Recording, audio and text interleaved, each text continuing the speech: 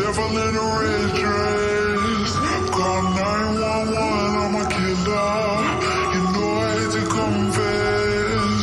Bang, bang, got my hand on the trigger. The devil in a red dress. Call 911, I'm a killer. You know I hate to confess. Bang, bang, got my hand. Call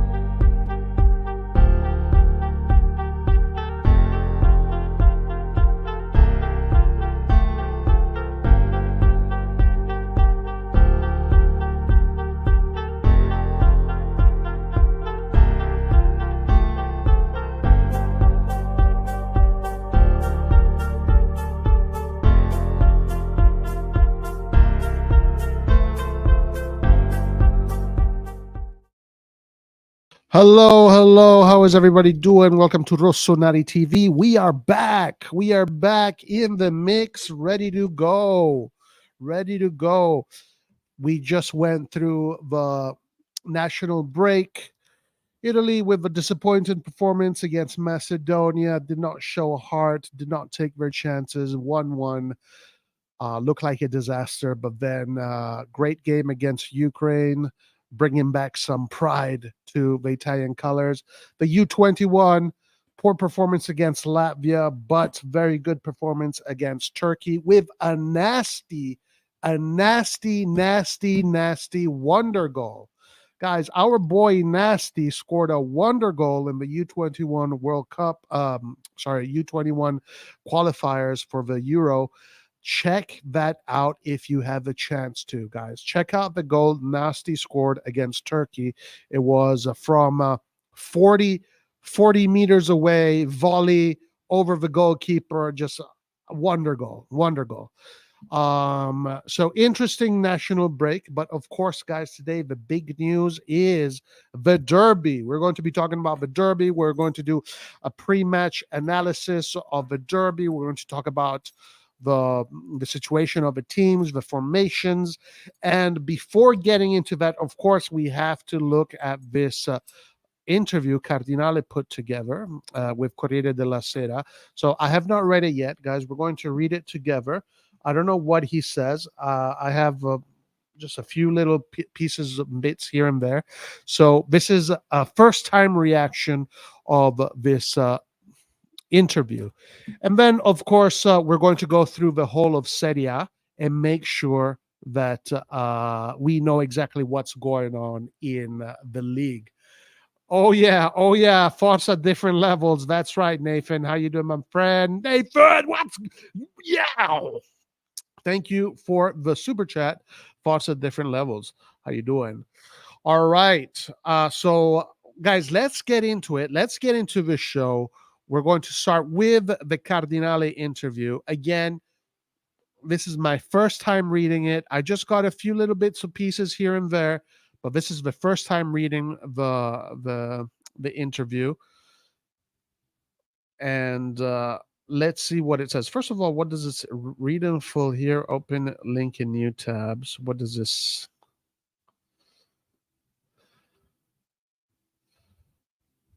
Okay, so we're going to go to that one instead. Copy. We're going to go to this one here. All right, guys, so let's get into it. Let's see what Cardinale says. Then we'll talk about Inter and Milan, and then we will talk about the rest of Serie A. We'll do a deep dive in the rosters and the Serie A, the teams, and how everything is proceeding. So let's get on to it. Here we go.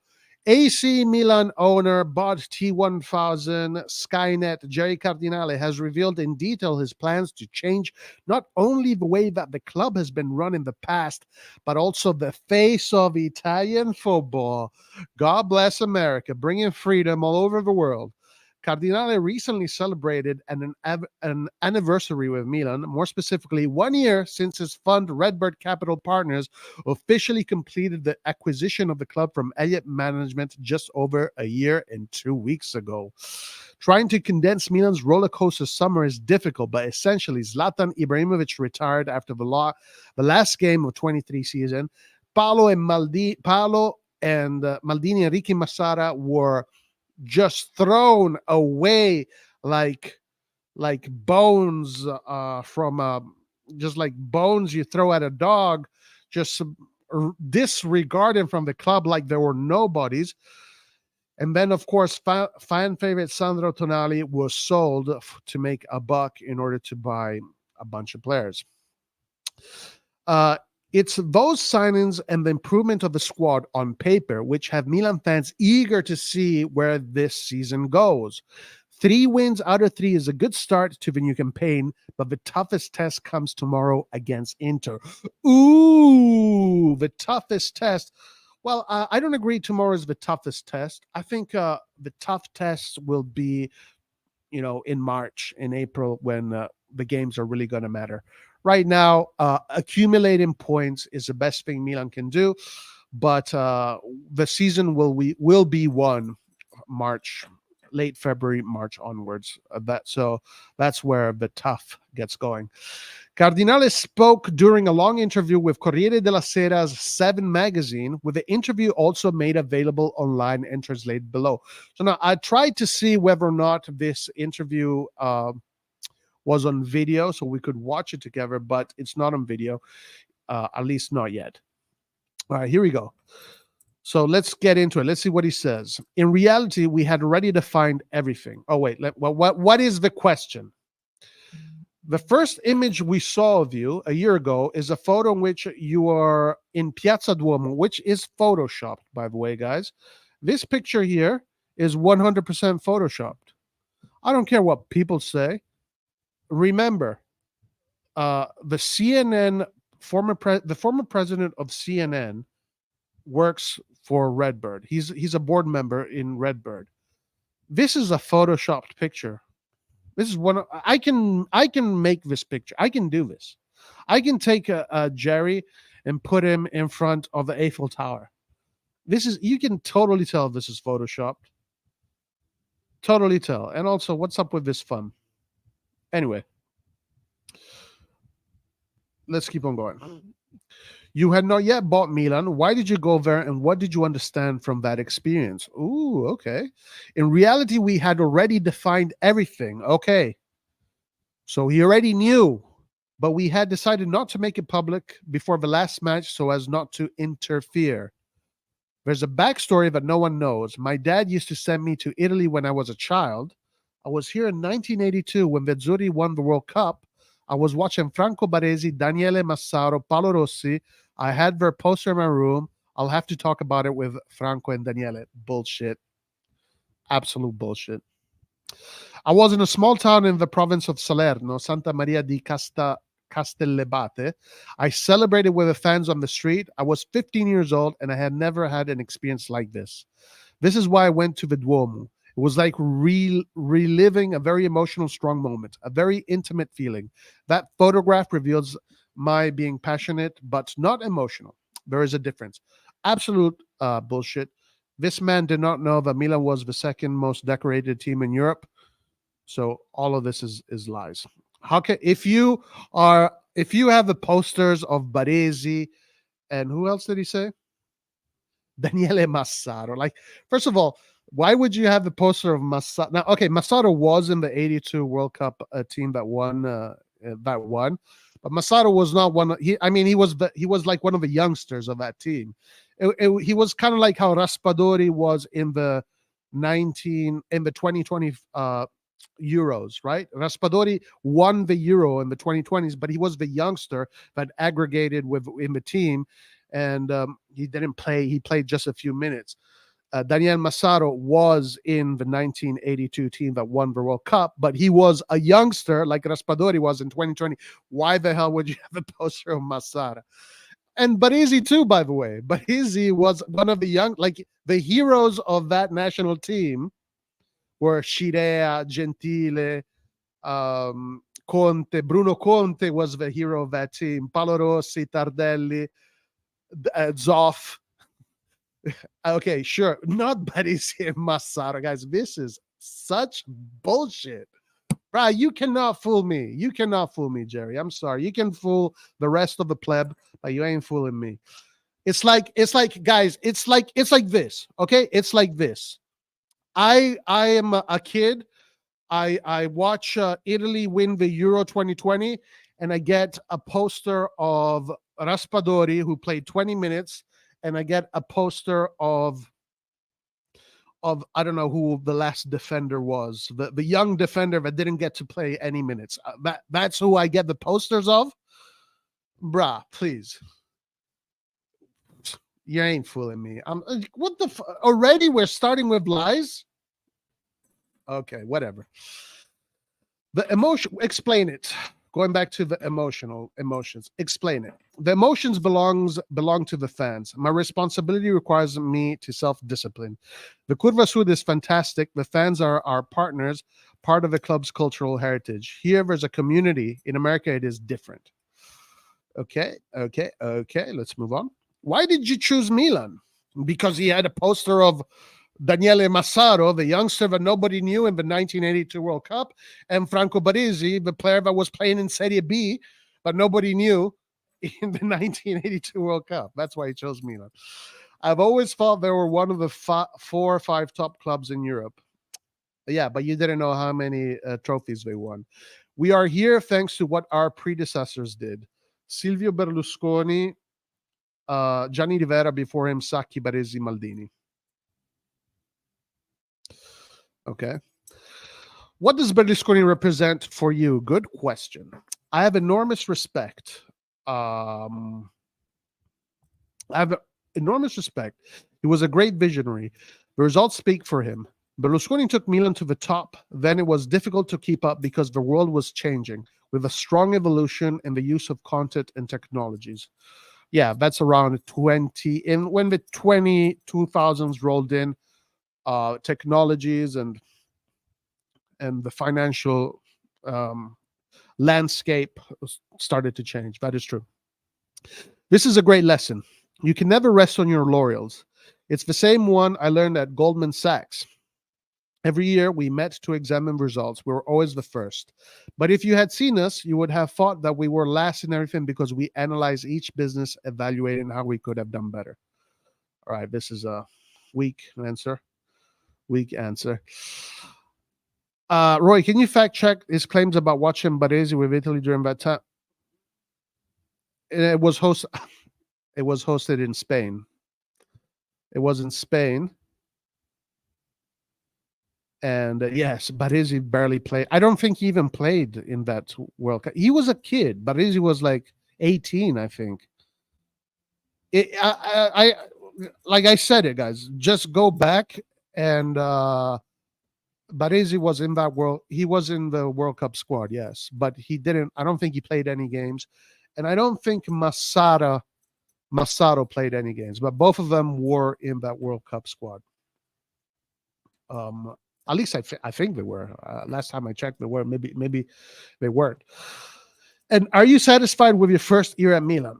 I haven't done anything yet. I entered on tiptoes and maintained the inherited, or yeah, on tiptoe by fucking just throwing Maldini out the door. That's how you enter on tiptoe, and maintained the inherited organization. Okay. Furthermore, I have great respect for Paolo Scaroni, chosen by Elliott, who has done a great job and whom I thank. He is so consistent with the word I came from, and at the same time, so Milanista and authoritative. Wow, guys, look at this car. Holy moly, what is this? Is this the future? New electric car. Damn. Nice, nice. One of my best moves was bringing Giorgio Furlani and Stefano Ciocidio, financial director, to Milan, who left Elliott without controversy. He gave me the time to evaluate what was working. Oh my God, Furlani, you. So it was Furlani who told him to fire Maldini. This is the first season in which I'm involved in the transfer market and the stadium project, and we are starting to apply our ideas to enhance the brand. Okay. You mentioned Elliott. Everyone knows that Redbird was financed by a vendor loan for the acquisition, which generated a lot of rumors. This is an opportunity to clarify. Great question. Fantastic question. Good journalism. Let's see what he says, because a lot of people need clarification on this. So let's see. Garbage. The reality is that Redbird owns 100% of the Milan. It was invested 600 million in capital and controls 100% of the capital. I considered that continuity with Elliott was a virtue, and therefore I preferred its pure financing without shares in the capital for 550 million at a very interesting interest rate, which I will pay in 3 years. Oh my, semantics. I could have raised $1 billion in cash. I could have involved third-party banks. I chose to do it with Elliott. Okay, so whatever. It's still a vendor's loan. You're just doing semantics. I could have raised $1 billion in cash. I could have involved third-party banks. Well, you didn't want to do that because if things go bad for you, then you really lose your assets. I chose to do it with Elliott because I have enormous respect for Paul, and he's a good friend of mine, and we go to parties and dinners together, and we scratch each other's backs. It was an intelligent way of buying Milan. Certainty, speed, the possibility, I'm sure, in continuity, a start off strong. There's no, I don't know. Okay, there's no shame in that. Whatever. Is that's the way you wanted to do it? That's how you do it. There has been a lot of talk about the Moneyball model. Do the algorithms choose the players? It is crucial to understand that data is just one of the tools in our toolbox. From what I read, it seems that if you're a data expert, then it means you don't do scouting well. It's ridiculous. Moneyball was written 20 years ago. Today, everyone uses data, but in our portfolio, there's an analysis company with 13 researchers from MIT. European football is not baseball. It requires a different level of sophistication, and we believe we are at the forefront. That's a big statement. So you believe that you are at the forefront of football analysis. Okay, well, let's see. That's a big claim right there. That's a big claim. Let me take this and let me quote this. This is a huge claim. Huge claim.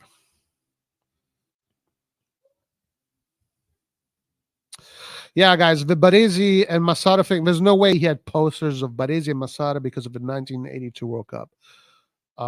They were in that squad last time I checked, but they were the youngsters that didn't play. They didn't play in that World Cup. They were in that World Cup though. They did win, but they didn't play. It's like I have a poster of, I don't know which defender was it, Bastoni? It's like in 2020, I have a poster of Bastoni, who is the young defender that didn't play, and a poster of Raspadori, who just played 20 minutes. But the heroes of that World Cup or that Euro were Chiesa, Bonucci, Chiellini, Donnarumma. It's like it makes no sense. And that's just he's lying, guys. He's lying. Whatever. Maybe it's true. He did go to Italy for that World Cup. Maybe that is true, but the posters thing is just a complete lie. Anyway, guys, check this out. I'm going to put this down here. European football is not baseball. It requires a different level of sophistication, and we believe we are at the forefront. That is a huge, huge statement by Mr. Cardinale.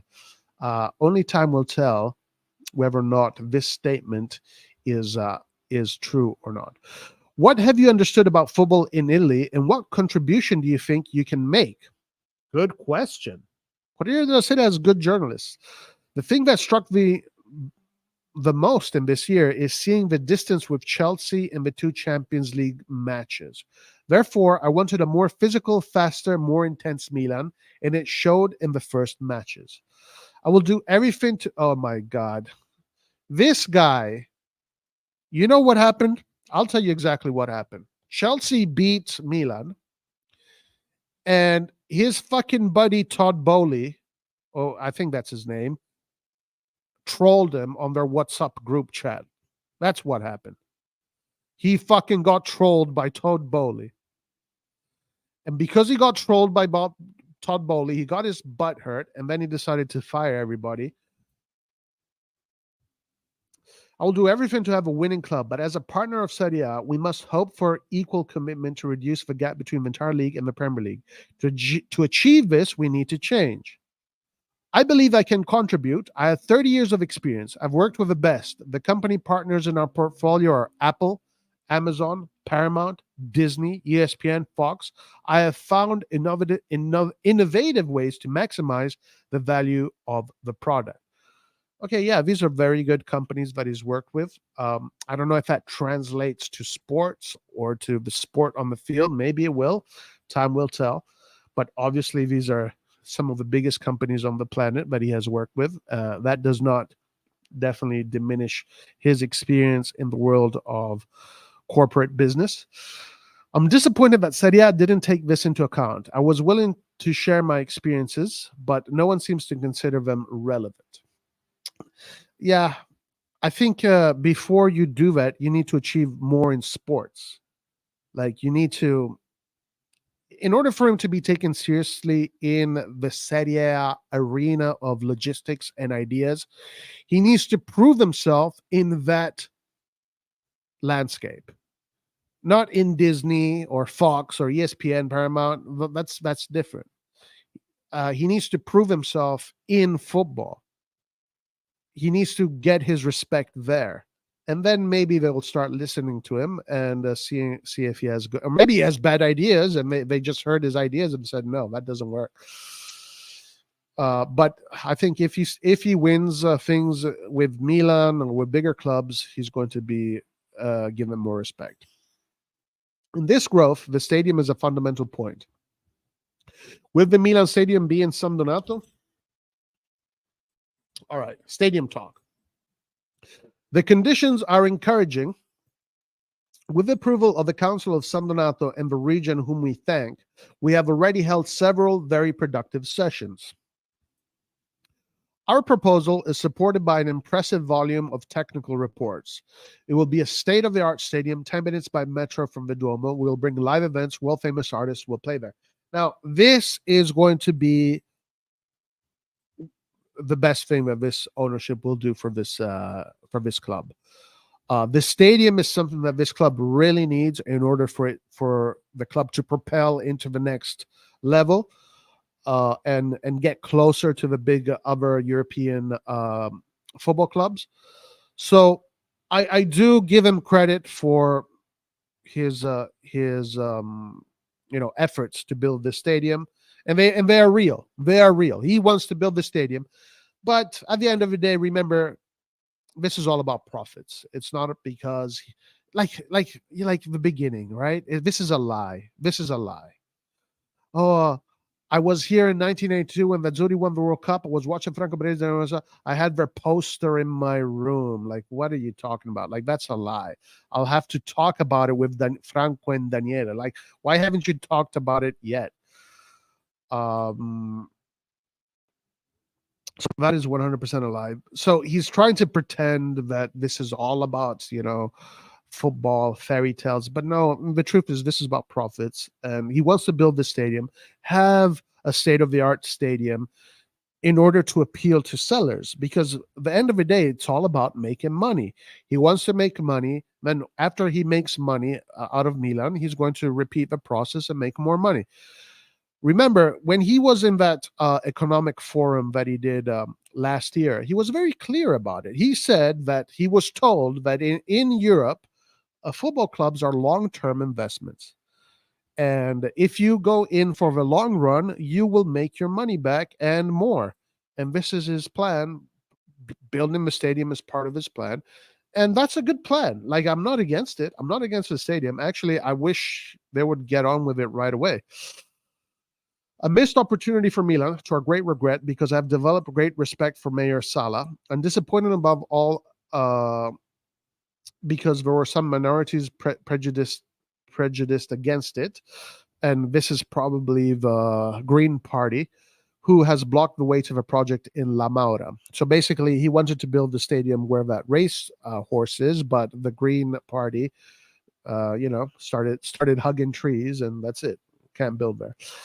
And also residents of that area. It would have been the greenest sport. You see, yeah, there you go. That's the dig right there.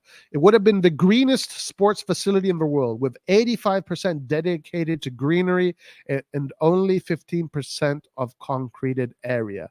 So yeah, the Green Party and their stupid woke agendas, stopped that from being built. Do you regret having invested in Italy? Do you think the bureaucracy is too oppressive? Great question, bro. Who is this journalist, guys? I love this journalist. No, I feel at home here. When we bought Milan in America, they told me, you're crazy. You can't do business in Italy. There's bureaucracy, there's politics. And when I thought about building a new stadium, I was told, forget it. Did you see what happened in Rome? But apart from being told that I won't be able to do something, it increases my determination. I see Italy with different eyes. I think that Italians are collaborative and open to dialogue. So this aspect of Jerry is the business aspect. He's definitely business hungry. He's definitely business driven. He wants to go to Italy. He wants to make money out of sports. He wants to build a stadium. He will do it. These are good things. These are good positive attributes of this character. And to his credit, he is getting it done. He is getting the stadium done. He has gone through all the bureaucracy hurdles. They bought the land. The stadium will be built. It's just a matter of time now. By the way, Inter is in the same situation too. They just got all their permits to build the stadium. They got the area secured. They went through the bureaucracy. So Inter is also building a 70,000 seated stadium. Milan and Inter will have their own stadiums. This is very good for both Milan and Inter, but especially for Milan. That's who we care about. So credit goes where credit is due. I would like to invest more here. When we build the new stadium, it'll be $1 billion project, and it would be a good sign if it were also supported by Italian capital. It would be a response to those who claim that you can't do business in Italy. And also, I have to give credit to him here because he is trying to break that wall of the narrative that you can't do business in Italy. So that's good. It's good for Italy. Give credit where credit is due. Did you manage to visit Milan much? What did you appreciate most? I love going around and discovering restaurants I don't know. I want to integrate, become a bit Milanese. I love being a Milan fan, part of this community. Now people recognize me. I like them to come closer. Blah, blah, blah. BS. This summer was a change in management. Aren't you afraid that you'll throw it back at your first defeat? Very good question. I love this journalist. At the moment, someone had commented, well, Cardinale doesn't want to spend on Milan, But do you think he invests 1.2 billion to make immediate money? It's a long-term project. I want to win, but not just once, many times over time. Okay, so first of all, this sucks. To make him like when the message is I bought Milan to make money, it is weak. Bruh, this guy is a capitalist. He's a 100% a capitalist. It's like this is not the messaging you want. Like what? Don't say this shit. Like just, bro. Who is your PR? Who is your PR guy? In football, I want to be a Berlusconi 2.0 to have the same impact as him in a completely changed context. My man. Now with the highest turnover in Milan's history and a balance sheets, who gives a shit about balance sheets? But we'll close in the back for the first time since 2006.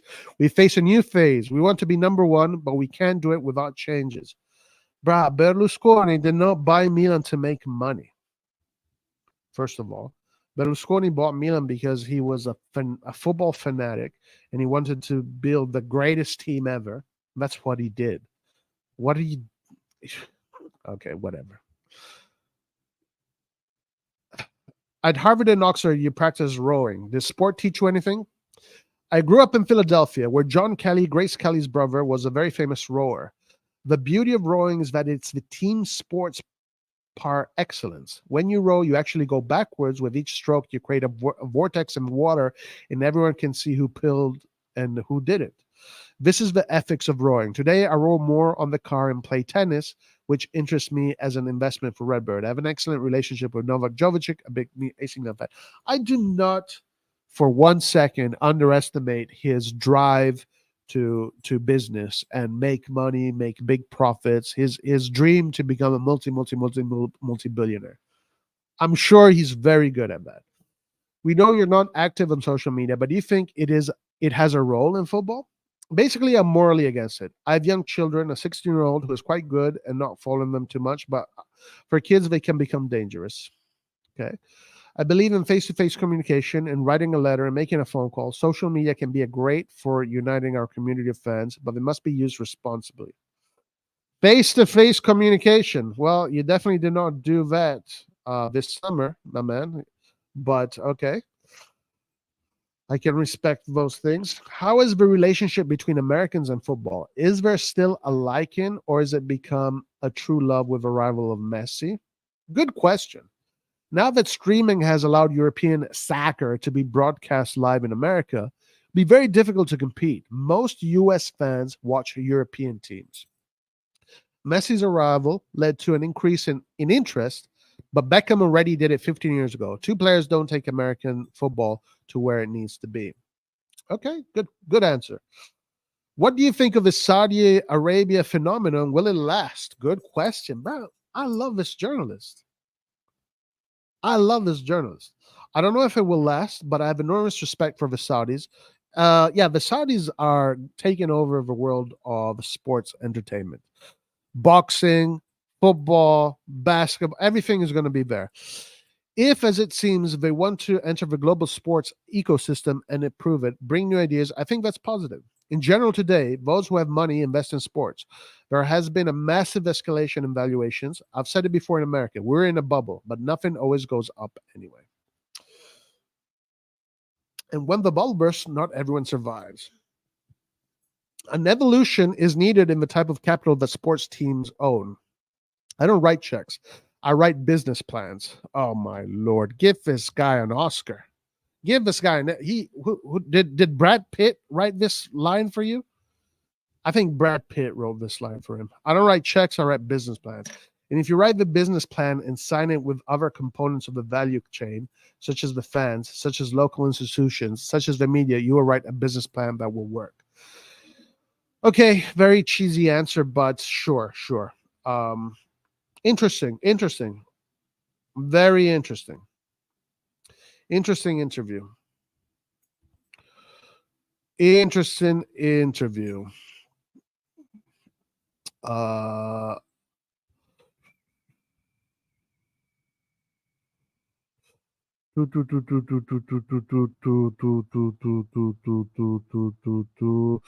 Okay, Andon being triggered of everything I say, same as usual. Let's see. Ciao, Aziz. How you doing? Joel, Forza Milan. What's up, Marv Diaz? Herbert, how you doing, my man? Hisham, make nice green stadium and cancel it out on the way home with the private jet emissions. That's clever. We need a Camp Nou Bernabeu stadium, no tracks and plans, not like the American football stadiums. About Milan to make money, it's the worst quote you could put out. Yeah, that's terrible. Terrible. Like, what the so bad. Like, that's just inexperienced there talking. Who gives a shit about rowing? Is Jerry comparing himself with Berlusconi? Fuck me. He is going to suck the soul out of Milan.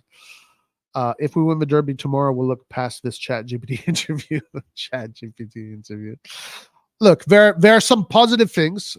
There are some positive things about his drive, for business, which will bring good things to Milan, which is the infrastructure. That stadium is a good thing, and I'm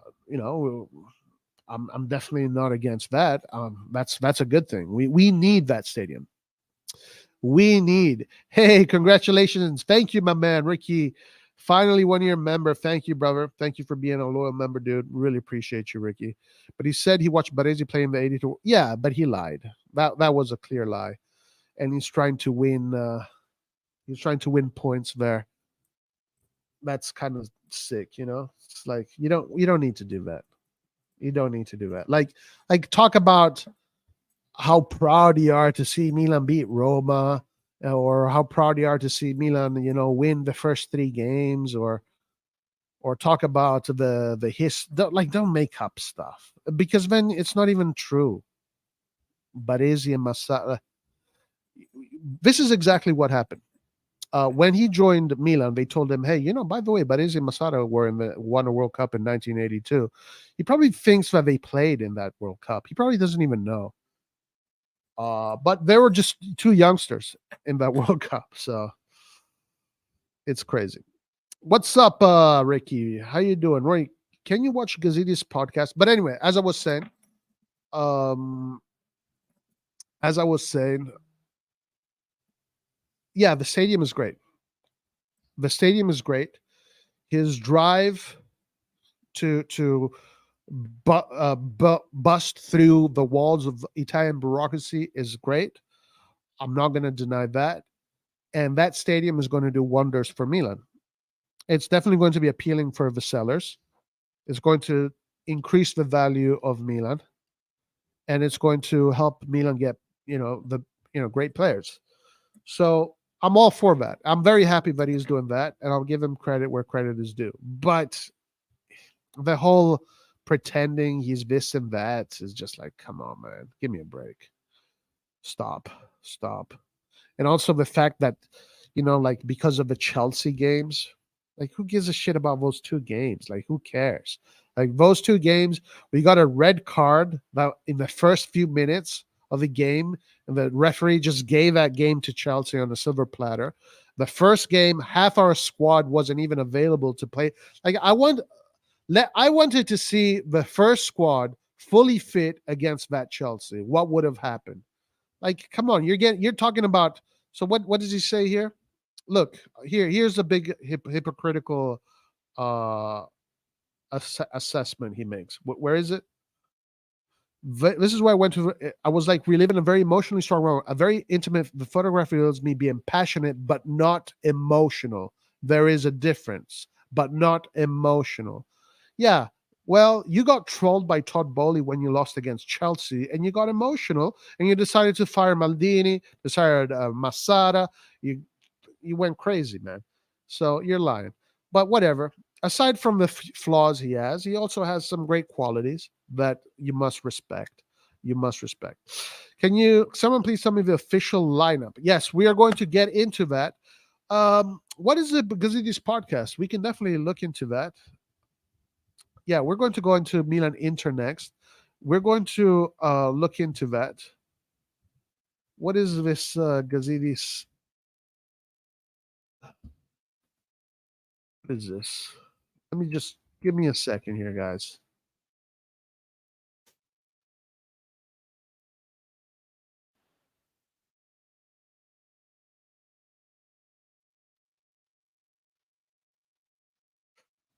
Gazidis. Ole, hola, hola, ole.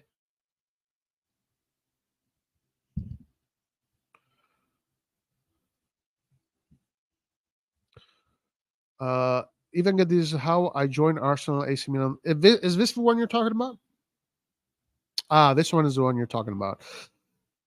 Okay, so this one here is 1 hour and 35 minutes. Obviously, we're not going to do it today, but I do definitely want to do it, Alexander. I definitely want to do it.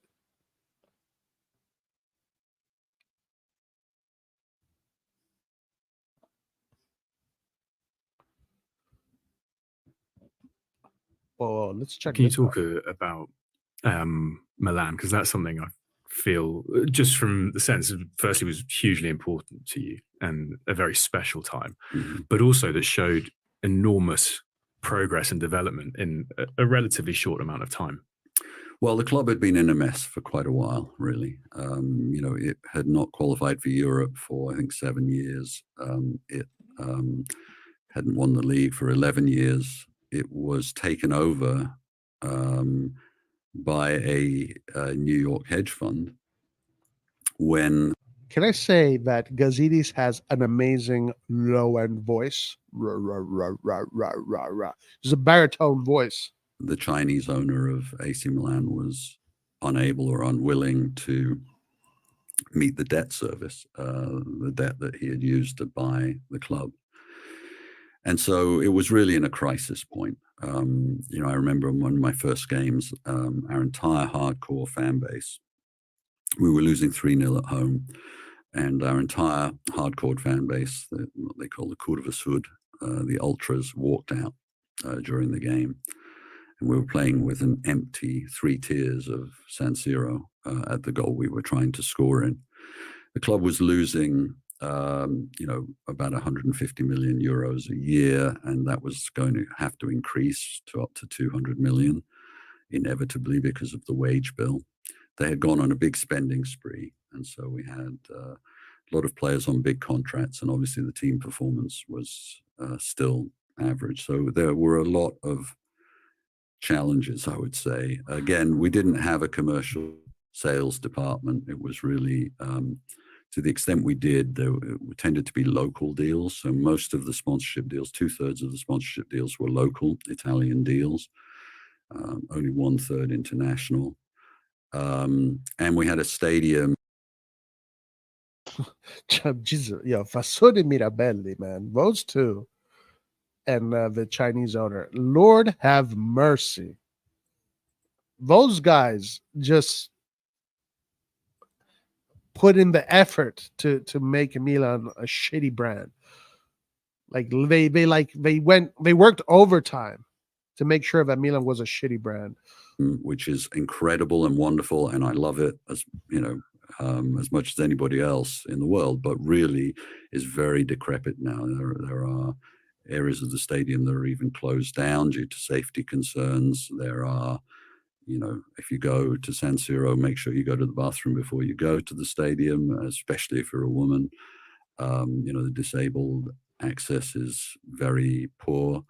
There are a lot of aspects of the stadium that are just outdated now. Yeah, and that's a problem of all stadiums in Italy. I don't understand how the Italian people, like right now I'm in Italy, dude. Italy is like this beautiful country. It's so fucking beautiful. How the fuck do they not take care of these infrastructures? I don't understand. I don't get it. So, you know, this was a set of facts I was presented with, and I arrived not speaking Italian, brought in by a New York hedge fund with great skepticism behind, you know, what a hedge fund is going to be able to do with this Italian club. So it was not a good set of facts. Let's say that. Did they set a list of goals and objectives for you and with you? It wasn't, you know, we really weren't, it wasn't so much very specific KPIs. I think what they had decided was they would go for a very chief executive centric model. So, you know, there are different ways they could have approached this. They inherited the club not because they had planned to, but because there was a default on the debt, and so suddenly they're in charge of AC Milan. Key word about Elliott. But they inherited the club because Milan was collateral to a debt. They did not go and buy the club as a hedge fund, which is what Cardinale is doing. As a hedge fund, well, not necessarily a hedge fund, but as an investment company, they are buying the club. There are a number of different approaches they could have taken. One would be to say, you know what, this thing is losing huge amounts of money. We don't want to be involved in football. We will batten down the hatches, cut everything to the bone, and sell it to the first bidder that comes along, and walk and get out. And to be honest, they probably could have done that, and they probably could have made some quick money that way. They decided they weren't going to do that. They decided what they would do is bring in a chief executive that they would basically give their trust to just turn this thing around. I came in with a lot of problems to address, but I had a really full support from the ownership group in having a look at the organization first of all, and then putting in place the organization we would need, and then delivering on that project. So that meant an entirely new senior management team, for example, moving almost all of the senior management team out and bringing in a new senior management team as a first step, then really analyzing what we were doing on the sporting front, but also on the commercial front, and making sure that those were both lifted to a modern standard. And then we had a lot of work. I respect that about Elliott. And they did good work. You cannot say they didn't do good work. And they had a lot to show for it. To do on the sporting front in really reformatting the squad. Bear in mind, my time in Major League Soccer as deputy commissioner, I was in charge of really all the technical aspects of the league. So that would be the game, including signing all of the players for Major League Soccer. So my background before I went to Arsenal was actually more on the technical side than on the commercial side. I had some commercial functions there, but really it was more the technical side. So in a sense, I was the sporting director for Major League Soccer. Obviously at Arsenal, Arsene was the coach and the sporting director, the manager in the truest sense. Now at Milan, I'm going back to some of those sporting director kind of principles and functions and thinking about, okay, how can we manage these squad contracts? How are we going to be able to bring down the wage bill significantly? Because we cannot be losing 200 million a year. But at the same time, we needed to improve the performance. So this was the challenge. That was the challenge. And normally in football, those two things run in lockstep. What did you do to do that so successfully then? I think there were a lot of factors involved in that. So, first of all, we brought in a really brilliant top-class scout who specialized really in identifying young players and worked very well with analysts. And then we had an analytical department that we formed, which did a lot of player analysis, statistical analysis on players. And it's really that combination. If you can get that working well, you can do some great things. So we had a scout and an analytical department that worked really well in lockstep.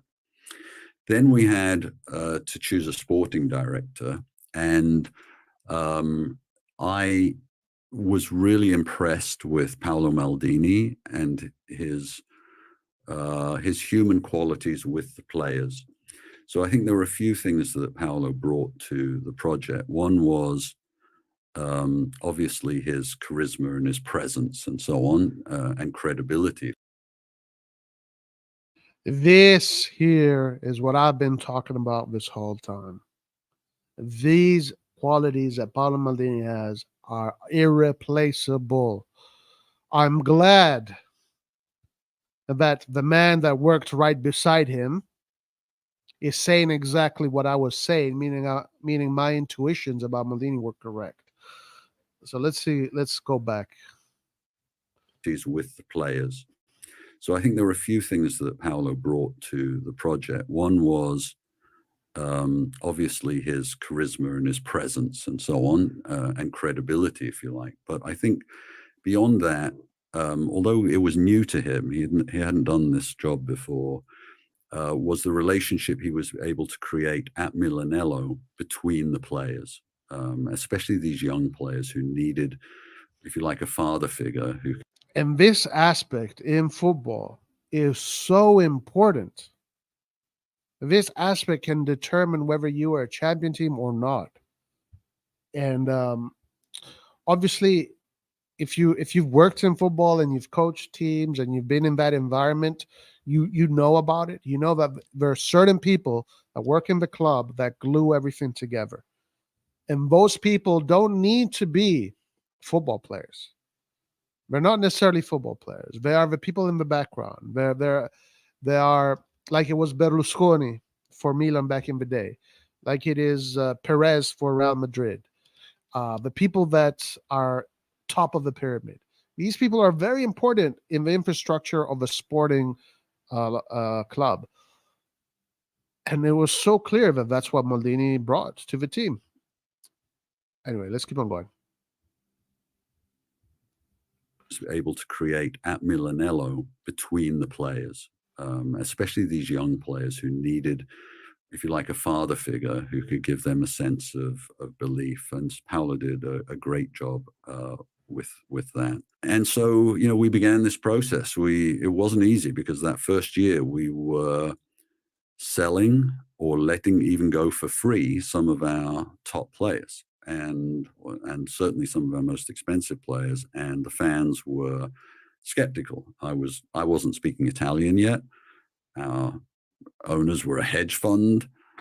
The team was, you know, not good, and we were telling them we're going to sign some young players that you won't have heard of, but we believe they can be good. Do you feel that pressure and intensity and heat in the boardroom when you are having the local press and the local media really criticizing you? We had Steve Pagliuca on, who owns Atlanta and the Boston Celtics, and he was like, you do feel it and you do hear it.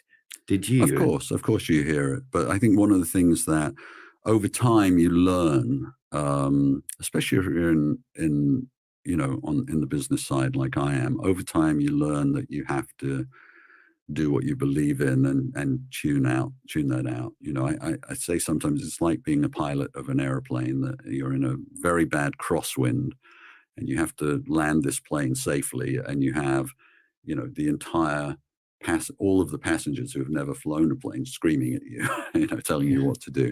You have to focus on what you think is right, and then you have to have the ability inside the organization to have people believe and pull them with you. And then you just have to do your best to tune out everything else. Because, you know, in the end, it's not a criticism of people who are outside the club, but the reality is there is so much misinformation that so much of what they're basing what they think on is just not accurate. It's the people really inside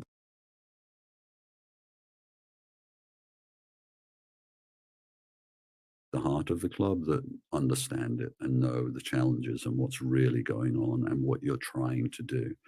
And it's those people you have to have believe. If they don't believe, then you can't. This is not a solo mission, right? You're doing this all together.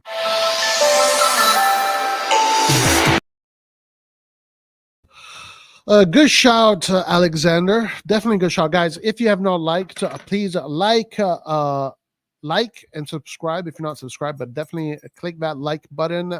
It brings good luck, and vote on the poll. Let me know what you think, whether we're going to win, tie, or lose. We are going to get into the analysis, but yes,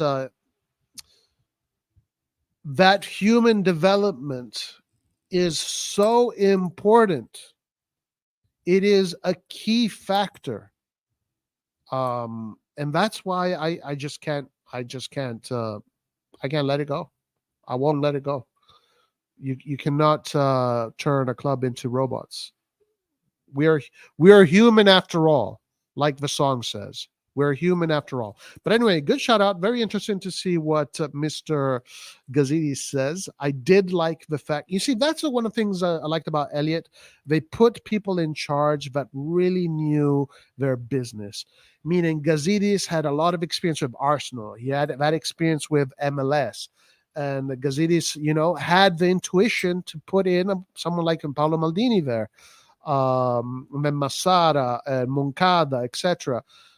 So that's what I liked about Elliot. They put people in charge of Milan that are elite of the elite of the elite, that know what it takes to make a football club successful in all of its details. Not just let me go get the best players, but all the details that are in the background, all the little wires and condensers and microchips that live on the motherboard, all of those things that we don't see are taken care of by these kind of people. So that's what I liked about Elliot. Jerry, let's see what he does. Let's see what he does. Herbert says, still some shades that will never come clear with all the transactions that this club went through since Berlusconi apparently sold the club. Yeah, that is with the Chinese owner. I think the good thing in Maldini and Ibra already built the culture for the current players that set the tone, but the future, if we sell our core, will be in trouble. Yeah, but you can live off those fumes, but eventually they will expire. Anyway, let's see what happens. Guys. Let's move on. So we started off the stream today. The first hour was dedicated to Cardinale's interview, which was a good read. Insight, a lot of good insight. And now we just did this Gazidis thing, a lot of good insight too. So now let's talk about the Serie A, and of course, the big game of the weekend. Woohoo! Woo! All right. Before we get started, let's go to the Serie A website. Just to see.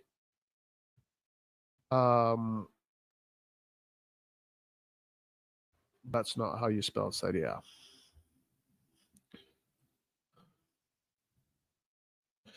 Just to see some statistics, the table, and then the first game we're going to attack is the Derby, and then we're going to look at all the other games. So the first game we're going to attack is 100% the Derby, but let's start with the table. The incredible table. The table. Here we go. Let's put this down. We don't need you.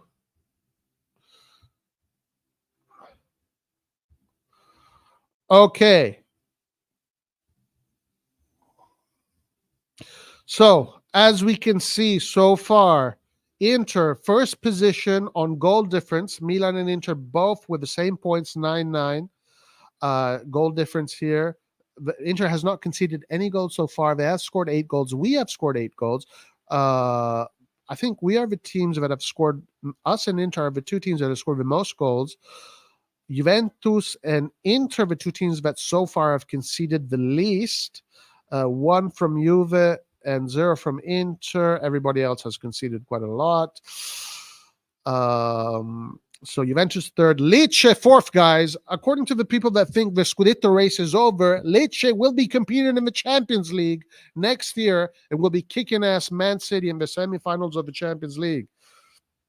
Let's look at, what is this trend? So all green. We like the all green. There. Juventus. Okay, yeah, we don't need to look at this. Obviously, it's only 3 games in. This doesn't give us that much information.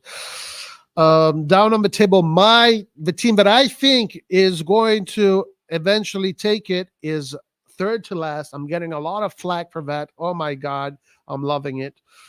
Lazio 12th position, Monza 14th, Napoli 6, Atalanta 5. Okay, there you go. Let's look at some statistics before we get into it, guys. every pre-match. We're going to look into the statistics of the Serie A. Team with the most ball possession is Napoli, of course. Fiorentina second. Milan is not even in the top 5. That is interesting. One very interesting thing that Pioli said in his press match conference today was actually regarding possession. And it's very interesting. It comes down to the analysis we made that we didn't buy any defensive midfielders, because Pioli was asked about possession, and Pioli answered, in the past, we did not care so much about who held the ball the most, but now, because of the current structure of the team, it is important that we are the team that holds the ball the most, because that's how we're going to defend, with the ball. He knows that when we don't have the ball, it can get dangerous. And it's his fault. It's his fault. He helped build this team. He didn't want to bring in any ugly midfielders. He wants to have players. He wants to play like Barcelona. Well, you better do it now. Frosinone, team with the most saves, blah, blah, blah. Team with the most goals, Inter, Milan, Atalanta, Fiorentina, Juventus. Team with the most assists, Inter, Atalanta. Milan is 5th. Team that has shot the most on goal is Napoli, Inter, and Milan is not even in the top 5. Very interesting statistic. Damn, guys. Look at Napoli's at 66. Inter's at 60. Number 5 or 4 is Roma, 49. So where the fuck is Milan? I thought we brought in all these amazing strikers. We're not even in the top 5. We are 10th. We've taken 35 shots on goal. At least we're a little bit more efficient in compared to 66 shots on goal from Napoli, 60 shots on goal from Inter, 52. I was told that we brought in the best fucking strikers that this planet has ever seen, and we're 10th right now. Well, a good thing we're scoring. Good thing we're scoring. Otherwise, it'd be bad news. We're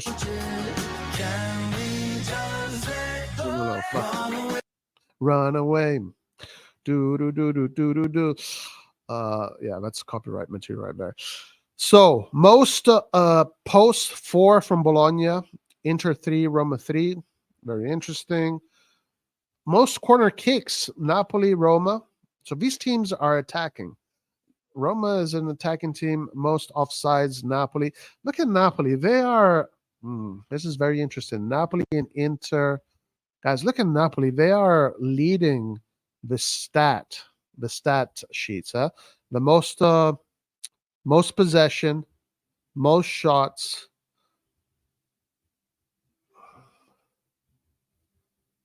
most offsides, most corners. That's very telling. That's very telling. Who predicted Napoli to win the Scudetto? I think it was Layert. Layert might get it right. Let's see. All right, now let's look at the players. Goals. The top goal scorer so far is Lautaro Martinez with 5 goals. Giroud with 4. Osimhen with 3. Berardi with 2. Berardi only played 60 minutes, just like our buddy Chukwueze, and he's already up there with 2 goals. Assist Banda. Very good player, Banda, in Lecce. Very good player in Banda in Lecce. I like him a lot. Di Lorenzo 2, Di Marco 2, Felipe Anderson. No Milan players. I know Aleo got 1. Goals conceded, my boy Rui Patricio. 6 goals conceded. That's a lot. 3 goals on penalties. Berardi is 1. Çalhanoğlu 1. Giroud is 1 there. Most fouls, so ammunitions, 3 yellow cards here. Cavale, Tomori, red card. The only player so far that has gotten a red card. Oh, no, sorry. Only player that has gotten a yellow card, then a red card. While this guy here is the only player from Verona that got a straight red card. I don't know who he is. Palle perse. So the player that has lost the most balls is Castanos from Salernitana. Leao, guys. Leao is second. Leao is the second player in the Serie A that has lost the most balls. Imagine that. Player that has played the most minutes. Belotti, Cristante, Rui Patricio, a lot of Roman players. Player that has played the 3 game, okay. Subs, we don't care about these stats. Interesting stats. So the stat that came out the most to me was the fact that Leao is the second player in the Serie A that has lost the most balls. Interesting. Okay, guys, so that is Serie A recap of day 3. Going into day 4, statistics of the teams and players. Things to look at is that Napoli is leading the race when it comes to offensive stats. Ball possession, shots on goal, corners, offsides. All of these stats indicate that Napoli is the team that is pushing the most offensively. Interesting stat. The 2 negative stats from Milan is that Milan is 10th when it comes on shots on goal. That is strange to me. And also that Leao loses a lot of balls in possession. Those 2 things definitely need to change. Positive thing is that Milan is first. That is definitely a positive thing. All right, let's get into the games. Let's start with AC Milan, and then we'll go into all the other games.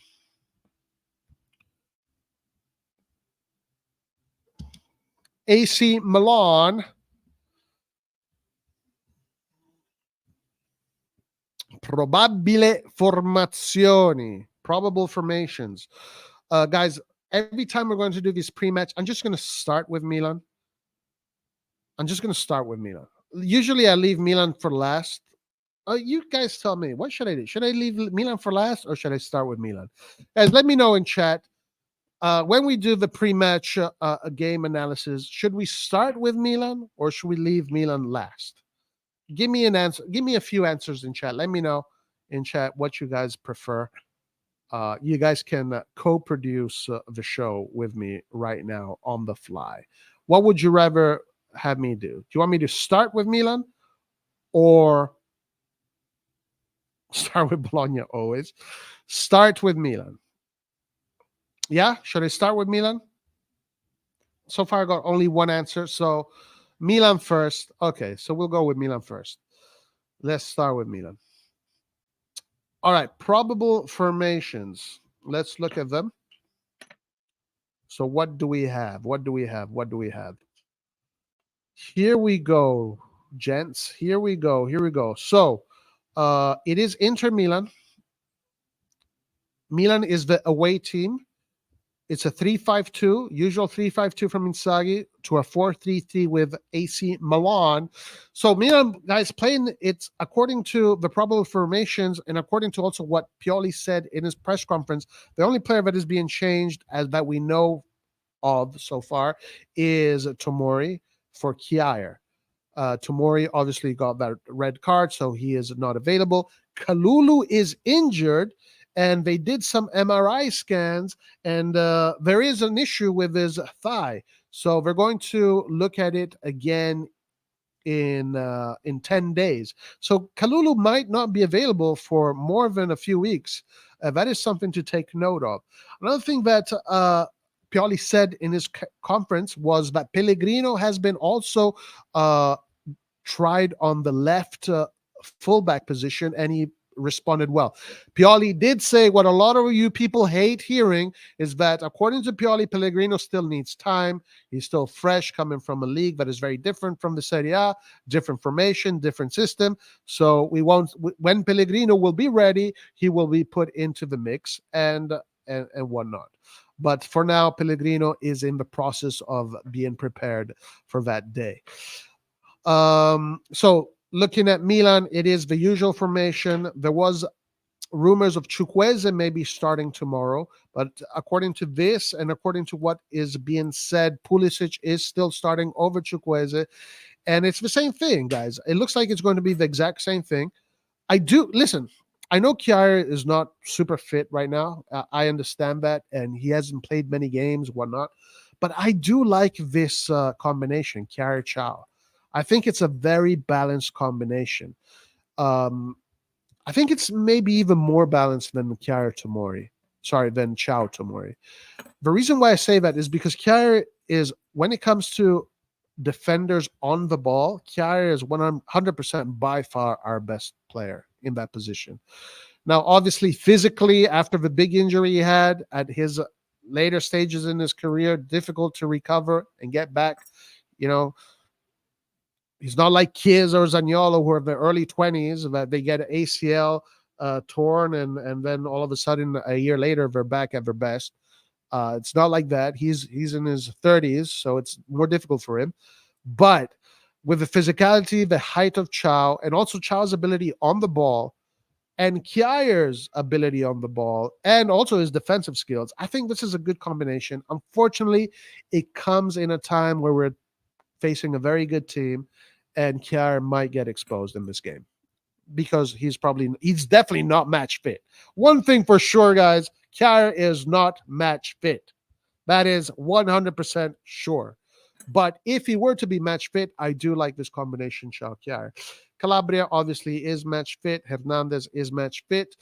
Reindeers finally, after 25 years in Holland, never getting noticed, gets his first start for Holland, and he did well. One thing I was reading about the Dutch team and what the coach said, guys, check this out.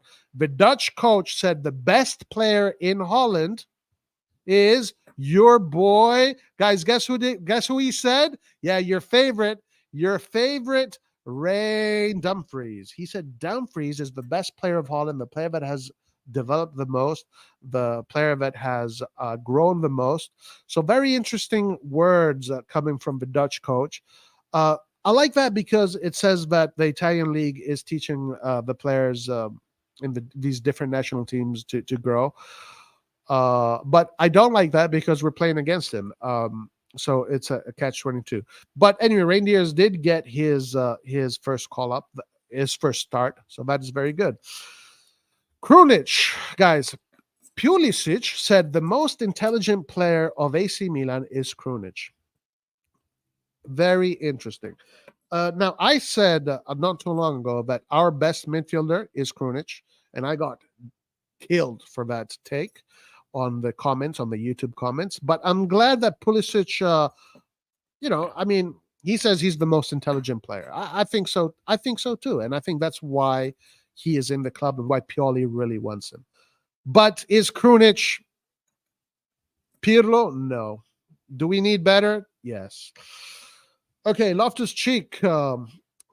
Loftus-Cheek, he's going to do his box-to-box thing that he does while Calabria goes in the middle. Loftus-Cheek goes up top, so we're going to still see him that. Pulisic is going, as long as Pulisic is fit, he is going to be the starting right wing. I told you guys, the whole Chukwueze thing, let it go. Like, Pulisic is the best American football player. He's a captain of America. He's a completely different level. He's always going to be the starter above Chukwueze. Let's see if Chukwueze can get some minutes. Maybe Chukwueze is starting, though. We don't know. Maybe he's my starting. Let's see how Chukwueze does if he does get into this game. Giroud came off of an injury from the France game, but it looks like his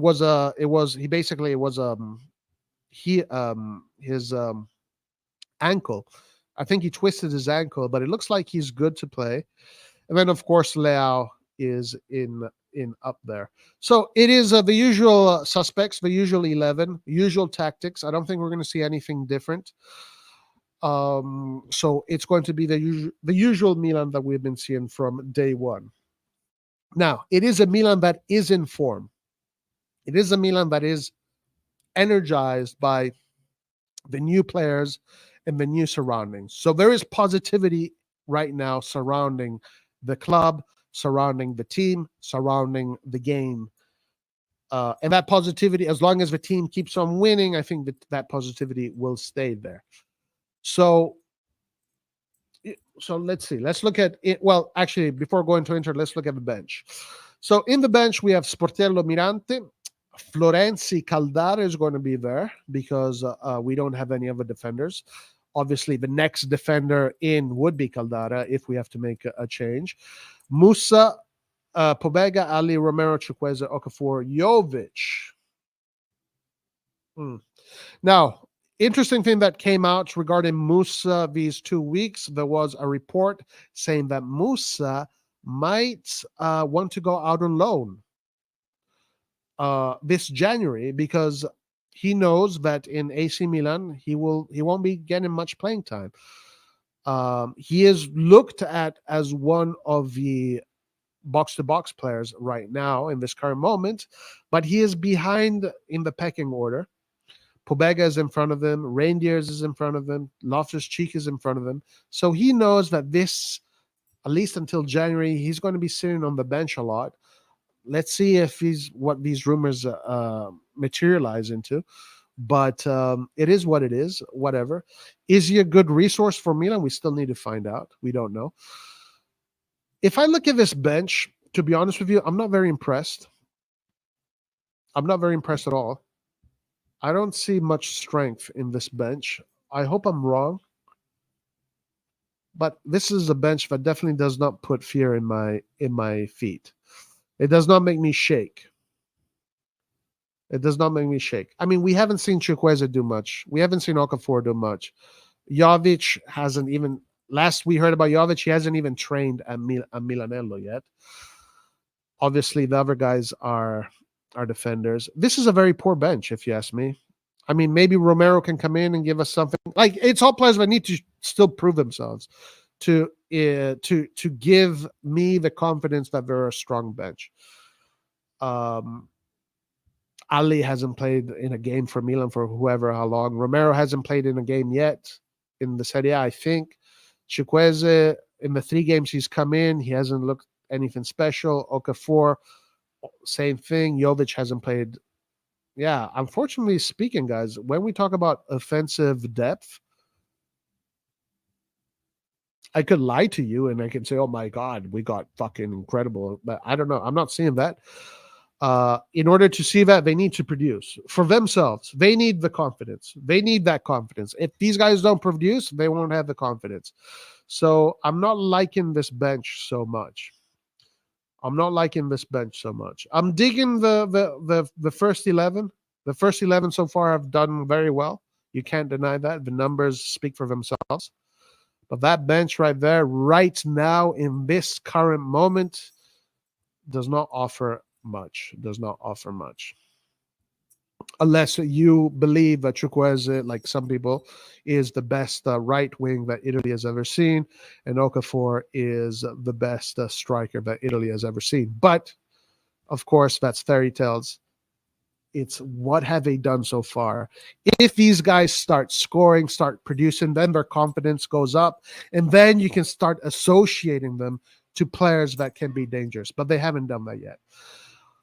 Now, let's look at Inter. So, Inter, there was a report in Gazzetta dello Sport putting out the data on how many minutes the Inter players played in this national team break, and the Milan players played. So, Inter players played 1,700 minutes, while the Milan players played 1,200 minutes. So, in theory, the Inter players, in theory, should be more tired. But that's just a theory. If we look at Inter, this is their first 11 is very good. It's all international players. All of them are international players, similar to Milan, not too different from Milan. But it's a healthy squad. It's a team that hasn't conceded any goals so far in the Serie A. Both these teams are in form. Both these teams are good right now. Both these teams can win this game. It's very hard to predict this game because we're coming from the national break where we don't know, exactly how things are usually. It's a guessing game. Both teams are in form. It's at the San Siro. Now, let's look at the bench. Let's look at Inter's bench. Audero, Di Gennaro, Bisek, Acerbi, Pavard, Sensi, Klassen, Aslani, Quadrado, Frattesi, Carlos Arguto, Anertz. Yeah. So the bench is definitely better for Inter. You have to, objectively speaking, you have to say the bench is better. But not by that much, but it is better. So, for example, you have Aslani, who is already a proven Serie A player. I guess we have Pobega. Musa still has to prove himself. I'm not saying that Musa is bad. They have Sensi, who's a very good player. Pavard, a very good defender. Acerbi, both of these guys are international players for the national teams. Frattesi just came off the international break, scoring 2 goals for Italy. Arnautovic scored 2 goals. Sanchez, yeah, he's a proven player, but I don't know where he is as far as his form. Carlos Augusto, not too different.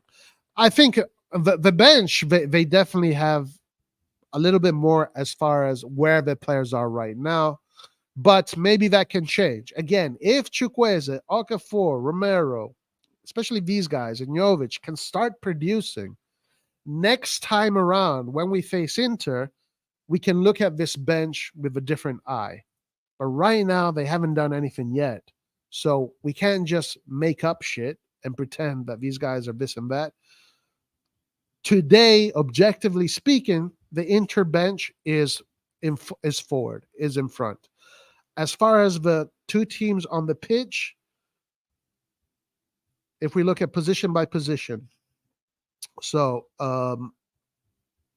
Dumfries, Di Marco, yeah. So Di Marco is the starter for Italy. Dumfries is the starter for Holland. Barella is the starter for Italy. Çalhanoğlu starter for Turkey. Mkhitaryan, I believe, is still the starter for Armenia. Bastoni starter for Italy. De Vrij, I'm not sure if he's starting for Holland. Lautaro is not one of the starters of Argentina. Argentina is stacked up there. Thuram and Giroud. Pulisic starter for US. Loftus-Cheek never gets called. Calabria never gets called. Kjaer does not get called. Chow is not a starter. Hernandez is definitely a starter. Rangers just became a starter. Krunic is a starter. Manyan is a starter. So, okay, the edge goes to Inter. Objectively speaking, the edge goes to Inter. But, on the day, right now, looking at the data, looking at the information here, you have to give the edge to Inter, but it depends on who is motivated more and whose plans work out, who makes the least mistakes, who is the most clinical in front of goal. Right now, Giroud is in form. Leao is starting to pick up form. Lautaro is in super form. Thuram is just a mess in front of goal. That guy will always miss great opportunities. But it's very balanced. It's very balanced. Listen, I'm going to say this, guys. I'm going to say this because Inter has been beating Milan all of this time. For so many times, I think this time Milan is going to beat Inter. I think Milan is going to win this game. I'm going to give the edge to Milan. Now, on paper, I'm giving the edge to Inter. But I think on the day, just because of different crazy reasons, I'll say Milan. Milan 3-1. Milan 3-1. What do you guys think? What do you guys think? Oh, this guy here. This guy's funny. Well, who is this guy? In Roy's tiny mind, well, fuck you. You can only be outstanding scoring plus assists in 10-minute cameos or you're okay, this guy's an idiot. Let me see what else he says. There's nothing objective about you and Italian scores, and you were right if and you said, this guy's an idiot. Don't even do a preview, just saying to Tuesday and close it. Fuck you. Get out of here. Let me ban. Banned. Get the fuck out of here. Idiot. I know. I'm done wasting my time with idiots. Don't underestimate Milan's ability to disappoint. Especially when things are going well. Listen, I'm just going to go on a limb. I think it's quite balanced, and I'm going to give it to Milan. 2-1 to Milan. Just to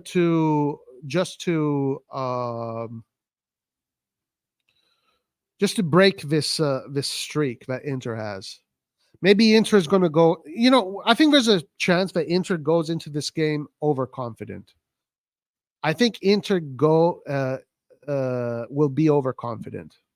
Maybe I'm hoping, But I think that Milan has a good chance here to win this game. Both teams are in form. It really depends. I guess one of the things that we got to look at is what happens when we don't have the ball. Like, okay, so for example, Pioli said this team needs to have the ball, right? The team now needs to have the ball because he knows that without the ball, we struggle. So who's better with the ball here? Which team is going to be better with the ball? I think is going to be a big factor in this game.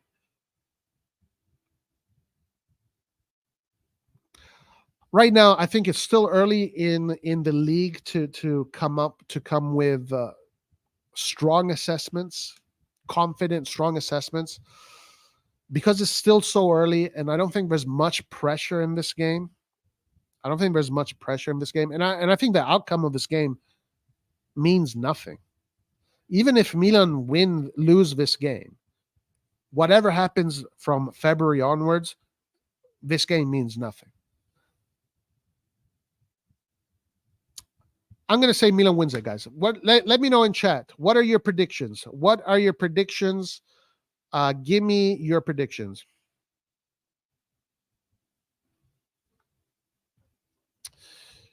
Give me your predictions.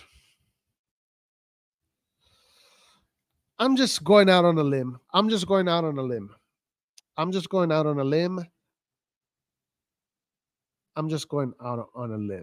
But yeah, on paper, Inter are the favorites. Fifth derby this year.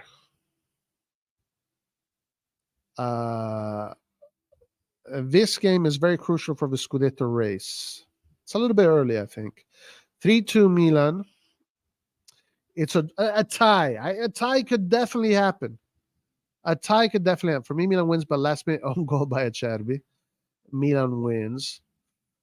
Yeah, look, if Inter does win, I'm not surprised, guys. I mean, Inter is playing really good football. I think just because we're coming off of this break, I know Lautaro just came to Italy a few days ago, but so did Pulisic. I really don't know, guys. We need all the points we can get. Roy, important not to draw points. No, it's true. You want to collect as many as you can. In this stage of the season. There's no doubt about that. I'll settle for a boring 0-0 draw. 1-1 or 2-2. We can't afford to lose. Let me know a few more predictions, guys, and what you guys think.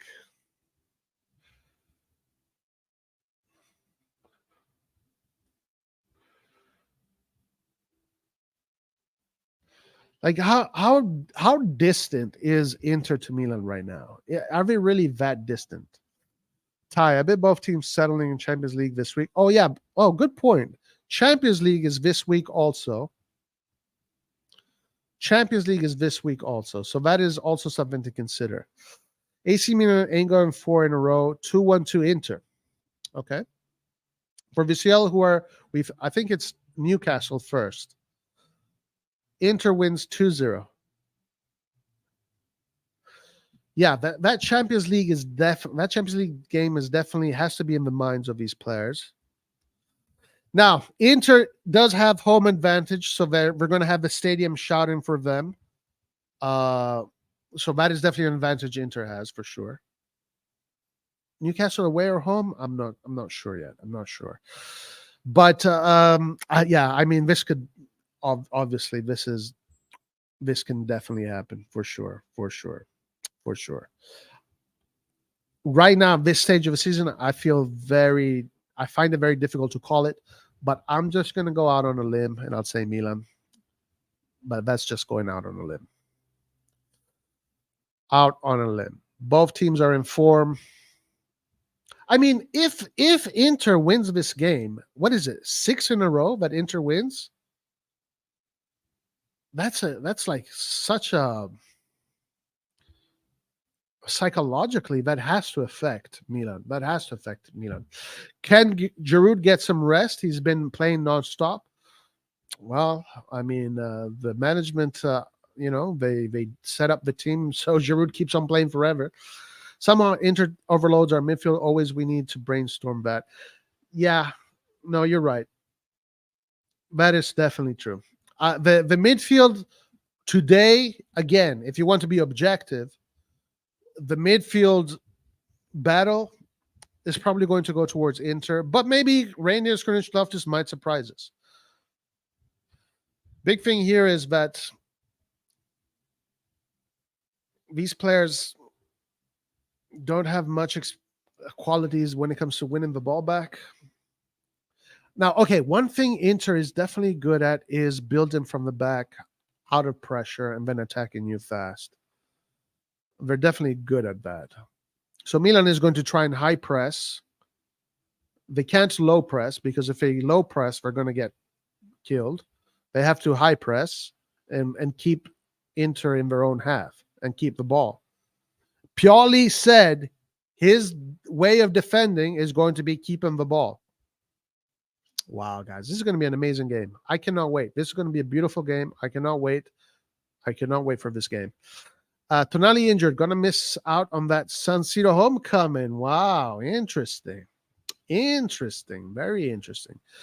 The reason I say Inter is because we will control the midfield. And I think, yes, Inter definitely has the upper hand in the midfield for sure. Our attack is one of the best in Europe. Inter will have that. Inter will not have answers for this. And also that Turk player, Inter fuck him. Inter fuck him. Our attack needs to prove first to be one of the best in Europe. It can potentially become, but they need to prove that. They need to prove that. All right. So, recap. Both teams are playing with their best 11 minus us. We don't have Tomori. If Tomori did not have that suspension, he'd be here. But this is Pioli's best 11. This is his best 11. Our bench is missing something to me, guys. Honestly, look at this bench. This bench feels like it's missing something. I think it's mostly because these players haven't proven themselves yet. Musa hasn't proven himself. Pobega, okay, but Pobega is not, Pobega is a normal player. Adli has not proven himself. Romero, we know he has qualities, but he hasn't proven himself. Chukwueze, we know he has qualities. He hasn't proven himself. Okafor, same. Jovic, guys, Jovic hasn't even trained at Milanello. The bench right now is a little bit worrying. Hopefully that's not the case. You look at that Inter bench, there's a little bit more experience there. Acerbi, Frattesi, Quadrado, Pavard, Arnautovic, Sanchez. These are all players that have seen it all, that have done it all and seen it all. Wow. It's going to be a tough one. Am I doing a watch along? Inter got no ball retention. It's not their game. It really is not their game, to be honest with you. Inter got the ball. Roy, are you doing a watch along? Roy, you're back to the S? Not yet. Okay. So I'm going to go out on a limb. I'm going to say 2-1 Milan, but the heart says 2-1 Milan, but the brain says Inter is going to take this one. The brain says Inter is going to take this one. The heart and gut feeling says Milan is going to take it. So that's my take on the preview for the derby. Let's see how it goes. In the long run, unless our bench players start showing their worth, Inter, when I say long run, I mean in the 90 minutes of the game, unless our players on the bench start showing their worth, Inter takes the long run. So if we want to win this game, we have to win it before the subs come in. All right, guys, let's move on to the other games, and then let's finish the stream. Let's go to Juve Lazio. Ooh, what a clash. What a clash, guys. So Juve also playing with that 3-5-2. Danilo, Bremer, Gatti, Cambiaso, McKennie, Locatelli, Robel, Kostic. That's a nice formation. That's a nice formation that Juve has right there. Guys, did you hear what happened with Juventus? Bonucci is suing the club. Pogba just got caught for taking PEDs, testosterone. He might be suspended from football for 4 years. What a mess. What a mess in the Juventus camp. I don't know if that will affect anything. Pogba is not in the squad. Let me see this bench, actually. Alexandro Rugani, Miretti, Fagioli, where Iling Yildiz. Very young bench from Juventus. Interesting bench from Juve, yeah? Caviglia, Miretti, Fagioli, where Iling Yildiz, Keane. All of these are youngsters. All of these kids, all of them are youngsters, and Keane, Iling, Yildiz, Miretti, Fagioli all come from the Juventus academy. I respect this about Juve. I like this about Juve. I like it a lot. I think Huijsen also, I'm not sure. Maybe, I guess Caviglia as well. They're all Juventus products. I wish Milan would do this. I want to see Milan do this. I want to see Milan produce our players in our academies and then make them into top superstars. I wish Milan would do this. It's just, I don't know, it made me so proud. But anyway, Juventus looking pretty strong. Lazio also with their usual formation. No Kamada in the starting lineup. They have Luis Alberto, Cataldi, Gondazzi, Felipe Anderson, Mobile, Zaccagni. It's not a bad formation, but it's not even a crazy good formation. Pacchina in the bench, they have Lazzari, Pellegrini, Vecino, Kamada, Rovella, Basic, Isaacson. Because we don't have a bad bench either. We don't have a bad bench. Yeah, I put Juventus winning this game. I think Juventus is going to win this game. Juve is going to win this game. Also, a big thing for Juve is that the Curva Sud of Juventus said, "Fuck it, we're going to go to the stadium and we're going to sing." If you guys didn't know, the Juventus Curva Sud has had issues with the club. All right, so I do predict a Juve win, but I do wonder if off the pitch stuff will affect them. Yeah, maybe. Pogba is definitely on drugs. Yes, sir. He's trying to get big and strong. I feel like it's a pussy move, but we need to play counterattack against Inter. We'll destroy them that way. If we have to, that's what we need to do. Oh, guys, yeah, actually, Ricky, thank you for reminding me this. Camarda, il grande Camarda. Camarda so Italy in this national team break, the U17 performed in the Four Nations competition: Denmark, Israel, and Germany. And Italy won the tournament. It was just a 2-week tournament, Four Nations. They beat Denmark with the first team. Camarda and Liberali scored in that game. Camarda and Liberali, both Milan youth sector players. Then the second game, Italy played their second lines. They lost to Israel. But then in the third game, Italy played the first lines and they won against Germany 4-2. Camarda scoring a brace. So Camarda, probably the top scorer in this tournament. Italy wins another youth tournament with Camarda. This is the second tournament that Camarda wins with the national team where he is a protagonist. He was with the U16 about 5 months ago. They did the developmental tournament in Portugal, and Italy won that tournament. Camarda was in the team, was a protagonist, scored a bunch of goals, and now in the U17, Camarda wins his second tournament with the U17 team, scoring goals and being a protagonist. Camarda is the real deal, guys. That kid is the real deal. It's not a joke. He is the real deal. How convenient for all the putana canceling Pogba's contract. Yeah. Lazio will win. They can definitely win for sure. All right, let's go to Genoa-Napoli, ragazzi. Genoa-Napoli, mamma mia, che partitazo. Genoa-Napoli. So let's look at Genoa-Napoli.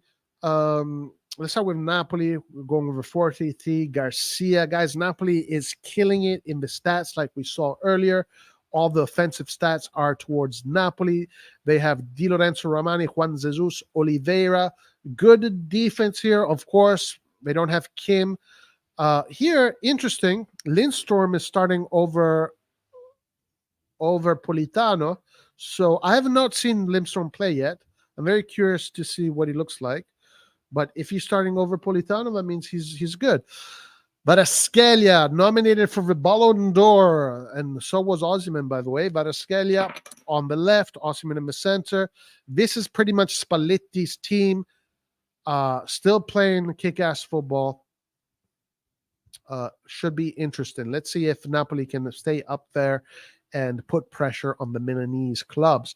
While Genoa, with this arrowhead formation, which tells you everything goes to Retegui. This is why I'm saying, like, in 9 months from now, when this season is over, Retegui is going to be one of the top scorers of the league. You can see it in the formation. Look at this formation. Everything goes to him. Everything goes to him. So far, he only has 1 goal in 3 games. But Genoa finding their feet, finding how they're going to play. They have Malinowski. They have Strootman, the veteran. Gilardino is the coach, a Champions League winner with AC Milan, World Cup winner with Italy 2006.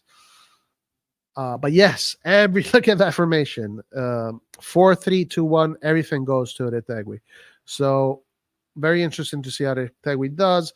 If we look at the bench, Zanoli, Naughton, Ostegar, Mari. Like, even this bench here from Napoli is not like last year was more impressive. It was just more impressive. Elmas, good game from Elmas with Macedonia. I have to give credit to Elmas. As a human being, I have to give credit to him. You know, he apologized for the conditions of the pitch in Macedonia, and he apologized to the Italian national team. He apologized to Europe. And he played with heart for his national team. I have a lot of respect for Elmas. He's a good player. Gaetano's there. Guys, this Napoli team is just not the same as last year. I'm telling you guys, Napoli has taken 3 steps back. They lost Giuntoli. Who is one of the best in Europe when it comes to finding new talents.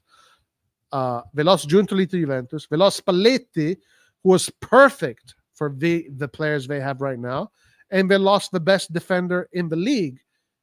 None of these 3 elements have been subbed right. So Napoli has lost steps. They have not gone forward. They've gone backwards. But anyway, let's see what happens in this game. Obviously, Napoli is the favorites to win this game. We'll give Napoli the victory here. 3-1. And let's get Retegui another goal. 3-1. Politano not on the bench. He got injured or what? Oh, no, he's on the bench. Oh, right. He's not on the bench. Oh, no, yeah, he is on the bench right there. Napoli will win. Retegui got propped up by Tifo, right? What is that? Is that a YouTube channel? Man City Linen offer 150 million for Leao. I did see this. Do they scare 150 for Leao? Listen, this club will sell Leao if the price is right. I mean, honestly, I think the clause is 175. So if Man City just puts out the clause money, that's it. It's over. Yeah, the Tifo YouTube. Yeah, Retegui this year has a big chance to be one of the top scorers of the Serie A. And you can see it. You can see it in the formation. Look at that. Everything goes to him. Boom, boom, boom, boom. All right, let's go to Cagliari Udinese, mouth-watering Champions League level clash, guys. Udinese, the most useless team of the history of football. A team that just does nothing for Serie A. A team that means nothing, a team that is nothing, a team that just strives for mediocrity. a team that is anti-football, the most odious club in the history of the game. 352 for Sottil. I'm curious to see what Luca does. He is the replacement of Beto. Other than that, Samardzic still in Udinese. Udinese so far with only 2 points, playing against Cagliari that only has 1 point. Cagliari has a very interesting player, one of the standout players of the Serie A so far, Luvumbo. Luvumbo, very interesting player. Watch out for this player. He might be one of the big surprises of this year's Serie A. Watch out for Luvumbo. There's no even reason to look at this bench. Both these benches are like a toothache. Both these teams are useless. Let's give this one a tie. 2-2, Cagliari Udinese. 2-2.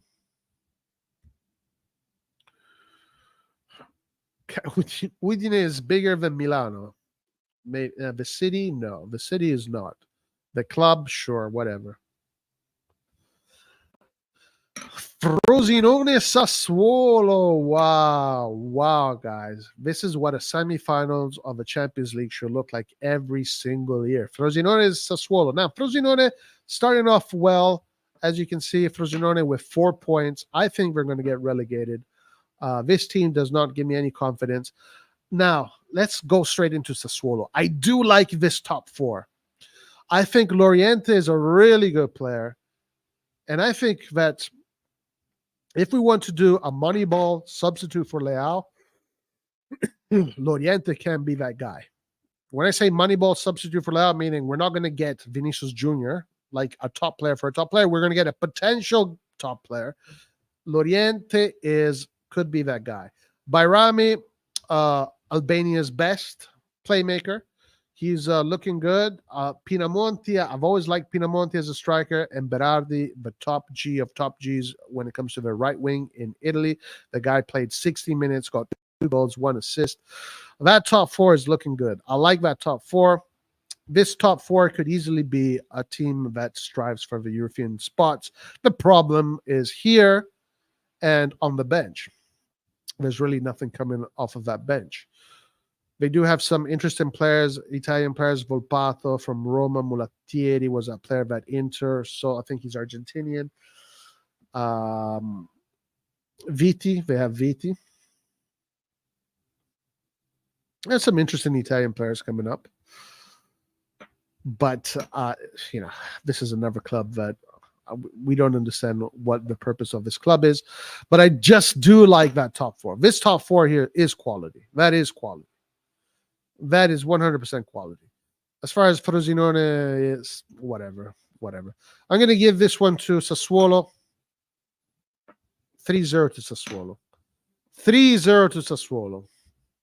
A question to you, Roy. How Moncada and Forlani thought about getting a striker in the last 3 days? What was the main idea? I think the idea was not Taremi at first. What do you think? Honestly, I think they've been trying to get Taremi the whole summer, but they waited till the end to see if they could get a better deal. They flirted with the idea of getting Balogun and all these more expensive strikers, which was a total waste of time. No, I mean, I think I don't think the market was lying to us. I think that the idea from the beginning of the summer, what was Taremi? Apparently, they weren't even talking to the right people. So I don't know what happened there. But maybe they decided, okay, let's just, let's see what happens in January. Maybe we can get Taremi in January. Guys, watch out for that because January, the market's open again. And also there's talk about Jonathan Davis. Now, Jonathan Davis is weird because that costs a lot of money.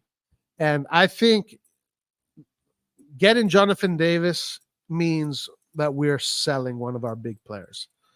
Remember, this club operates on player trading. We're not like Man City, Real Madrid. We're like, okay, we already have a lot of the best players. We're going to get more best players. No, this club acts, we have a best player. We're going to sell him. either to get one other best player, just replace a best player for another best player, or replace a best player with 5 potential players that can become good. That's not a secret. This is what they said they're going to do. This is not a secret. So maybe they are. Maybe they are. Maybe the bridges are burnt. Maybe they're not. You know, money talks in the end. Maybe they're going to go for Jonathan. Maybe they're going. What I think, Jonathan David from Lille. I think that the intention here, what their best scenario. Now, this is just a speculation. Their best scenario is to sell Benacer for 50 million for his clause. And then with that money, get Jonathan David. Or Tomori. But, you know, the players that are most appealing in the market are the usual suspects. Leao, Hernandez, Mike Maignan. Those 3. So if Mike Maignan does not want to renew with Milan and he does not accept Milan's demands, remember, Milan is not in the business of taking any risks financially. So I don't know if they're going to give Mike Maignan the 8 million he is asking. Maignan is asking for 8 million. Let's see if that goes down or if that's not true. I don't know. But if that is true, most likely Maignan is the next one to go. We ain't good enough. He ain't good enough. Oh, you don't think so? It'd be better to put that amount towards Jonathan or Sesko, seeing most of positions are filled in. Sesko, more of a center forward. Jonathan David is not really a center forward, though.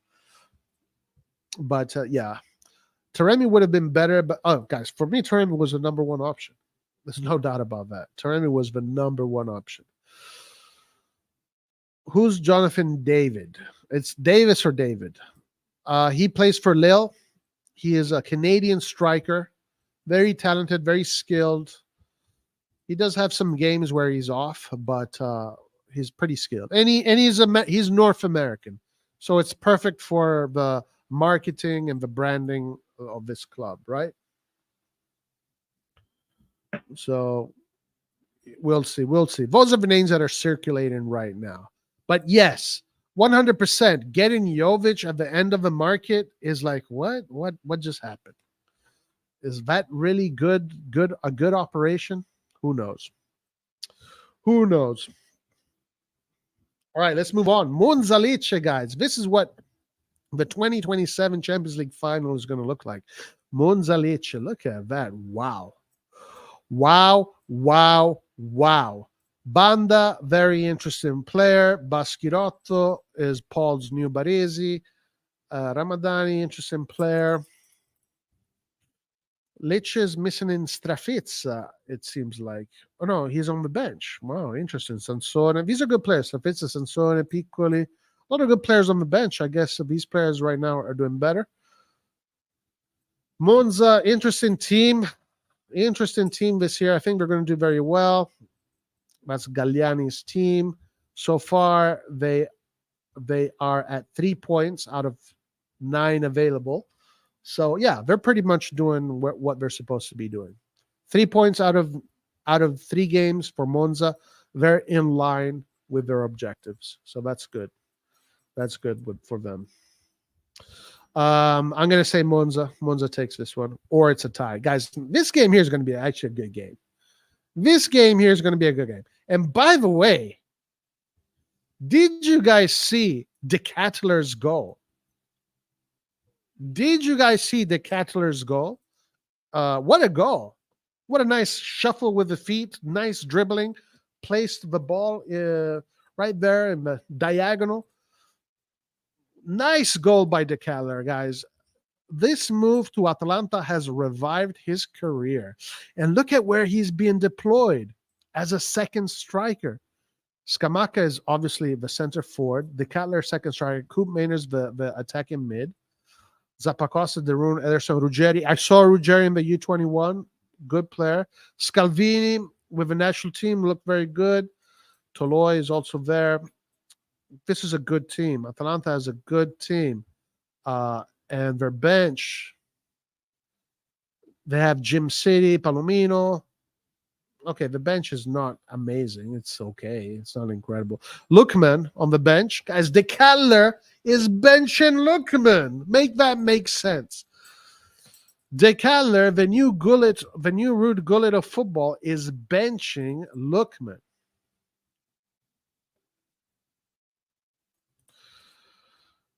We will sell Mike. Jerry will not pay him 8 million. I don't think so. I don't think he'll be able to pay him 8 million. The fact that we left it so late that we couldn't even get Patson Daka shows inexperience from Vuglan. Yeah, of course. He is inexperienced. That is no doubt about that. There's no doubt about it. It sounds like insanity, but if we are a big club, we should be in line for bringing Mbappe next summer. Yes, sir. 100%. This is what I'm talking about. What are we doing? Mbappe should be playing for AC Milan.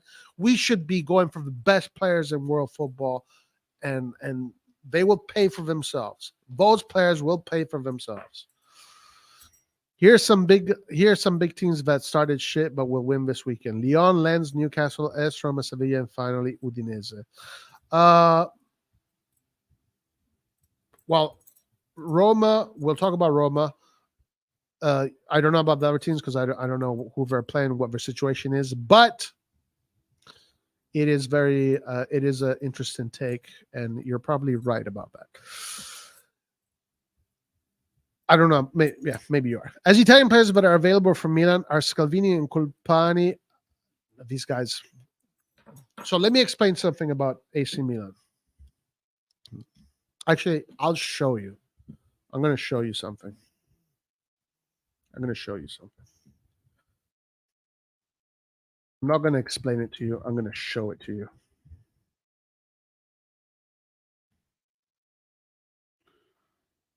Give me a second.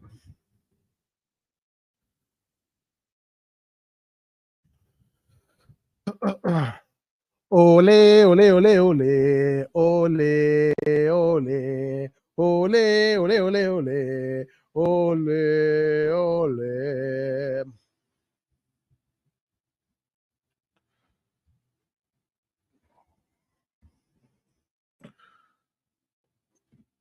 Okay.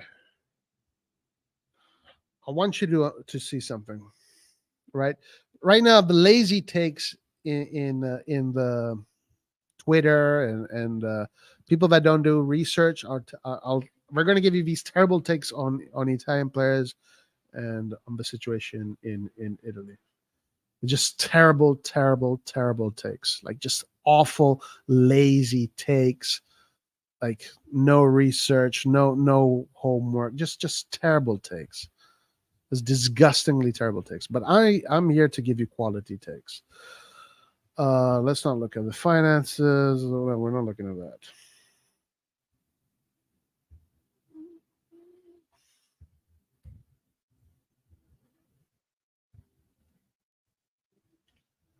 Yo, why isn't this thing fucking going down?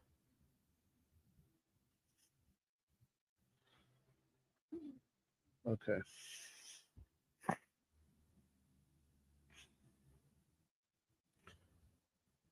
I'm going to show you why Milan will never, ever buy not only Italian players, but players in Italy, because of this law that exists in Italy called Decreto Crescita. It is a tax law that you get tax cuts for foreign players, essentially, for foreign players and whatnot.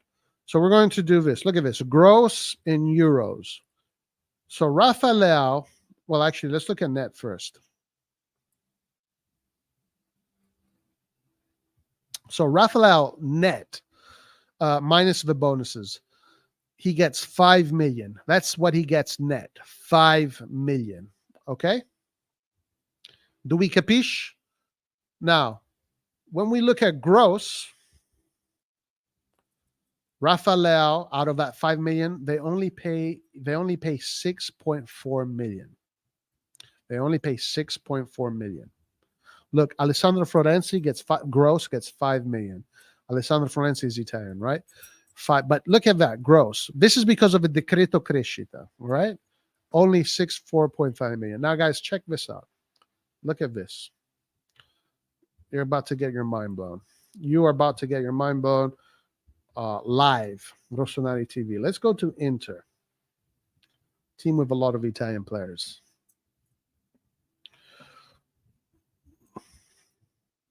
Let's look at Bastoni.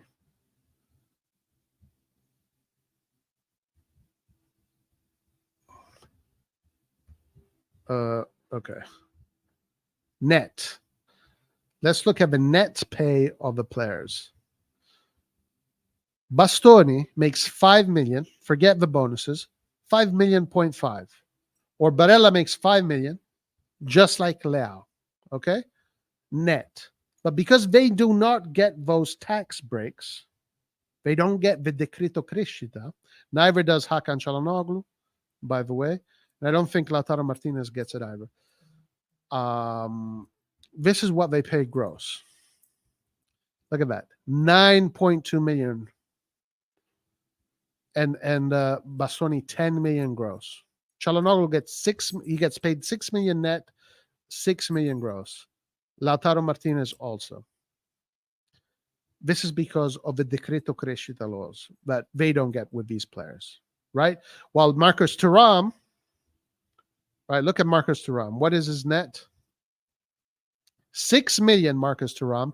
But because he was bought in the period, in the era of the decreto crescita, Marcus Thuram makes just the same as Hakan Çalhanoğlu, but gross. Look at the difference. Çalhanoğlu 11 million and Marcus Thuram 7.6 million. Huge difference. So when people told me, "Oh, Milan doesn't think Italian players are not good enough for me," that's those stupid takes right there. You're just an idiot that does not pay attention to the financial obligations of Redbird, because this is about Redbird's financial obligations and the financial landscape in Italy. So if Leao, guys, if Leao was 21 years old today, and let's say it was his last year of he's playing for Sassuolo, and it was his last year of contract, Milan would not even consider Leao. Milan would not even look at Leao. Or if it was Theo Hernandez, or if these players played in Italy, forget their nationality. If they played in Italy, Milan would not even look at them. Milan is all about keeping the cost low, revenue high. How are they doing that? By exploiting the tax laws in Italy, the decreto crescita. So this stupid narrative that Italian players aren't good enough to play for Milan and blah, blah, blah, it's got nothing to do with that. It's all about Milan keeping costs as low as possible. Now, this decreto crescita is a good thing. There's a good side to it, but obviously the consequences for, I would say, the Italian players is not good, and the consequences for the movement of Serie A players in the Serie A is not good. But it is good because the Serie A gets to keep a player like Leao. It is good because the Serie A gets to keep players like whoever is taking advantage of, whoever the big players are that take advantage of these laws. So there's a good side to this and there's a bad side to that. But Scalvini will never be an AC Milan player, because if Scalvini gets to a level where he's going to ask for, well, let's see how much he makes first.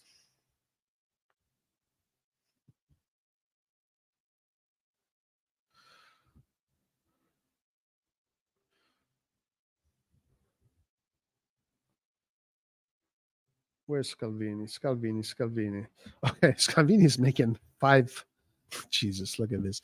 Scalvini is making 500K right now. He's making 500K. So Milan could buy him right now. The problem is that they wouldn't be able to renew his contract in the long term. In the long term, they wouldn't renew his contract. So what is he making net? Euros net.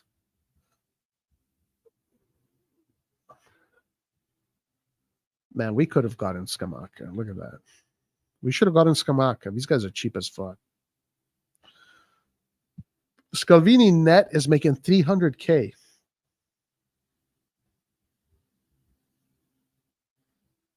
His price is high.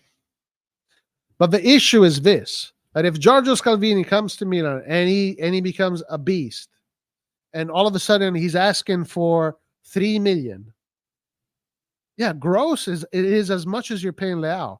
And then if it goes even further than that, you're going to pay. Scalvini is going to become one of the highest paid players in Milan. So they want to avoid these kind of things.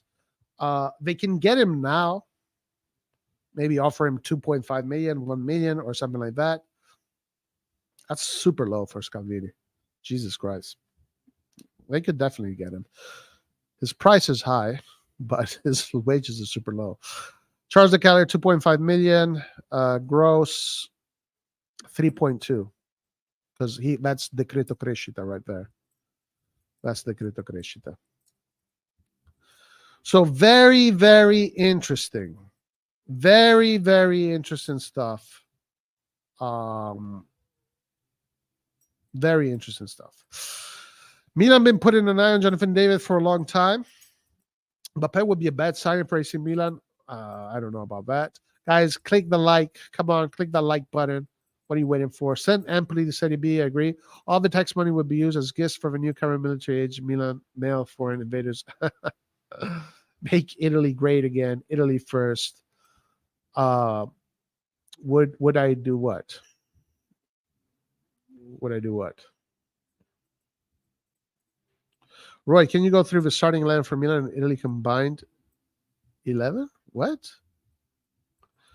Roy, can you go through the starting 11 for Milan and Italy combined? Oh. Yeah, I can. We can finish with that. Would you keep CDK if he gets 15 goals, assists, or trade him for Scalvini, even if it depends on what Chukwueze and Okafor do. If Chukwueze and Okafor come out good, I would trade him for Scalvini. Jonathan Davis is a penalty merchant. 14, 25 goals, something like that, were penalties last season. I don't discriminate against penalties, guys. I do not discriminate against penalties. I'll be completely honest with you.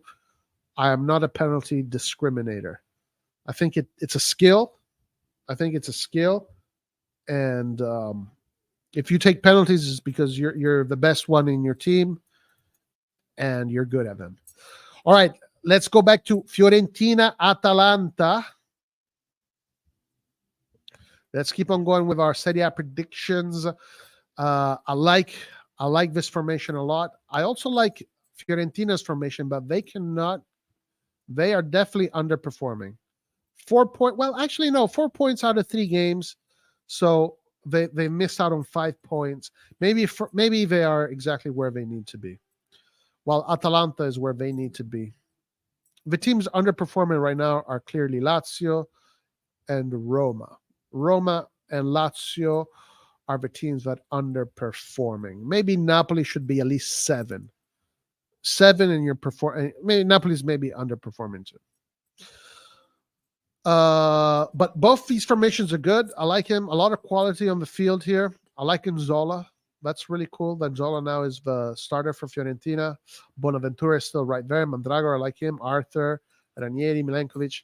This is going to be a very good game. Shit. I'm going to give it to Atalanta. 2-1 to Atalanta. Aha, guys. Here it is. The team everybody hates me about. They hate me about what I say about this team.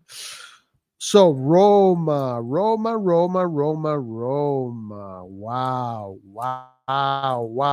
No way. Indica gets a start. Smalling, Lorente.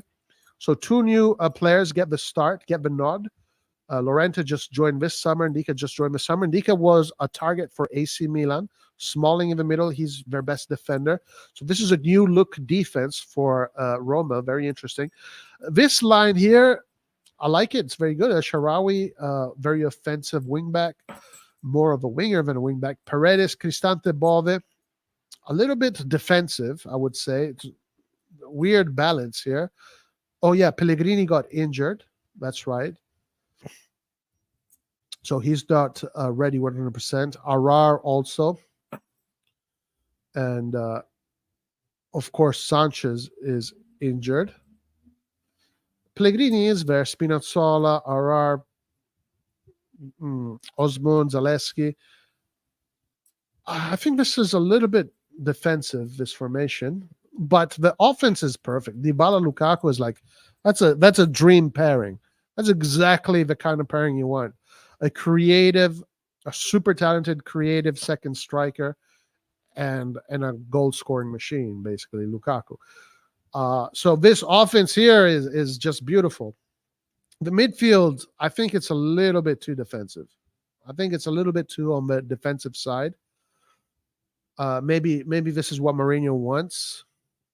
Now, again, one of the very interesting facts about Roma is that Roma is the team that has conceded the least amount of shots on goal. They have conceded a lot of goals, 6 goals, but they have conceded the least amount of shots on goal. So that means that it is a solid squad.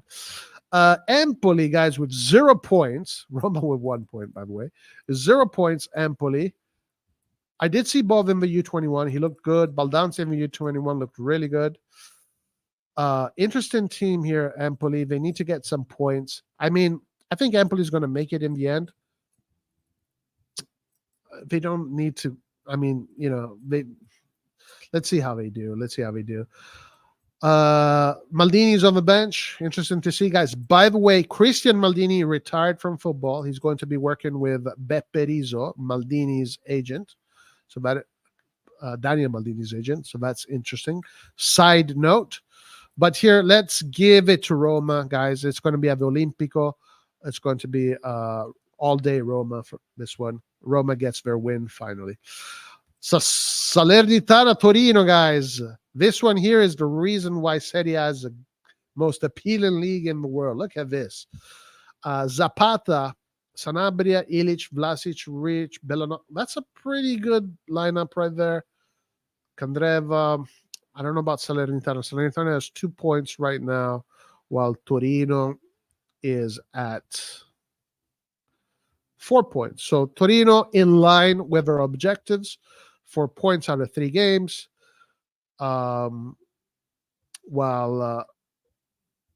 Salernitana with only 2 points, also Salernitana in line with their objectives at 2 points. So difficult. I guess Torino takes it. Let's go with Torino here. 5-0 for Torino. Verona, Bologna. Guys, this is what the World Cup final of 30-30 is going to look like. Bologna, Verona. Doye, interesting player to look out. Ferguson looked pretty good. Xerxes, another interesting player. Don't know so much about Verona. I guess we still need to find out more about Verona. But I'll give this one to Ty. I don't think we still have players that have emerged yet. From the Serie A. So far, I think Lovumbo has been interesting. Ndoye has been interesting. And that's pretty much it. Okay, all right. I remember he tackled Chris. Red John. Is this a Roma channel? Guys, Red John is another one super triggered at every single thing I say. Of course, we did 1 hour of talking about Cardinale's interview. Then we did Gazidis. Then we spent 30 minutes on the Milan Inter. We looked at the financial, the Decreto Crescita laws, went through every single team. Red John looks at me talk 5 minutes about Roma. Is this a Roma channel now? Bruh, guys, I swear. I'm surrounded by triggered hyenas. Moro from Bologna is being interesting too. Okay, yeah, guys, let me know who you think has been interesting in the Serie A. Let me know who you think has been interested in the Serie A in these 3 games. Let me know who you think is emerging out to be a very good player. Salamakers will score a brace. You join right at the end. So I think someone asked me to do a combined 11 Milan and Italy. Combined 11 Milan and Italy. All right. Well, I can just do it right here on the fly. So Magnan over Donnarumma. The defense, it's all Italy except for Theo Hernandez. The midfield, Barella over Loftus. I guess Jorginho or Verratti or Fratesi or whoever over Krunic. Reindeers right now it has to go to I guess whoever in the maybe Reindeers has something there. Maybe, but Rangers still hasn't proven himself. But Rangers is a good player. Like you can't deny that Rangers is a good player. I think the midfield goes to Italy. The midfield all goes to Italy in this current moment. The whole midfield goes to Italy. So far, Italy, Milan gets the left back position, the goalkeeper. Maybe if Benacer was there, I would put Benacer in the starting lineup. But now, out of all the options Italy has, I have to give it to Italy. Up top, on the right, Berardi, of course, or Chiesa, I guess.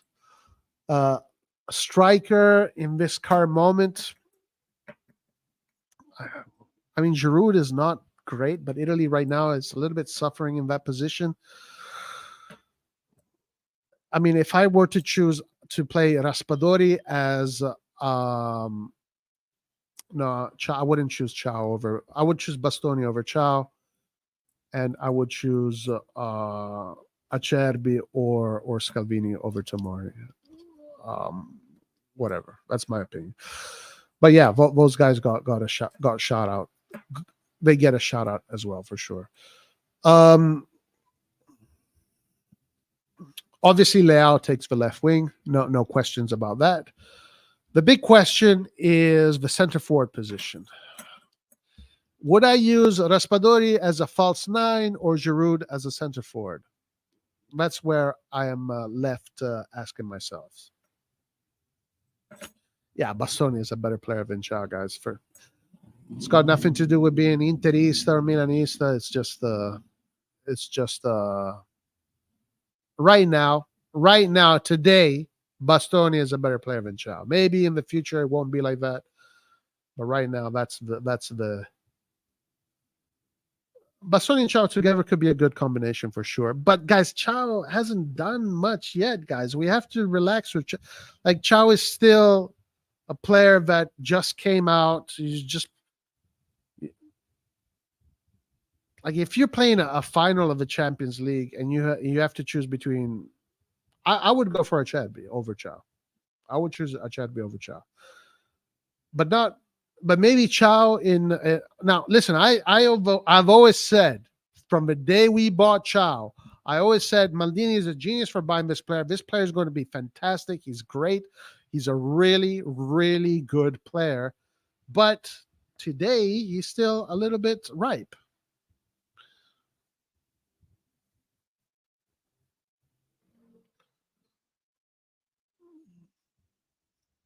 I mean, that's a pretty objective opinion.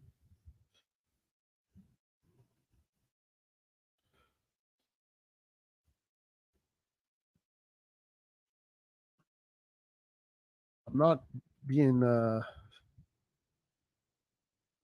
being crazy or anything like that.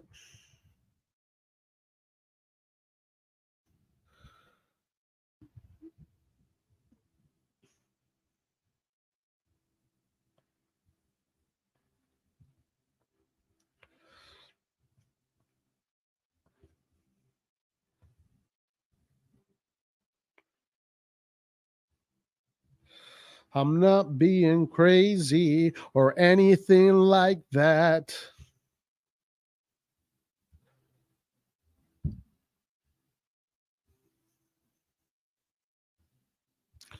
Okay, so the goalkeeper would be Magic for sure,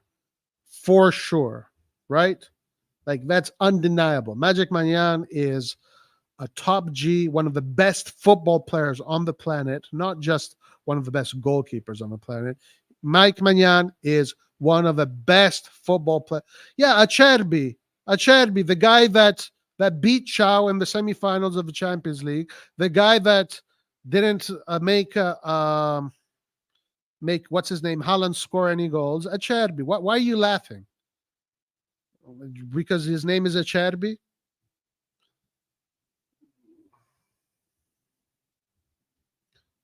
I'm telling you guys, people are just incapable of being objective. Objectivity has left the room. All right, so listen, this is when it comes to these three for sure. These three for sure. No doubt about it. There's no qualms about it. Here it would be Bastoni, and then we can discuss the other ones. And here it would be Di Lorenzo.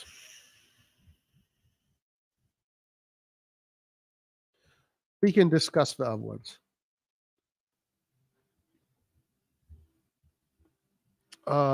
In the midfield, here for sure, Barella. Let's put in the ones that we know for sure. And then the other ones we can debate. And here for sure, Chiesa. No qualms. But I don't know. Maybe I would put Chiesa here in the middle as a false nine because he's playing as a striker right now with Juve, and put Barella and put Berardi here. Let's go with this for now. So right now, Milan has these three. Italy has those four.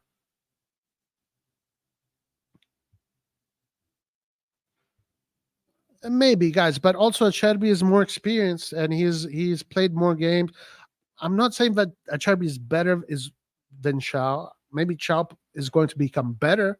Most likely, Chow. I hope Chow becomes much better than Acerbi. But today, I don't know, my man. Like what has Chow done to deserve what guys? Just because a player plays for Milan doesn't mean he's a Ballon d'Or winner. What has Chow done? Chow hasn't done anything. He's played a half a season with Milan, and all of a sudden, you guys are putting him on top of the world. We have to fucking win trophies. We have to win. Then we can say we are the best. That's how this thing works. Okay? That's how this thing works. All right. So, who are the options here? So you have Chow, right? Where is he? You have Chow, or the options are Scalvini,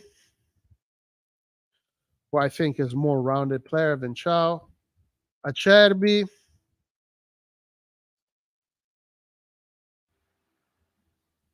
or Bonucci, who's still in there. Mancini. I would put Chow over Mancini right now. I don't know about over Scalvini and Acerbi. I don't know. In my opinion, if I want a strong, reliable defense, remember an experienced defense, I would go with this one here. I would go with this one, or this one, or this one. Bastoni is there for sure, no doubt about it. Di Lorenzo is there for sure. Teo Mike are there for sure. But if I'm putting the formation together, I'm going with these two. So we'll put those two and then we'll discuss it later. Now here we have reindeers. So we have Krunic. I mean, Italy has so many options now. Fuck. We got Pellegrini. We got fucking Frattesi. I mean, I already know what I would do here. It's very simple, guys. I already know what I'll put Fratesi here, and I would put Verratti in there, or Jorginho or Tonali. It's obviously Italy's midfield is obviously superior, guys. Like, there's no doubt about it. There's way too many options. I don't know. People will disagree with me. Barella, Tonali, Fratesi, yeah. Ciao is a better player, but Acerbi plays in a better defensive. Not on top of the world, just better than Acerbi. Well, yeah, I mean, I hope he will, because today, I don't know. He has to prove it. Roy, do you think if Milan stop Di Marco, they have a chance to win this game? I think we have to stop Di Marco, Lautaro, Barella. They have to stop Çalhanoğlu. Guys, Çalhanoğlu is also a big problem. Mkhitaryan, also a very experienced player. Tell me a number 20-year-old center back that can make the same debut as him against Kane and Son the same way he did. That was his first start for us, I think. Thanks to Chow, we stopped our losing streak of 7. Thanks to Chow? That's Chow was the reason why we stopped the losing streak? I mean, that's not an accolade. That's not a... Okay, yeah, he had a good game. He had good games. Like, we're not discussing Chow's abilities, okay, and his potential.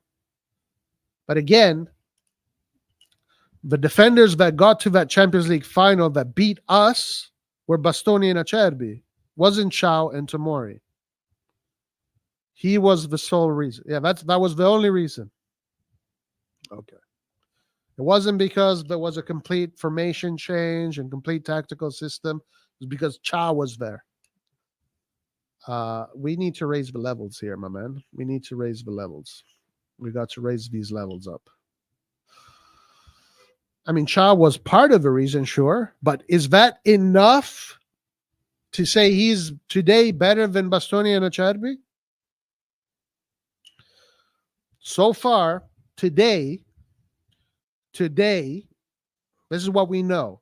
Bastoni and Acerbi finished with more points in the Serie A than Milan. Bastoni and Acerbi beat Chow in the Champions League. Bastoni and Acerbi were in the final of the Champions League. So far, this is the information we have. This is the information we have. Magic Magnan has already proved to be one of the best goalkeepers in the world. He did not start playing professionally in a top-tier club for 6 months. He's been doing it he's already won 2 leagues in a row. He won the best goalkeeper his first season in Milan. So he's already won his accolades. Theo Hernandez, World Cup finalist, Scudetto winner. He's also been part of a team that has won the Champions League. He is considered to be already one of the best fullbacks on the fucking planet. Okay, there's no question when it comes to Magic Mike Theo Hernandez. Leao, MVP of Serie A, Scudetto winner, Golden Boy for Portugal. There is no question when it comes to the accolades of this player. Just because a player played for 6 months and he had good performances does not put him above these players that did better than him. Di Lorenzo, Acerbi, Euro Cup winners, protagonists in the Euro Cup. Di Lorenzo, Scudetto winner. He did get beat by Acerbi in the Champions League, but he did win the Scudetto. Was Bastoni also? Yeah, was Bastoni in the Inter team that won the Scudetto? I don't remember.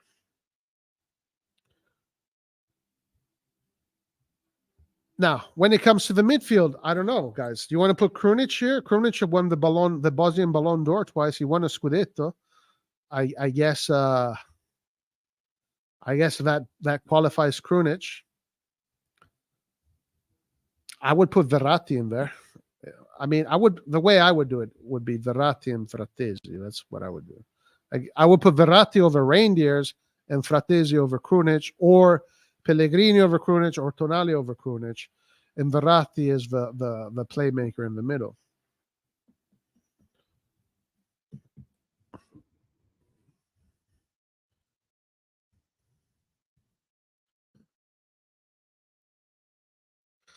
Now, here is the big question.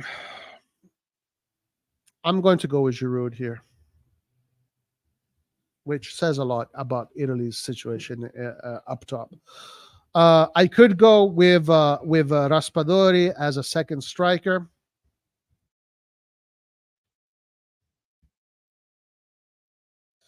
I could do that and use him as a second striker. I like him a lot as a second striker. I mean, shit, that's a fucking good ass lineup right there. I like him a lot as a second striker. But right now, Giroud is a more accomplished player by far than any Italian striker. The other thing I could do is put Chiesa here. We're looking at 4-3-3 because that's what we play. That's what Italy plays. And put Berardi here.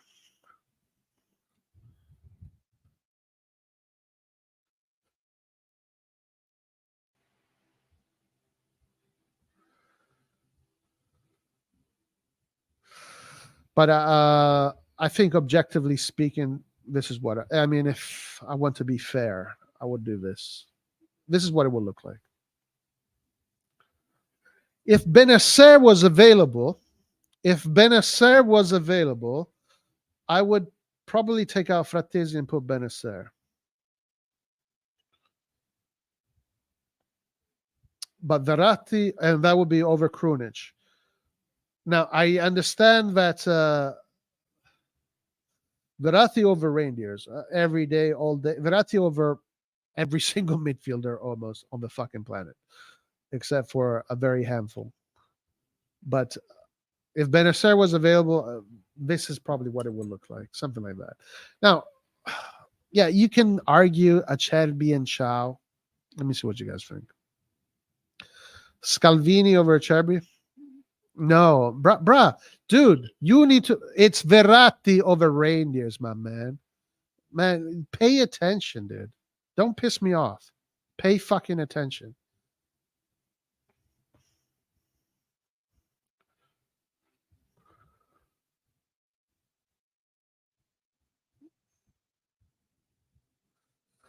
Barella, Tonali, Frattesi is another goal. A little bit too defensive, though. Like, you need a playmaker. So I would put Verratti there. Verratti over Reindeers. Benacer, but Benacer is not available right now. So if Benacer was available, he'd be my first choice. But because he's not, it would be something like this. But I guess it would be more like this. I would play a different system, right? I would put Barella and Frattesi as the box-to-box players and Verratti in the middle doing what he does. Which Verratti is also good at recovering the ball. He's good at all positions in the midfield. But he would be over Reindeers, Frattesi over Krunic, Barella over Loftus-Cheek. If Benacer was available, I would take Frattesi out, put Benacer in the middle, and Verratti over here. But he's not available. So we're going to go with this. And also Jorginho, guys. Jorginho is another top-notch beast.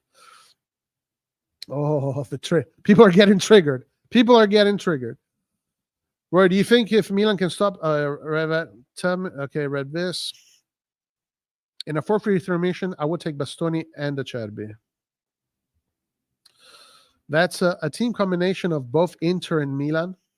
Well, Inter has a lot of the Italian national team. It's there. We got robbed. If I don't even know how many points last season, we should have had more than Inter. Yeah, I shoulda, woulda, coulda. Okay, good one, Edison. Have a cookie. Hey guys, Forza Milan, let's win the derby. Roma played 3-5-2 and we won against them. I think playing 4-3-3 system would give slightly advantage against Inter too. So you think we have an advantage? Frattesi is not going to play, Roy. Why not? Yes, Roy. What's up?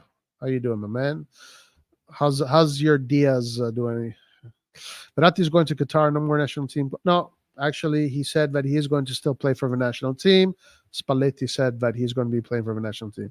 Wherever Roma plays, Roy, don't tell me they win in the league and none of them are in this. Bro, Edison, get that Roma thing out of your mind, dude. Jesus Christ.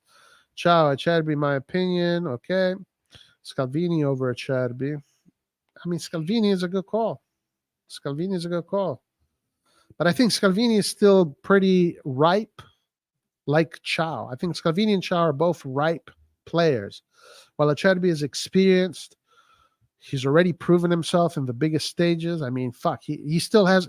Acerbi has Haaland in his pocket right now as we speak. Objectively speaking, Krunic is better than Barella, 100%. Okay, Red Vet.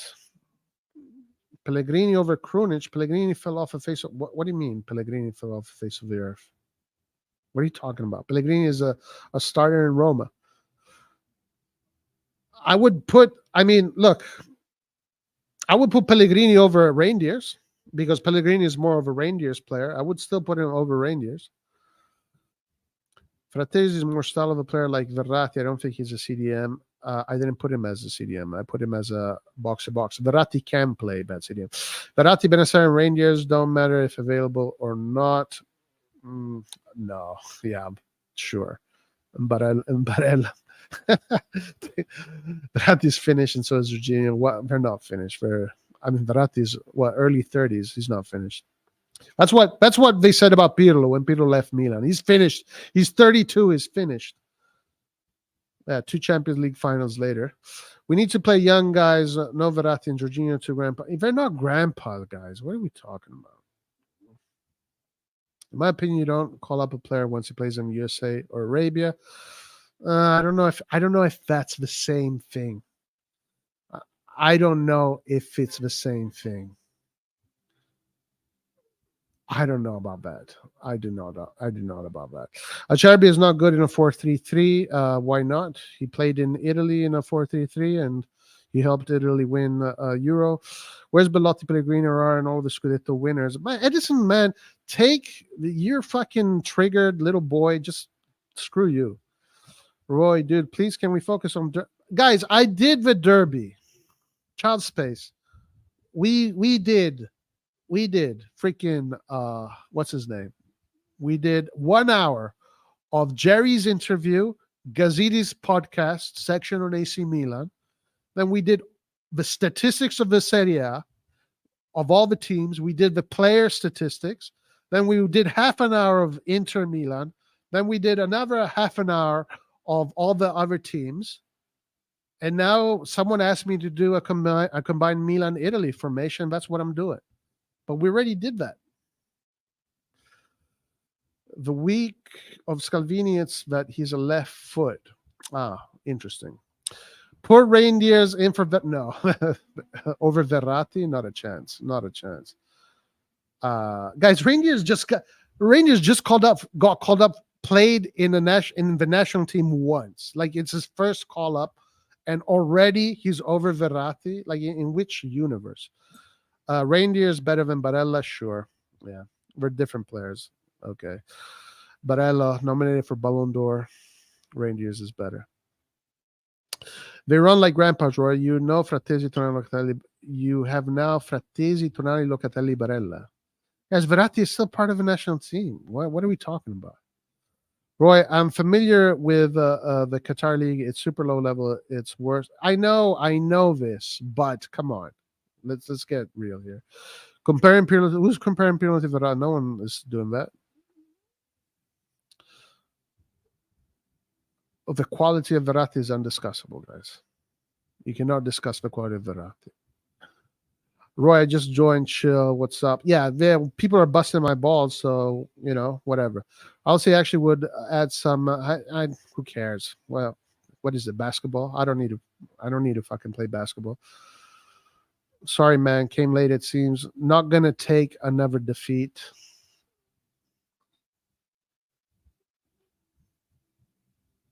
But I have my ball winners. The defenders can win. I have Bastoni, Acerbi that are high, have the height. Giroud has the height. I don't need Loftus-Cheek. I would rather take Barella. Sorry, man. Came late, it seems. Listen. I say Milan is going to win tomorrow. I'm putting it on Milan. On paper, Inter is definitely the favorites, but I think this streak is going to end tomorrow. How would you rank the Italian midfield players? Very good. I think Spalletti has no excuses. When you look at the forwards, Italy's forward line is Gnonto, Raspadori, Keane, Zaniolo, Chiesa, Scamacca, Retegui, Zaccagni, Politano. He still has Immobile there. Like he's got 10 players to choose. Like you don't need to have,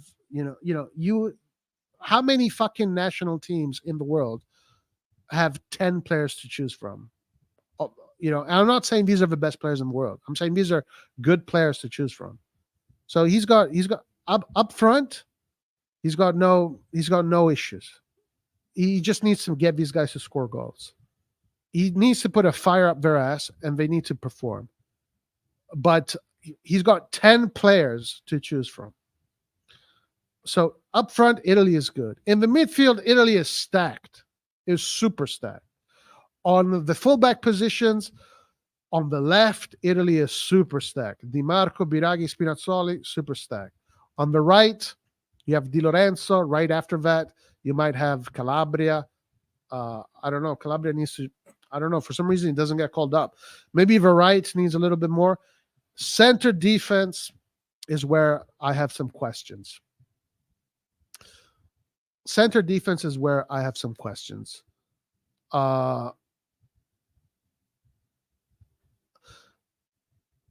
Bastoni is really good. Scalvini seems to be really good.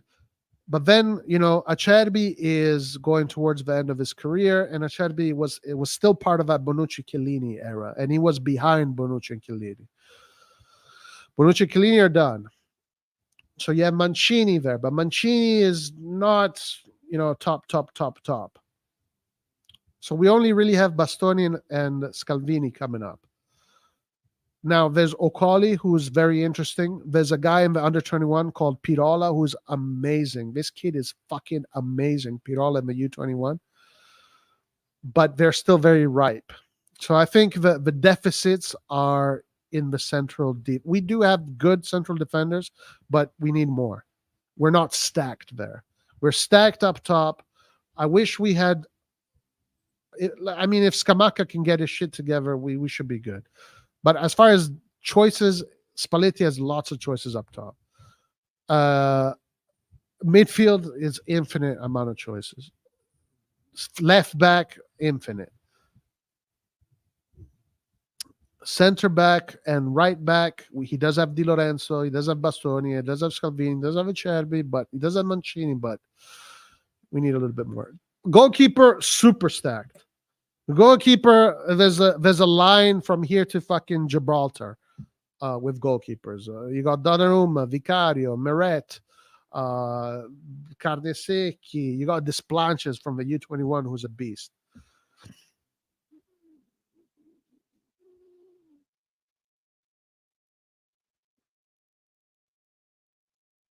So I think Italy is good, man. I think Italy is good. Roy just joined. Watch the Gazzetta. Roy is the most pessimistic Milan fan I've ever seen. How am I pessimistic? What are you talking about? Immobile, another grandpa. Immobile is very disappointing in the national team for sure. For sure. Ernesto, have you ever heard of this Red John fella? That guy is fucking...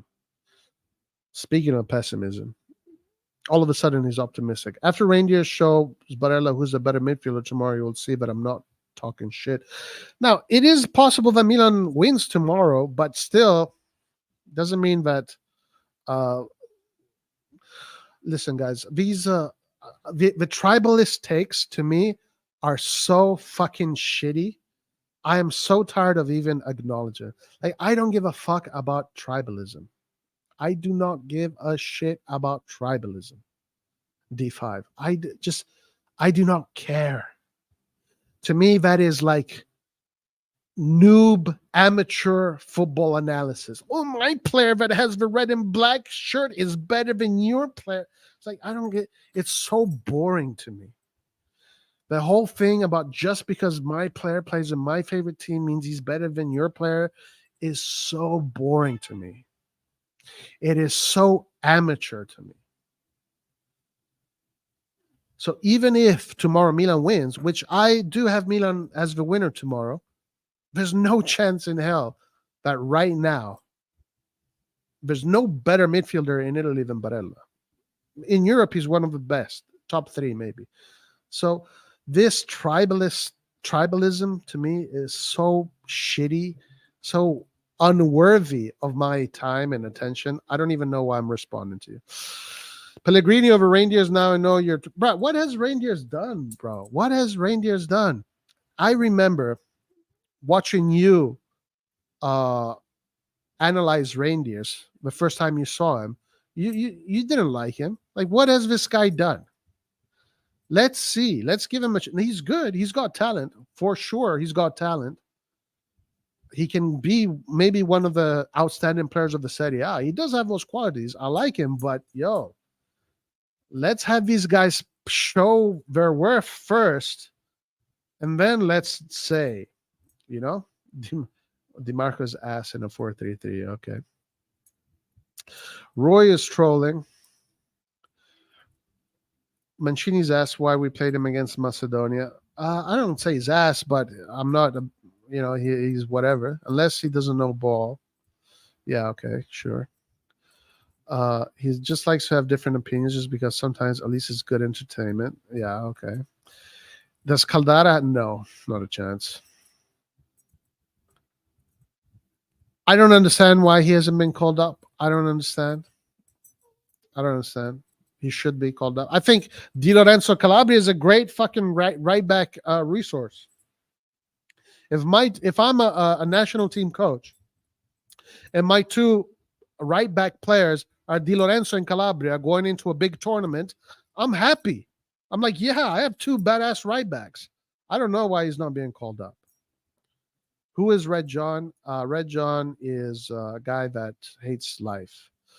Red John is an infamous cryptocurrency investor and host of an alpha male podcast. Jesus Lord. Anyway.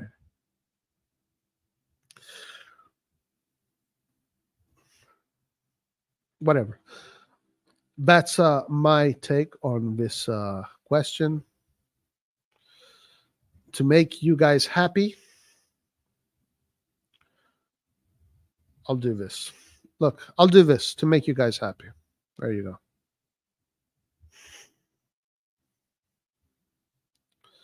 Now you guys, now you see a little bit more red on the screen and you guys are happy.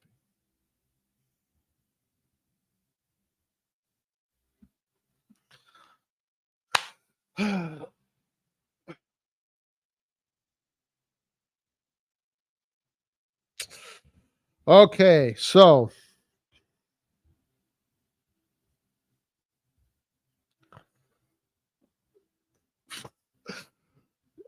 Calabria, because of injury worry, I think. Calabria is average. I wouldn't be that happy as a coach to have him. Yeah, okay, sure. How many times Donnarumma has been scored on? He's so bad. Oh my God. What? Poor Rangers in over Benacer. No, Benacer is definitely the better performer. I mean, right now, Benacer is not playing. I mean, okay, I get it. You're in love with Reindeers. I mean, listen. Out of all the signings we did this year, Reindeers is the only one that I think is great quality, like super, that has a potential to be a top G player. I'm not enamored with him because I know that the moment he explodes, he's going to get sold because he is the type of player that is appealing to Barcelona, to Guardiola, to those kind of teams, to Man City. So what's the point of even falling in love with this guy? He's going to be sold. So, but he definitely has those qualities, but just 3 games in and already he's better than Benacer. Like, what? Where? Why? Give me. I mean, you can come on live and debate me on it.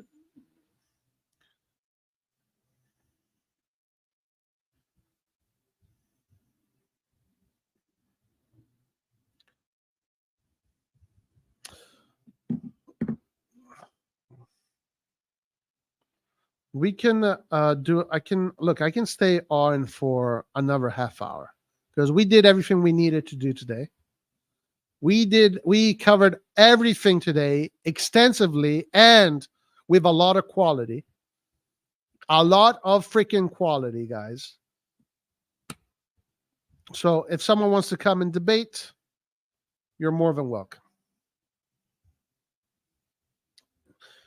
In the meantime, I've given you my opinion on the 11 combined 11. I even sacrificed Gigi Donnarumma over Magic Magnan. I even sacrificed Di Marco over Teo.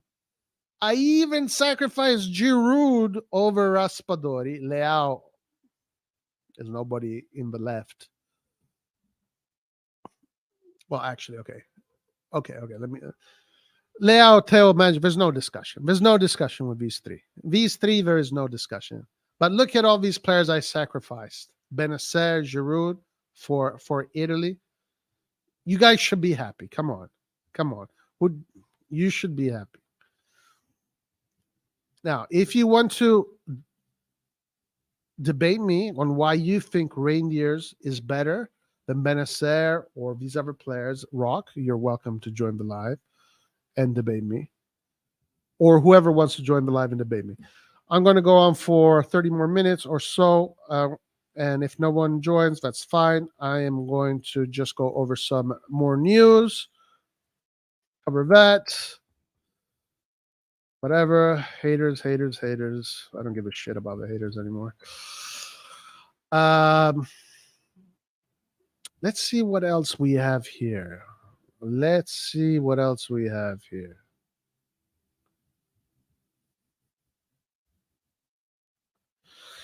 If Empoli win this weekend, you better find a hiding place. Hiding from who? From you? You think I'm hiding from you?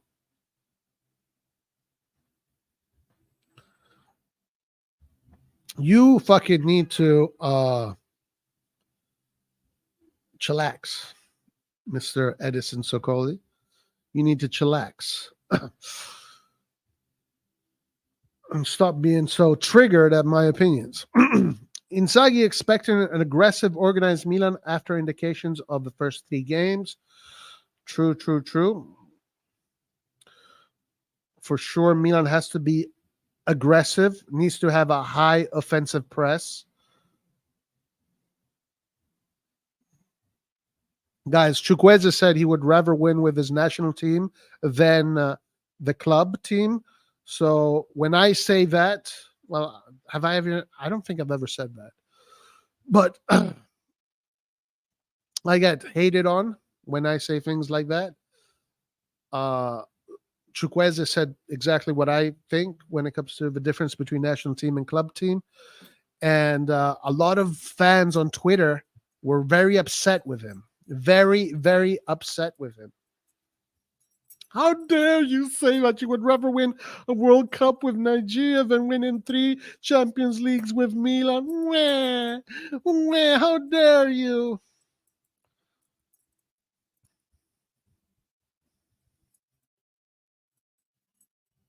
What's this about?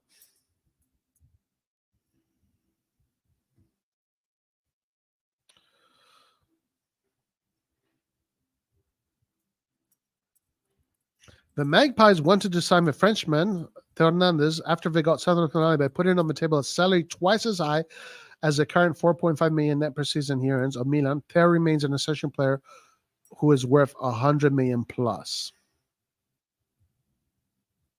Interesting. Interessante. Very, very interesting. Okay. Let's go to Twitter, guys. Let's see what. Okay, perfect. I have a perfect show, guys. The preview shows are going to be organized this way. We're going to start with some news. Maybe do a little bit of reviews here and there of whatevers. Then we're going to go into the Milan game first. Those are always going to be the games we're going to analyze first. No, first we're going to do the statistics of all the teams in the Serie A because we want to be perfectly in tune with everything that is going on with Serie A, because when we analyze, we want to have all the information. There's no tribalist bullshit and saying, oh, but that team hurts my pussy, so I'm going to judge them this way and that way. We don't do things like that over here. Every team is a football institution. All the teams have their own things going on. We're going to judge them properly according to the stats, according to everything. We're going to do it nice and professional.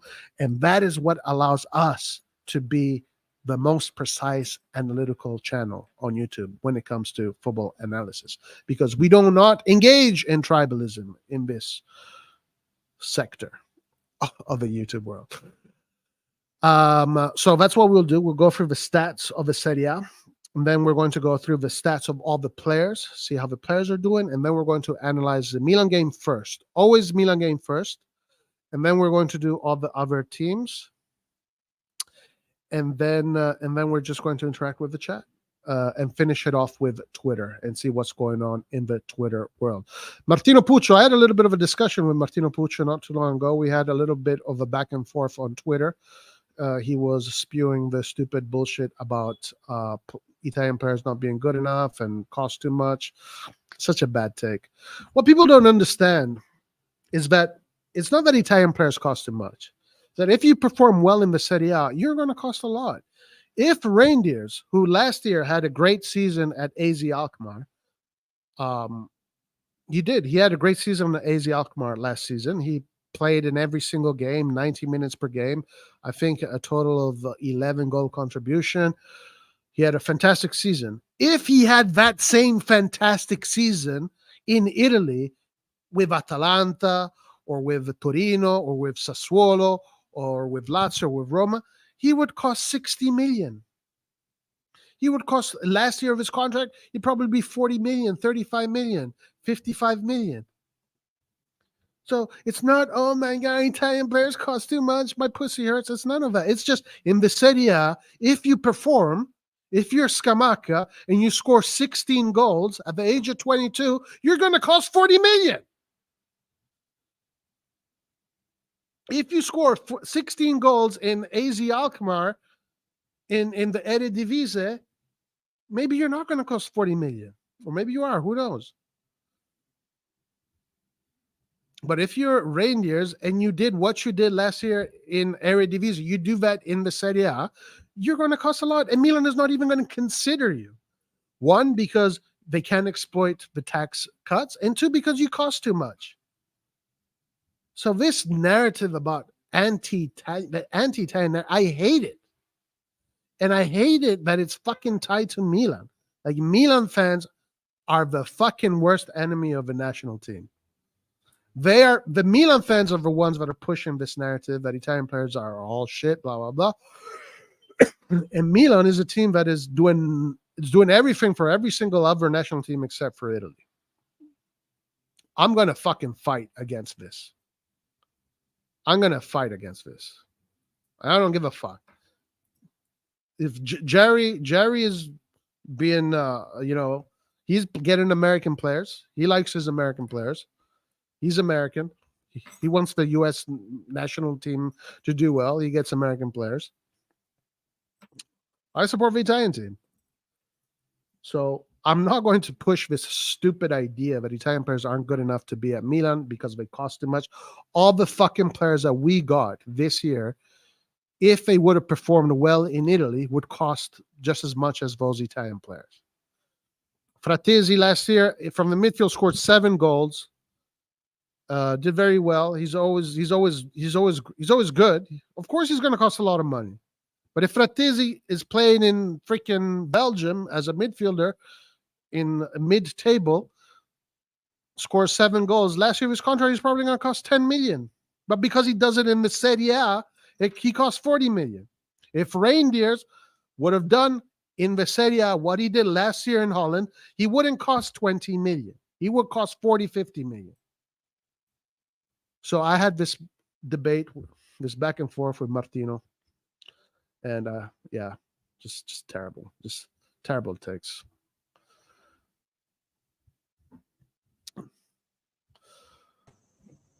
Rock, can you smell? What's up, man? How you doing, man? What's going on?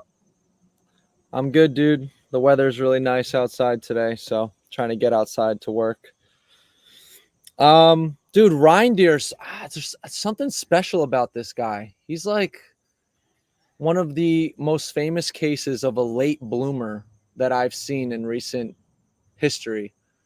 If you just pull up his stats over the last like handful of seasons, he's just exploding as a player. It's really interesting. I would start him over Benacer right now. One, obviously, Benacer cannot stay fit. It's been a while since he's been able to stay healthy for over 30 games in a single season.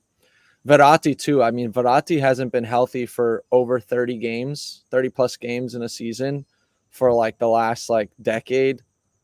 So I think just for consistency's sake, and maybe this guy's on a crazy upward trajectory, just the way he plays as well, his technical ability is really excellent. His dribbling in tight spaces, his vision of the field is very good. I just think he's special. I don't know, man. He's something else. I would probably start him in that lineup somewhere. Okay, so now, obviously, I'm not considering the fitness aspect, right? I'm not putting that in consideration when I do the analysis. Of course, today, yeah, Benacer is injured can't even walk. And in general, Benacer is more injury prone. But I'm looking at it, if all these players are fit and they're at the top level of their fitness, all of them, who am I choosing? Who am I choosing in my starting 11? Today, I agree. Reindeers has shown great potential. He's shown that he's got the technical abilities to be a good box-to-box playmaker, which is a hybrid, because that's what he is. He's a box-to-box playmaker. Usually, box-to-box players are not really playmakers like he is. So that's a good hybrid, and he has the potential to explode. But at the same time, he's 25. He just started with the national team once, and he's only played 3 games in the Serie A. So today, to be fair, it is the Netherlands national team versus the Algerian national team. So there is a larger pool of talent, I think, for the Netherlands. Yeah, but sure. I do see Reindeers improving his defensive qualities, though. Like he's making tackles and blocks deep into his own half a lot recently. I think he still has, like, I don't think he's hit his ceiling yet. He still has more potential. Well, yeah, of course. Even at his age. 25. Yeah. I mean, and then also, if Guido was here, he'd be saying he can use 2 feet and Benacer can't. Yeah, okay. No, listen. Right now, today, I would 100% choose Verratti, Benacer, Pellegrini, and Frattesi over Reindeers. Pellegrini has fell off like huge. Even Roma fans are really upset with his performances. Not even just this season. It's only 3 games into the season. Last season as well. He's been poor. Well, I mean, I don't know if I agree with that, but right now, that's who I would choose, and the reasons are because the reasons I said earlier. I wouldn't choose Pellegrini. Not Pellegrini. Okay, I mean, yeah, Pellegrini. I could understand an argument for the other guys, though. Now maybe in 1 year, if Milan wins the Scudetto, Reindeers is obviously going to be one of the standout players of the Serie A if Milan wins the Scudetto, because he is going to be in the middle of that. If Milan now, let's say, has a poor season, how am I going to put Reindeers over any of those players? Like Benacer, has shown throughout the years his qualities. Verratti has shown his qualities throughout the years, the national team and the Champions League, everywhere. Barella now, like Rangers is his third game in Serie A, first game in the national team. How can I Yeah, put I'm him over talking these about guys? right now, like right this very moment. Like even Verratti has fallen off to a certain extent. He just cannot stay fit. He's not contributing goals or assists.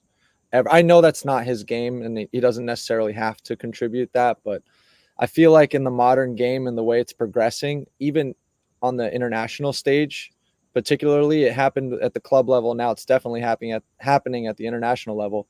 You need quantity from your midfield in terms of goals, assists, and some stats. You really need that, and Verratti's just not providing that these days. I don't know. I love Verratti. Verratti actually was my favorite midfielder for a very long time. Even during the times of like Iniesta, Xavi, and all these guys were playing, I was super excited about this young kid, Verratti. But just right now, like today, I don't know. I don't even know if I would start him. There's even a good shout. I know this is insane, and I've bantered this guy to oblivion because it's just fun to troll. But Ruben Loftus-Cheek, even he has some potential to get into that team if you want to balance your midfield just a little bit, give it a little bit more height, strength, some bite, win some of those aerial balls so that your more technical players can collect those second balls and create. I wouldn't write him off completely either if I was like coaching that team and trying to put together that lineup. Well, who would you? I might consider putting him in that lineup. Definitely ahead of. Who did you have? You had Verratti. You had. Well, I put Barella over Loftus-Cheek and Barella. Yeah, you put Barella over Loftus-Cheek. Maybe I would put Barella over Fratesi and then Loftus-Cheek. And I don't play with a deep lying midfielder. I just do like a fluid midfield three, the way Pioli does it. I guess sometimes he does have Krunic drop, but with the quality of that midfield, you don't necessarily have to tell someone you're that really in love with Loftus-Cheek and Rangers. No, I'm not. I'm not in love. I just think that I just for some reason think that they could balance out the midfield a bit more and maybe contribute and be more prolific up top because you really need goals these days, man. Well, Fratesi you need to go into every game ready to score 3 goals if you want to win. It's crazy. But Fratesi is a goal scoring midfielder, like at club and also national team. So, yeah. I mean, that's why I put him there because he's very good at incursions in the box. Yeah, I think Fratesi is probably the better of all of these guys, according to the stats so far in his career. Yeah, I gotta watch Fratesi more. I feel like I haven't watched him enough. Loftus-Cheek has the height, the size, and if you want to go that route, sure. Also depends on the national team that you're playing against, right? Like if you're playing against Spain, I don't know. Maybe you do want someone that's going to win every single aerial ball against them. But then they have Rodri. You have to look at who you're facing, I guess, and what their lineup looks like. But I do think that you could interchange some of those players and the quality wouldn't drop so significantly. Your style of play might change slightly to kind of match up against whoever your opponent is. I don't think that the quality difference between those players are too far apart. It just depends on what kind of football you want to put on the pitch and who your opponent is, I think. Yeah, I mean, look, I understand. Like, right now, those two players to me have to do a little bit more to convince me. They have their qualities for sure. But, as I said, for me, I need to see more from them to be convinced. Now, let's go back to you don't have to see more. Roy, you don't have to see more. You always say you only need 10 seconds. Yeah, exactly. You've had 3 games. And you're ready to go.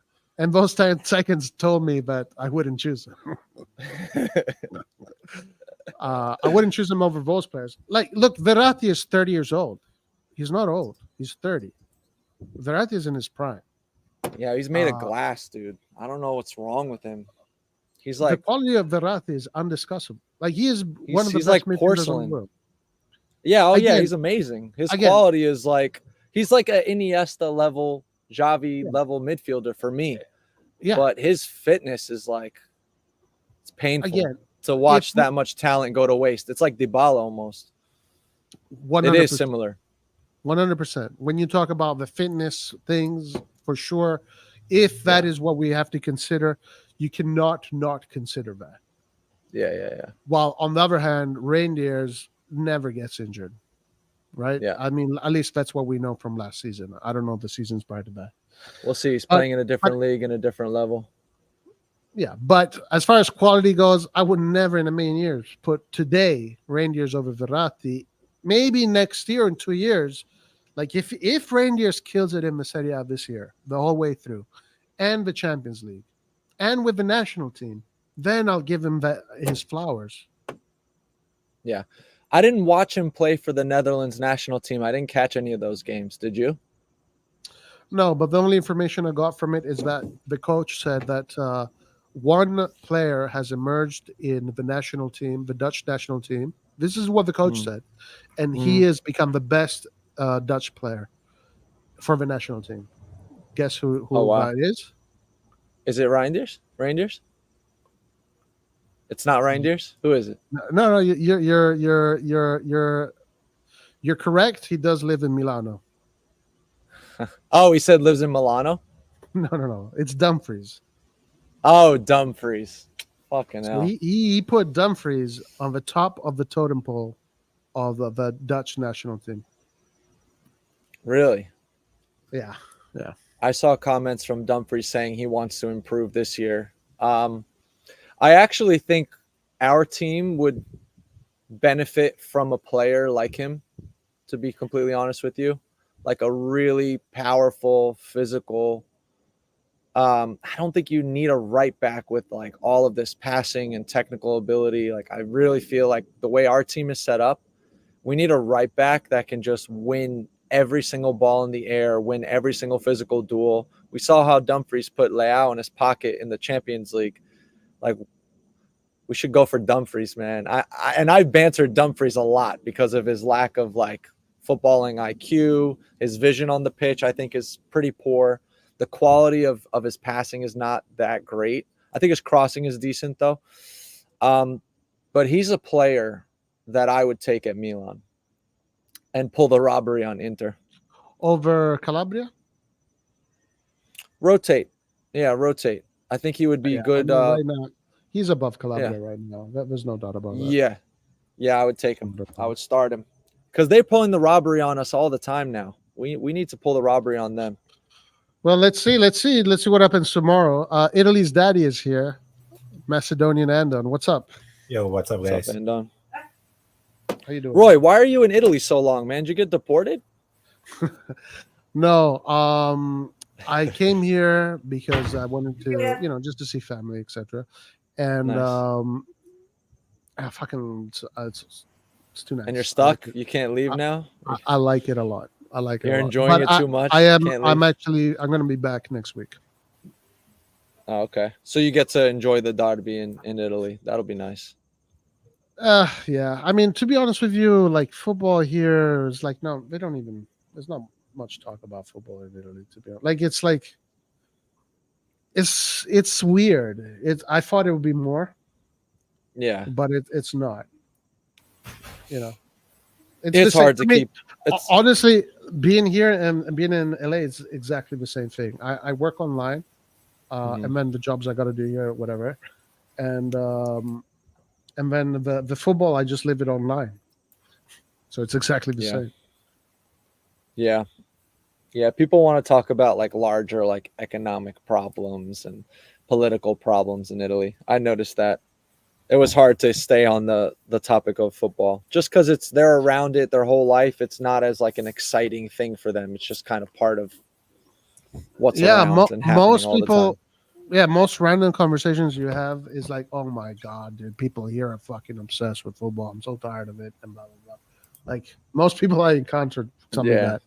But there is the guy, like I think Hans said that when he came to Italy, he didn't see anybody playing football I mean, I don't know. I'm here. The I saw pitches kids playing football. here. The pitches are always filled with teams training. So Yeah, uh, no, I saw some pickup games when I was in Milano, like just some like court fields, some futsal outdoor courts. I saw kids playing. yeah. Um, But question: Italy, What man, was your what a what fucking was your prediction for the derby?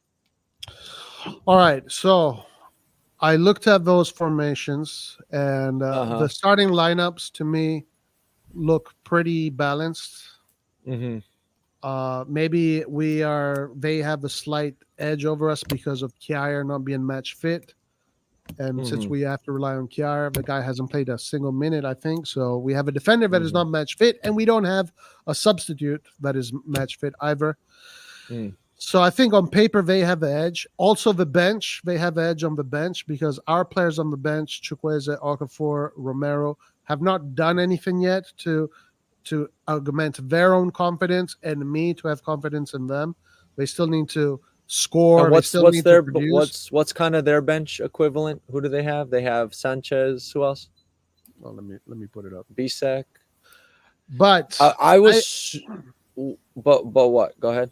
but I think that we can win in the long stretch.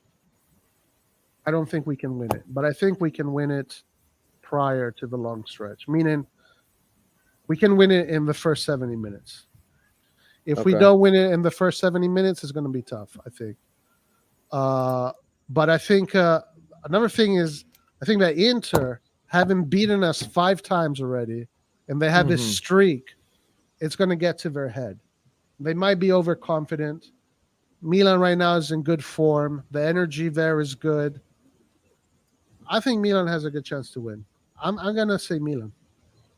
Okay. But on paper, I say Inter. But Yeah, I don't know what. I think the universe says Milan. Yeah, I think so. I don't know what it is. I thought we were gonna get manhandled. Like thinking about this match for the last 2 weeks, I was convinced that we were gonna get manhandled. Like if you watch Inter and the way that they play, they know where to put the ball without even looking. The chemistry that they have, these new players have completely integrated so quickly. They play with like hive mind. They really do. They just know where their teammates are at all times. Super cutthroat and clinical on counters and finishing. And then also the history of beating us so many times. When you beat a team that many times, usually it tends to go in the opposite direction, right? If you're due a win. If you've lost the last 5 games, you're due a win against the team. Yeah. So for some reason, I'm feeling like a 3-1 this morning in the WhatsApp chat. I texted the group. I'm like, listen, I know I've been saying Inter is going to win for the last 2 weeks, but for some reason, I'm feeling like we're going to get the victory and we're going to get 3 goals. But I think Inter will score. So my prediction was 3-1. We'll see. It could easily swing in the other direction again. Depends on what side of the bed I wake up in the morning.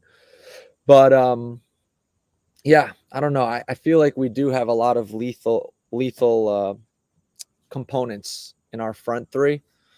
Giroud, though, is not fully fit. Pulisic played a lot of minutes. Chukwueze got an assist, right? He played okay. I saw the highlights. He was all right. Pulisic didn't play a lot of minutes. He played 45 minutes. The last game he was. Didn't he play the full? Didn't he play the full match against before Oman? The game before that. Yeah, but against Oman, he wasn't even like trying at that game. He was saving up for the derby because it was a friendly, and he got taken out like the 46 minutes, something like that. Did Kjaer play, Andon? Do you know if Kjaer got minutes? Okay, so Kjaer does have some not like full 90 minutes, but he got some minutes. He got minutes for Denmark. Okay, so he's got some game time in his legs. That's positive. I mean, this is one of the last games here to show if he deserves another contract to stay or not.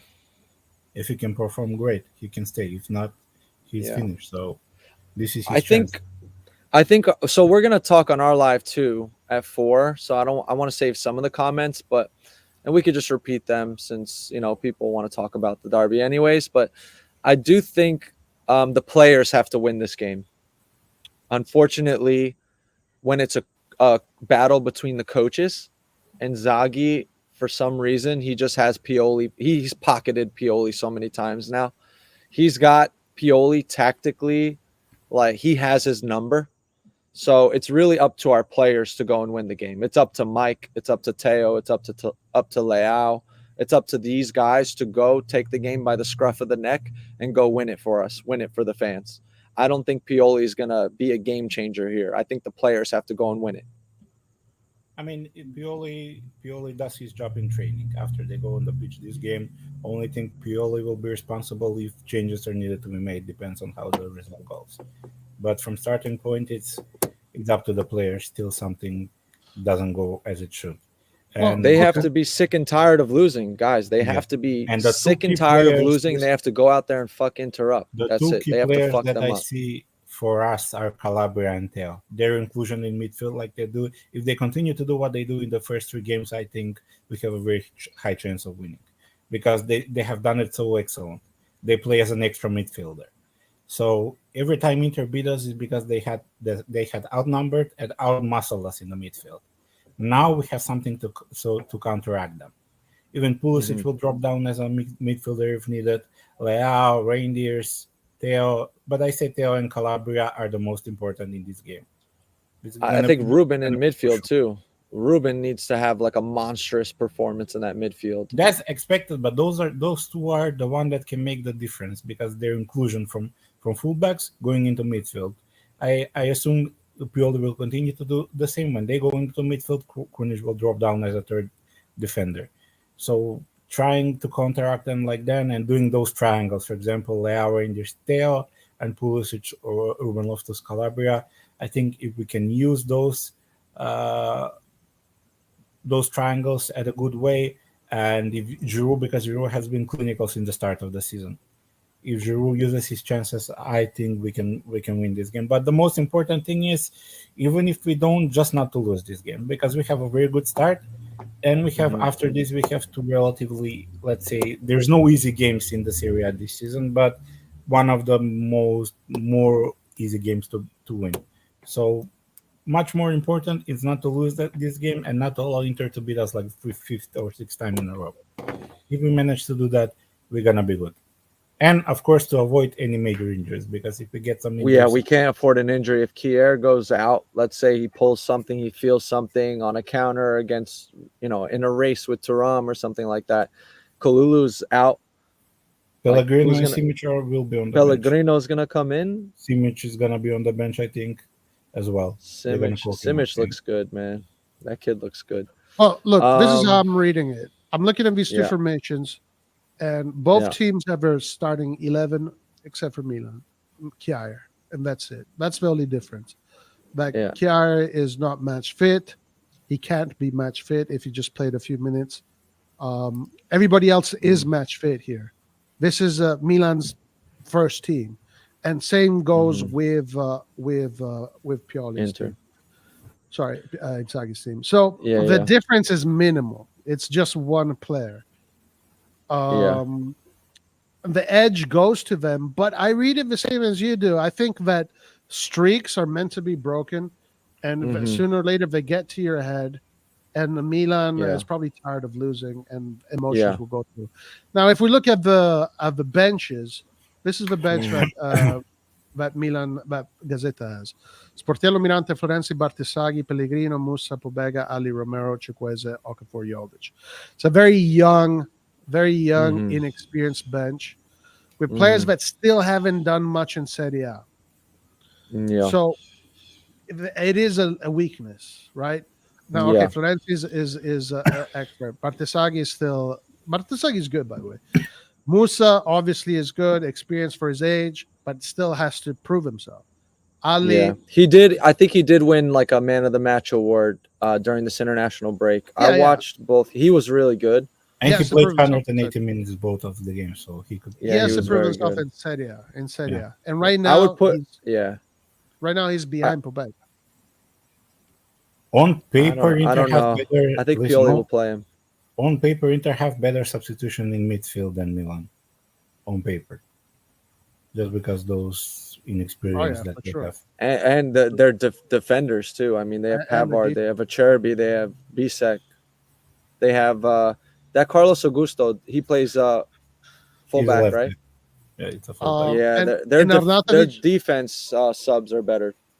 and Arnautovic and Sanchez are not saying they're better than Okafor and Chukwueze, but they have already played this game. Already played these games. We also have it's Jovic, though. Jovic has a couple of seasons in Jovic Serie A too. has a little bit of experience, but Jovic has not practiced with a team yet, from what I've heard. Yeah, Or maybe he has. No, So he hasn't. If we win this game, we have to win it in the first 70 minutes. Dude, we have to win it in the first half. We have to win it in the first half. I think our players are not going to make it to minute 70. Loftus-Cheek is going to be dead after minute 60. Calabria is going to start getting cooked by minute 60 by DiMarco. We have to win this game in the first 45 minutes, in my opinion. Yeah, we have to win it. We have to, because we can win it. We can score even 2 or 3 goals if we take our chances. We are going to create chances for sure, but we can't wait till the end of the game because they're going to have advantages at the end of the game. Unless Chukwueze comes in, Okafor come in, and they show what they're worth, and then we can call them, okay, now these are valuable players and they add serious depth. But they have to show that first. So far, they haven't had the opportunity to show that. Yeah, our right side kind of scares me. So far, both of them have been playing in games that were already decided. Especially last game, their job was only to defend, and Okafor did an excellent job in the defender part. So it's gonna be interesting to see how they will play when we need to score, and I would like to see that, see how they will implement into the team, because the starting 11 is already doing, like, I would not say perfect because you can never be perfect, but they're doing very good. So it's up to them to see how they will react in a game that we need to score and chase the results. This is an exciting derby. I mean, both teams are flying. Both teams are undefeated. All their players have gotten minutes with their national teams. It's gonna be a spectacle. Yeah, and any another team could take it. Yeah, another statistic that is very interesting is that Inter has 1,700 minutes of international playing in these 2 weeks, while Milan has 1,200. There's a big difference there. That's so good. Maybe Milan is fresher. Maybe Milan has less. Yeah, that's good. Less nicks and whatever. Pioli is probably happier about that. So that could be an advantage to Milan. Has Leao scored in the league yet? No. Yes, one goal. Yes. So has one goal. One goal, one assist. I feel like he's not against Roma. I feel like he's still he doesn't look satisfied with himself fully. I feel like he wants to contribute more, and probably isn't satisfied with Giroud having 4 times as many goals as he has. I think Leao is going to be very motivated in this match. I just hope he doesn't get shut. He got shut down by Dumfries pretty hard in the Champions League. I mean, I watched that live, and he was completely demoralized. Once Dumfries put like 2 crunching challenges on him, he won 1 aerial ball in the air where Leao just went flying, and after that, Leao was cooked. Finito. He had 1 exciting play after that for the rest of the match, and Dumfries basically pocketed him. So, and then Dumfries, he's probably full of confidence, riding high off those comments from his national team coach. Like that matchup, Leao has to win that matchup to give us the edge. DiMarco and Calabria, that's another matchup that scares me. Like if Calabria is not at least winning 50% of the duels against DiMarco, like if he's just getting outmatched by him on every play, that could spell trouble for us as well.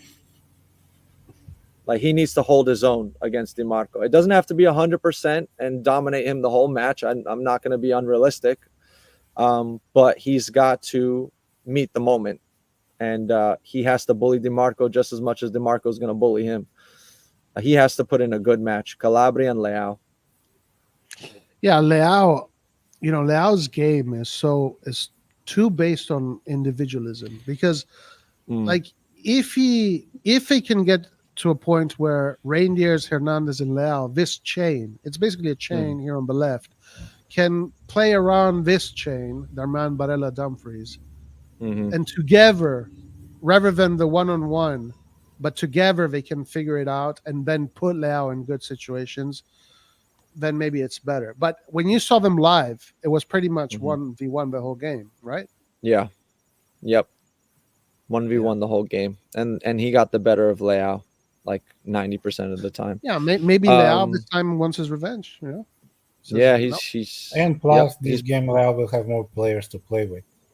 Last season he didn't have that much. You were wasting Reindeers helps a lot, man.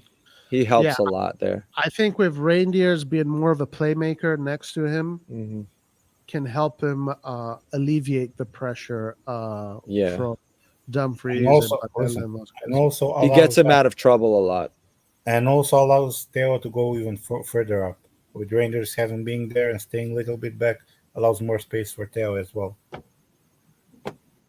Yeah, I think Reindeers just improves that duo a lot. He bails them out all the time when they lose possession.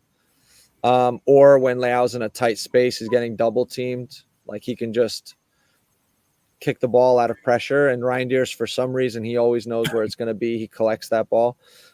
Theo used to try and do that, but he would get beat to the ball whenever Leao would lose possession. Sometimes Theo would put in a crunching challenge, you know, buy a free kick or something like that. But with Reindeers there, I think it gives them a lot more playmaking ability in that area of the pitch. Because Leao and Theo Hernandez, the two of them work well off of one another. But because they didn't have a third guy really linking up with them, they had to rely solely on their 1v1 ability and pace.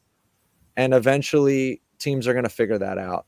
You're not going to be able to get away with that, especially a team like Inter with 5 midfielders. So putting Reindeers there next to those guys helps a lot. But even if the teams figure that out, now we are also dangerous from the right side as well. So we're not solely dependent on the left side. We can do something from the right. If they shut us down on the left, they're going to use more bodies, more people. It's going to release some space in the middle and on the right. And so far, in the first 3 games, Pulisic and Ruben Loftus, even Calabria showed that they can use that space.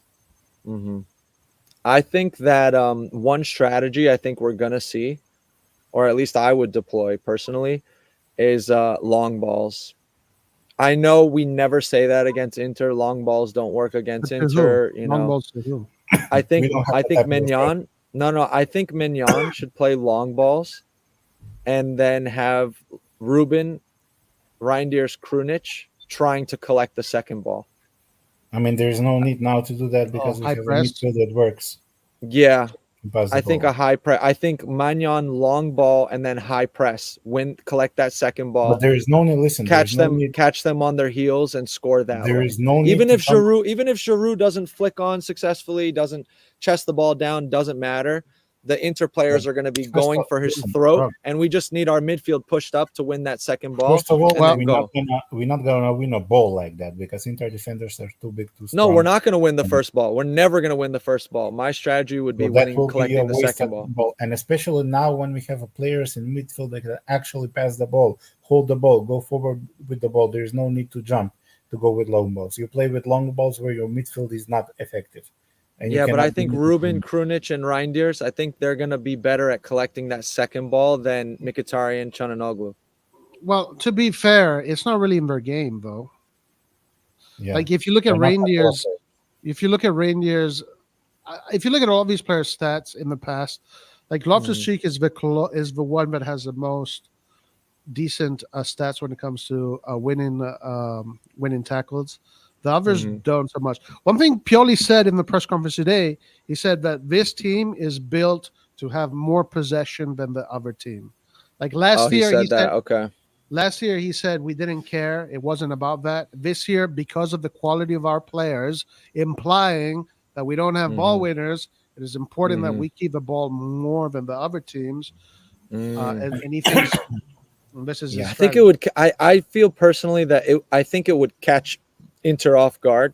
I don't think they would be expecting it. But I hear you guys. They typically do smother those long balls in the air and make it very difficult to collect the second ball. So, I mean, especially Bastoni. Bastoni is God in air duels. You cannot win a duel from him. So yeah, I think what we should focus, the one point that we should focus in their defense is Darmian. If we can focus him and make him make a mistake, then it's good. Because I don't think on the other side, because I think Bastoni is one of the defenders that last season didn't make a mistake leading to goal, something like that. He had some crazy stat like that. He hadn't made an error that led to goal. So he's a lot more stable, and I think that's why we should focus on Darmian. Like teams are doing for us, for example, they're always focusing Calabria, especially in the last games, because they know that he's not that concentrated in the later stages of the game, and he has those lapses of concentration when he's easily dribbled or passed by. So I think we should do the same, but on Darmian. Do you think we should high press or no? I think we have to high press. I think there's no choice. You think we have to? Yeah. That's why we were so effective against Roma. Roma didn't have a shot in the first 45 minutes. Roma were not. I'm scared. I'm scared to press high. With Lautaro, gonna suffer a lot. With Lautaro and Thuram, I'm scared to press high up the pitch. Like those two guys, I don't know how their chemistry is this good already, but they're absolutely lethal on the counter. What is this guy? What? I mean, we're gonna. That's why Krunic will drop as the third defender. One second. I don't know if Fabio, if you're listening right now or you're in the beginning of a stream, but what are you talking about? Come on, Fabio. Roy, Roy, why are you mad about Gary's posters in 1982?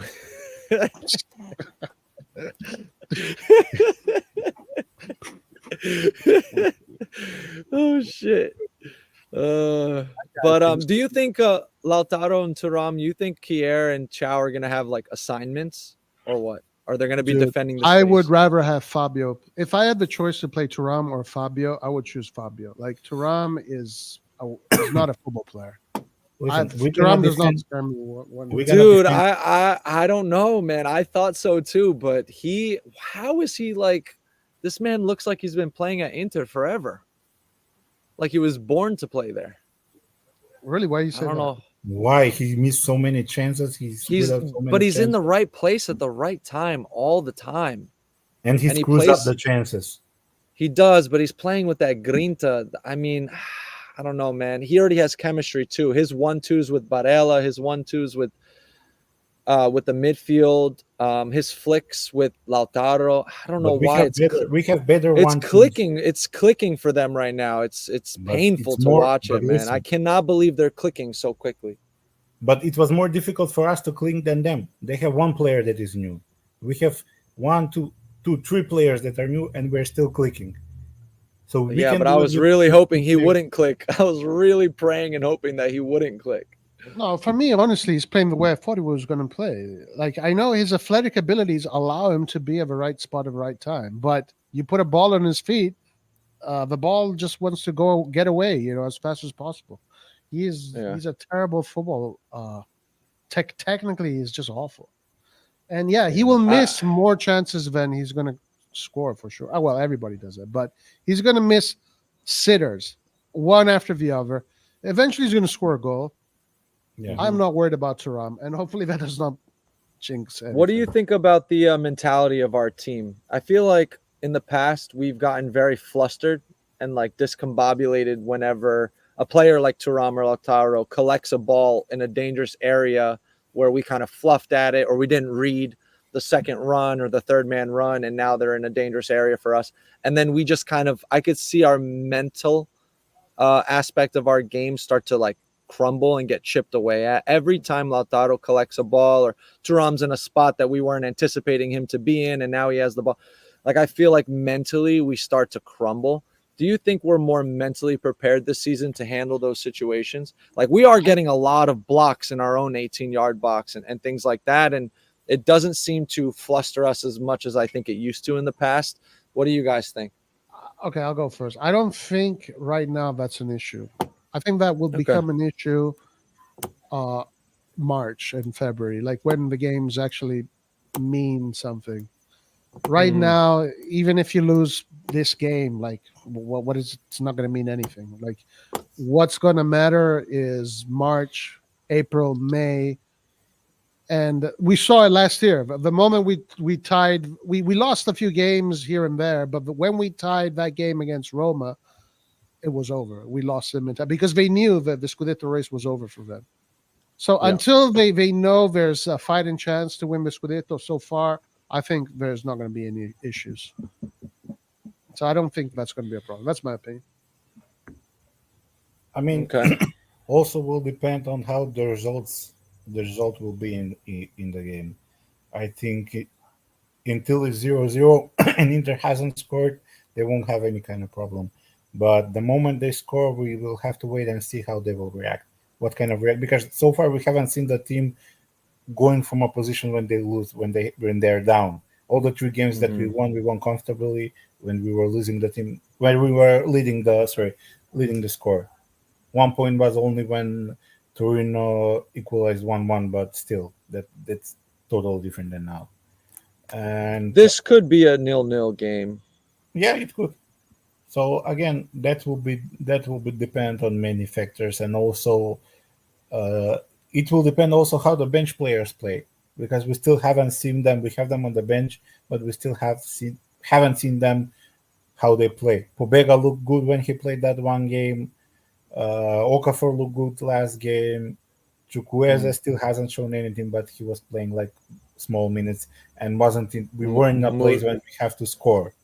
Musa is kind of an unknown quantity hasn't still. Played yet, so depends on those players, how will they interact and how will be implemented into the team, or if they can take, for example, if we take out Ruben Loftus-Cheek, if Pobega can take his assignments and do that good. If we take out, for example, Krunic, it will be very important who will replace Krunic at that position and how they will cover that position. So that will be one of the main factors. Our defensive depth is really bad. Like Calabria at this point, like when Calabria's healthy for this many games, I just start counting down the minutes to when he's going to like go down, hold his hamstring, and then have to leave the pitch. Like Calabria, if Calabria or Kier pull up, or even both of them just pull up, touching their hamstring, they're not feeling right, we're fucked. Kalulu's out. Tomori's out. Pellegrino's a kid. Bertesagi's a kid. He's not a kid. He's 21. You cannot call him as a kid at 21. Yeah, well, he hasn't played. I mean, he has not played at this level. I don't know. Maybe. Also, we have. What did Pioli say? Also, we have Florencio on the bench. Pioli said Pellegrino. Pioli said that your favorite thing. Pellegrino is not ready. He still needs to adapt to the style of play in Italy, and he comes from a different system. But he said that he said the same things to Ciao. He said the same things for Ciao. Now we need Pellegrino. Now we need Pellegrino to co-sign what Pioli said and say, "Yeah, I don't feel ready. It's a new league. I'm still learning," just like Ciao did. But he did say that once he's going to be ready, he thinks he's going to be very good. He did say that. Well, one concern I have about Pellegrino game is he's a little bit aggressive, and I don't know, because this season I saw so many yellow cards in Serie given for reasons they shouldn't be given. He's gonna be our Romero, right, Andon? Yeah. So he's our new. He's gonna be our version of Romero. I'm just worried what kind of aggressive player he is. Either he's good aggressive, or he's a reckless tackler that goes uncompromising. On that topic, piggybacking off of that topic, Andon, do we know who our referees assigned to this match are? Oh, I don't know. Refereeing just across European football has been like insane to me. Some of these decisions have baffled me. Like 3 games into the season, 4 games in some other leagues, some of these decisions have baffled me. Like, I'm scared.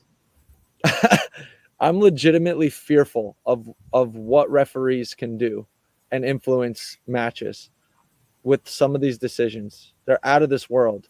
these red cards for defensive challenges outside of the 18-yard box, totally normal. È molto positivo, poi defensive è chiaro che tutti challenges. guardano quello che si vince. I mean, it's just crazy. Sorry. I think the In un referee is aspetto più somebody called totale è Sosa. chiaro che il loro lavoro è sicuramente. I don't know who Look that at is. Pazzini. Look at our boy Pazzini, man. Scoring Man, I with a love that. limp. My I love boy. that player too much. He shouldn't have left, or they shouldn't Considerare have il left Napoli him go. perché Man, I love that goal when he was injured, holding his leg. He got up and then banged one in. That was awesome. All right, yeah, let's figure out these referees. Somebody named Let's see. Sosa. I don't know him. Who the Do fuck they is- have an Simone Interista Sosa. face? There it is. It's on the top. If you're looking for him. Arbitro. Simeone Sosa. Never I heard of don't him. I don't know. He's some new referee. But Giuseppe Miazza, is that good for us? Oh no, that's the fucking stadium. What am I talking about? My bad. Yeah, that'll be very good for us, actually. That's hilarious. Oh fucking hell. Yeah, I should be working right now. Okay, Souza. So we have Pull up Simone a- Sosa, Simeone Souza. Ciro Ciro Carbone, don't know him. Don't know these guys. Marcus Var- Vidal, Oh, I know Forty. this guy. He sucks. but he's 43. Yeah. So He's fourth.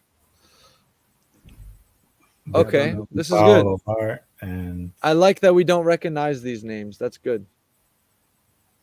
So they're kind of I mean, maybe we should also try unknown. to get another penalty because they're giving soft penalties this season, and we can play a lot in dude, the they're, box. they're giving penalties like candy this season. It's crazy.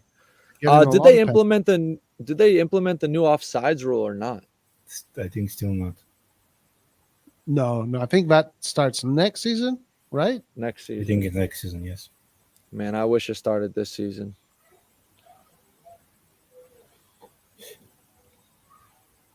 Okay. I mean, with Giuseppe Miazza officiating this match, I think we're sure to win. Oh, I don't know if you saw Caldara got injured again, like for a longer. Caldara. Yeah, Really? for a longer period of time. What happened to Yassine Adli, man? Pioli said he was going to play. He said he was going to play. Early. He's gonna play next round in the Serie because Krunic cannot play every single game.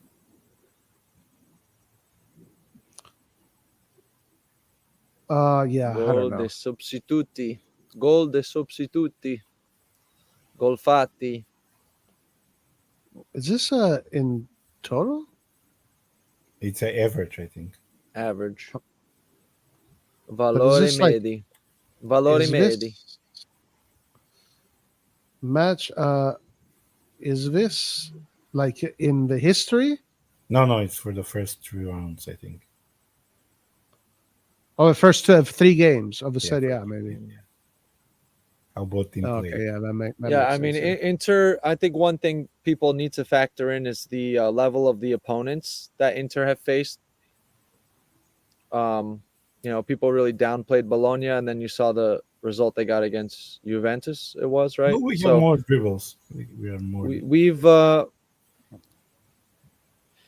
yeah, my only thing with us is I would love for us to be more consistent in our style of play. I hate when we go to like individualistic playing and we get stuck in that like 10-minute mode of just individualistic playing and like not connecting with one another, give the ball to Leao, hopefully he does something.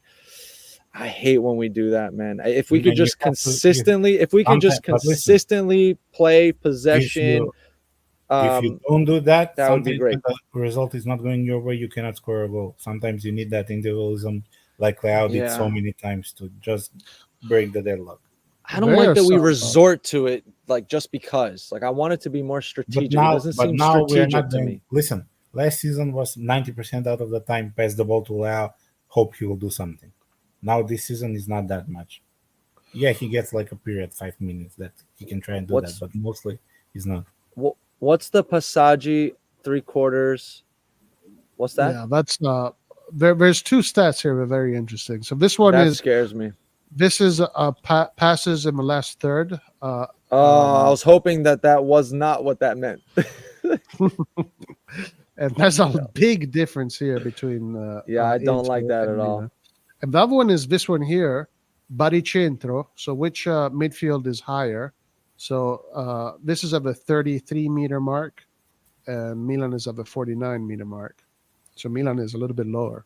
So Inter is pushing higher more than well, Milan. that makes sense because of how much they have the ball in the final third. It would make sense that their line is higher. I mean, our line's still pretty high, still pretty good, but it should be higher in the first 3 matches against the opponents that we've played. Another very interesting stat that I saw earlier is that Milan is 10th in shots on goal, but they're with Inter on the team that has scored the most goals. So it's an interesting stat. Okay, so we're picking our moments. We're being a little bit more selective. I think we are more clinical than them. They have more shots and they have more position of the ball, but we use most of our chance. And that's Thuram. If it was Lukaku, if it was another striker, they'd have double the amount of goals. But that's Thuram right there. They should start Arnautovic. Yeah, probably. Man, Mike Mignon really helps us with looking at these stats. Thank God we have Mike. Which stats are you looking at? How much possession they have in the final third. Right. And how high their line is. I mean, Mike Mignon helps a lot. If I'm we kind of had surprised like by this stat, to be honest with you. Yeah, I don't like that stat at all. That stat scares me. I don't like that stat. But because Inter play with more men in midfield. They're playing with more people in midfield, and they don't play that direct style. They try to go through the midfield to find a Lautaro. And we go more from the wings. But this much difference? Like Roy, take the stat off the screen, man. I'm just oh God. Because they have more people centrally. That stat just demoralized me, to be honest. Our passes I'm worried. More down on the wings. Well, listen, at least in general, we have we've achieved 4 more passes than they have. Yeah, average we do 4 more passes. But final third, I'm outstanding at the difference. Almost double. That's not great. But look at you can look at the dribbling as well. We have more dribbles. I mean, we're gonna play with a high line also. The difference. Listen, they do 3.3 dribbles. We do 8.6. Yeah, that's a big difference. The style of play that we play. Yeah, we play 2 totally different styles. Well, yeah, that says that we're more individualistic, while they're more of a team cohesive. But if your individuals are on the level of Leao, your individuals are being productive with those dribbles, like Pulisic when he dribbled and he scored outside the box. Like if they're putting end product at the end of those, then it does matter. Yeah. But if there was no end product, I wouldn't even care about that stat. That would be a useless stat to me. Yeah, I think we should try to shoot the ball more often from outside the box. We have no people that can do that. The issue is we dribble to give us numerical advantage, but with the way Inter sets up their team, dribbling doesn't always give you a numerical advantage because they stack the midfield. So like Leao could dribble Dumfries, but then he still has 3 more players to beat. It's not like he has 1 more player to beat like Darmian. Barella is going to be there. Like Çalhanoğlu is going to be there. Like he's going to have to. He beats one, he has to beat 2 or 3 more, not just 1 more. So dribbling doesn't help against Inter. Then he can shift the ball to the right when there's more space. They cannot cover in time, so the right winger can do some damage. How many kilometers have they covered though? Was that stat there? Like how much kilometers they cover? Yeah, they had 52. We have 49. I thought that was just the meter on the pitch that we are lining up. How much they run? That is how much they run. Where is that? Wait, stop here. At the bottom, the last one. No, below dribbling. No, that's the. No, that's where your line is. Yeah, that's the average line is. Yeah. Do they have that? How many kilometers they cover?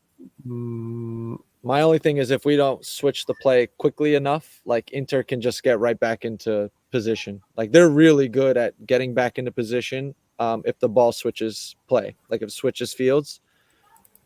They're very good at that. countering against that. Man, I don't know. I mean, I'm hoping a 3-1. That would be fantastic. If even one of our defenders looks fatigued or just behind the pace, we're gonna get blown out. Blown out?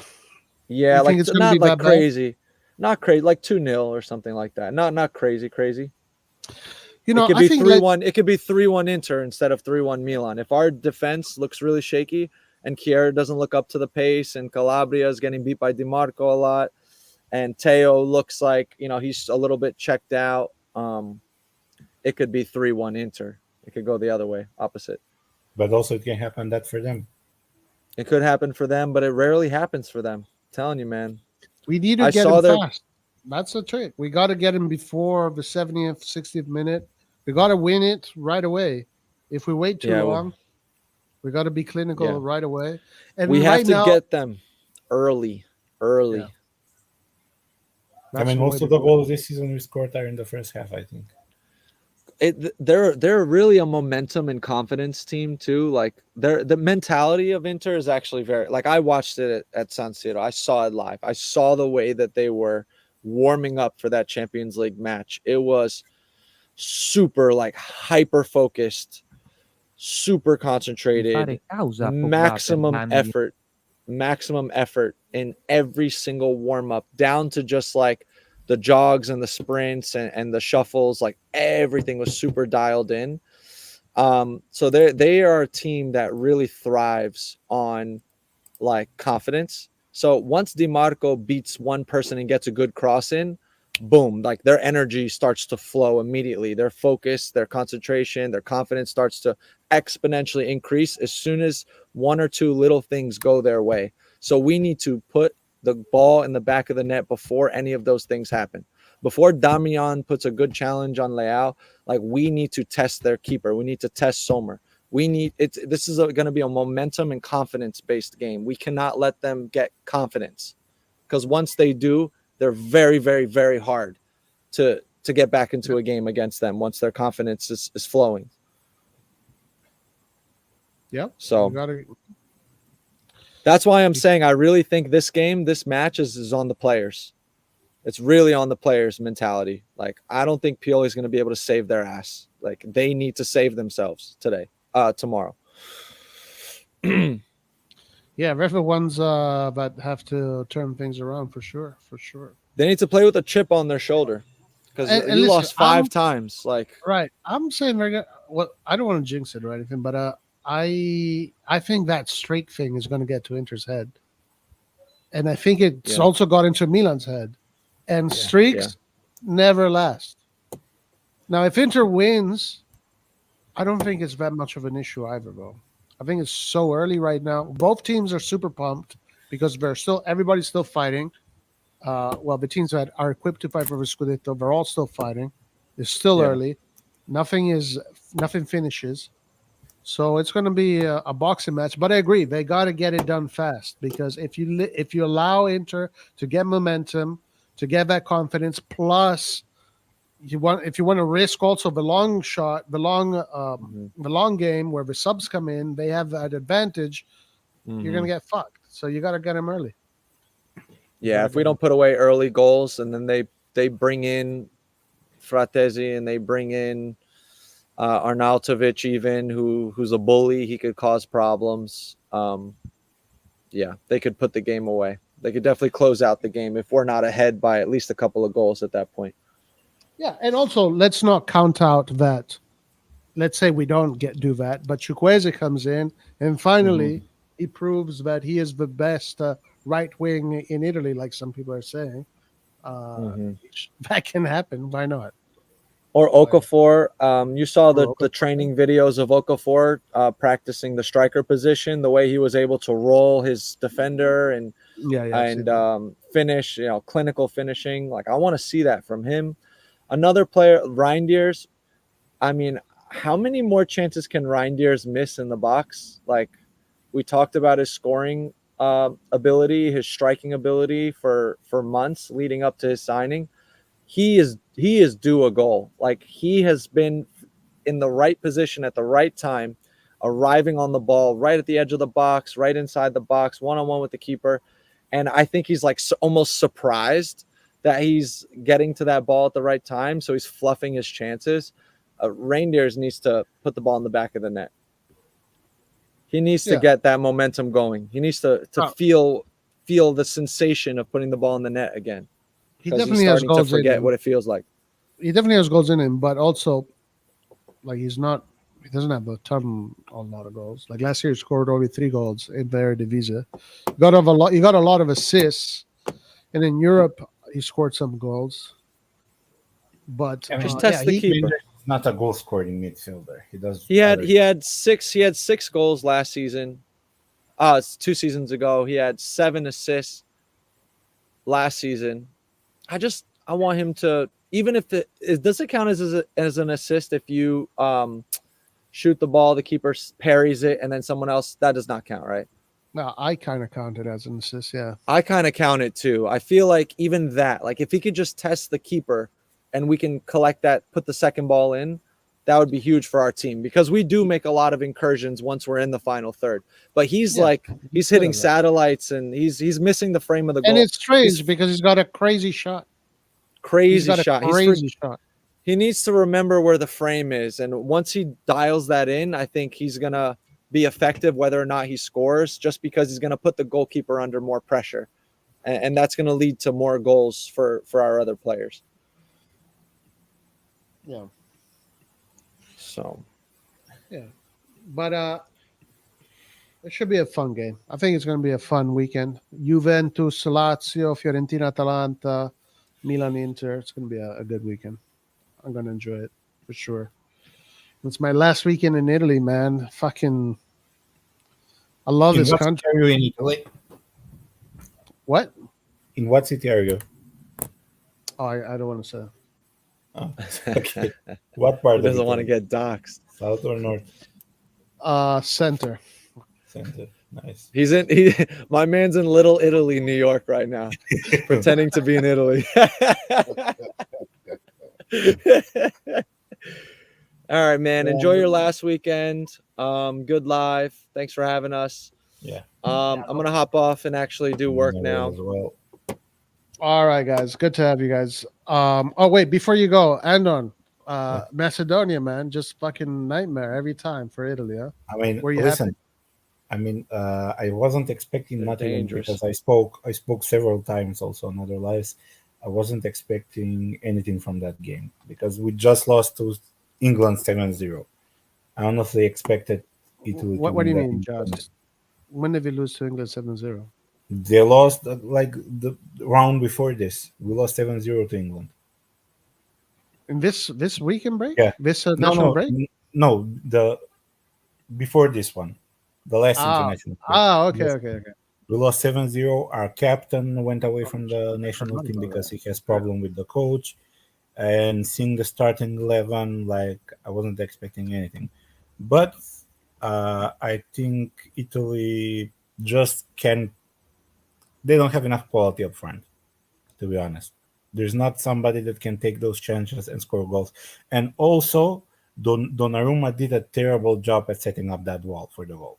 It was a terrible setup for that goal. It wasn't that difficult to save that shot because he made a mistake. He set up the wall too centrally. He left space left and right, and he had terrible positioning.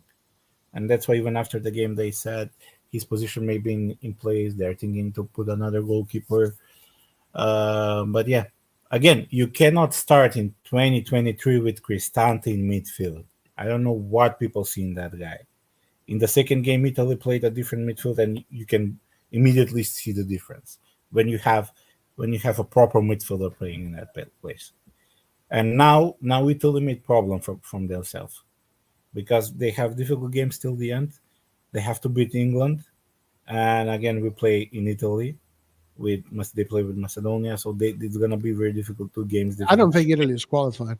What do you think? Do you think Macedonia can get it done? No, I think the game that we lost against Ukraine 3-2, it was a bigger problem. So it's there when we lost because we were leading 2-0 after that Ukraine turned the match around. If we won that game, yeah, I would say yes. But now it's kind of difficult because we have to play England again, we have to play Italy one more time, and I think we have to play Ukraine one more time. In order to win, we have to win all 3 games, but I don't think we have enough to do that. I still think that England is 100% qualified, so now it's between Italy and Ukraine. But again, Italy now is doing the same mistake they did for the World Cup. Instead of getting that place in the qualifying, they're dropping points in matches they shouldn't drop, and they're putting themselves into a position where I don't think we're going to do it. I think we're going to not qualify again. So that is one of the reasons why, let's say, not shit on Italy, but I'm not satisfied with how Italy plays and the type of player they called up into the national team. They did the same mistake like they did 2026 after the World Cup. After the Euros, they didn't do enough things to change around the team to make it grow after that Euro win. They went backwards. They did the same in 2006. So they need to change a lot of things inside the federation. I think Spalletti is a positive change. And I think Spalletti can do that change, but he will need just a little bit more time. Well, you're more confident than I am. Yeah, he just needs time, and not to call up the right players to play. I think Immobile is done as a striker to be able to carry. Italy has a lack of strikers that can produce. That's a bigger problem that Italy has. They need to focus on young strikers to try to develop them, give them time to play, develop them properly, so they can have that clinical finisher they had for years. So Immobile is finished. They need to find somebody else that can cover that. Raspadori is good, but Raspadori is not a typical striker. So they're missing that one piece. He's a false nine. Yeah. Scamacca may be that guy, but they need to play him. You cannot hope he's that guy and not call him up. He wasn't even called up, I think. Was he injured or something? They have to start Scamacca every single game. I don't understand. They have to give him time. They have to start him every single game so he improves. You can't just stick players in. You have to play them. They need to do that, especially with some other players. Give them a little bit of time. Just do that change in generations, because Italy is doing very well in the under 21, under 19, under 17. But unless they give those players chance, those success in the youth categories doesn't mean anything, because they cannot go with the success. They cannot, let's say, contribute to the senior levels. But that's another whole problem that the full Italian Serie A has. They have to start playing them. Play them in the first team. You don't need, for example, a lot of the teams, especially smaller teams, you don't have to buy old players, old experienced international players. You have the youth that is doing good in junior levels. Just give them a chance to play. Try to develop them. You're going to get a player from your academy. Even if you want to sell them, you're going to have a huge financial turnover. And also you're doing a service to the national team. But they need to start playing them. Until they do that, the same thing will happen with Italy. Guys, what do you think about Albania about to make the Euro? I'm totally going for Albania, dude. If Albania makes the second Euro, time, is it the second time ever? Yeah, second time. I am. That's going to be my team. That's going to be my team for the Euro. Nah, man, I need that. I want to troll Floki and Red John. I want them to get destroyed. I want them to get destroyed, man.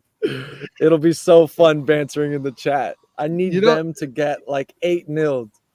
You know, they're definitely going to make it. Like, we're definitely getting qualified. Like, if they can't fuck it up anymore, there's no way they can fuck it up. The group is doable, and they're doing really well. Yeah, they have done very well. It'll be a Cinderella story. It'll be an amazing story if they do well. I mean, but it'll be hilarious if they don't do well. I mean, they have a good squad, especially right now. They have very good options in attack, which Albania who are didn't have so far. And plus, Silvinho is their coach. Nice. Who? They have a Brazilian coach, Silvinho, the guy that played. I think. There you go. Simple. Yeah. Guys, if you want to improve your caralho, Brasil. Caralho. If you want to improve your national team, it's very simple. Go find some Brazilians off the street, give them a passport, and stick them in the team. It's just so simple, so easy. That's right. That's what Switzerland. You know, Switzerland So Italy made the final of beach volley football, right? The beach football. Mhm. Really? They made the final. I mean, Italy is surrounded by the sea, so it kind of makes sense. It's like I think it's one of the only countries in Europe that is Yeah. all surrounded by the sea. Switzerland has no beaches, and fucking Switzerland beat Italy. But I'm willing to bet that half of that squad was Brazilian. They're like, how many white, blonde, blue-eyed Brazilians can we find to stick on this Right. team?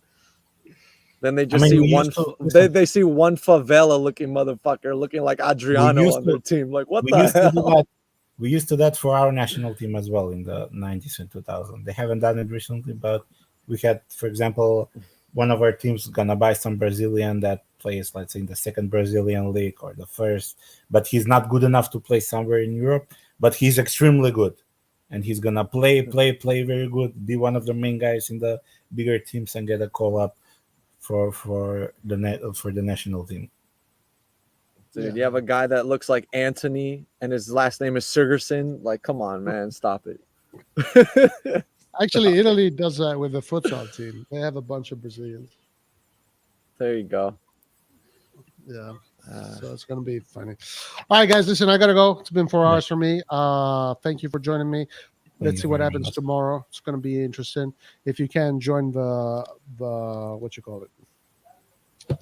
I think we're gonna do a Milan Lab post-match. live at 4. Also, I don't know if we're gonna do one or not. We may or may not do it. But you can hear from some of the other guys what their take is on the derby as well. But yeah, for the match, you guys are gonna do a post match. Yep, it's post matches. So yeah, Liarts who doesn't we do could a go. live. We could go listen to Liart say Chukwueze gave him Casti vibes in the 80th minute. Hey, when Chukwueze came on in the 91st minute, he gave me Casti vibes. That'll be fun. That'll be fun. All right, cool, guys. Forza Milan. Good luck. Hopefully we get. All right, this done. guys. Have a good one. Peace out. Ciao. Safe travels, man. Enjoy your last weekend. Thank you, bro. All right, guys. All right, thank you, later, everybody, guys. for joining us. Click that like button on your way out. Subscribe, and we'll see you next time. Oh, wait. We have a message here for Rock. I don't know if I don't have time, guys. I can't. I'm going to a concert.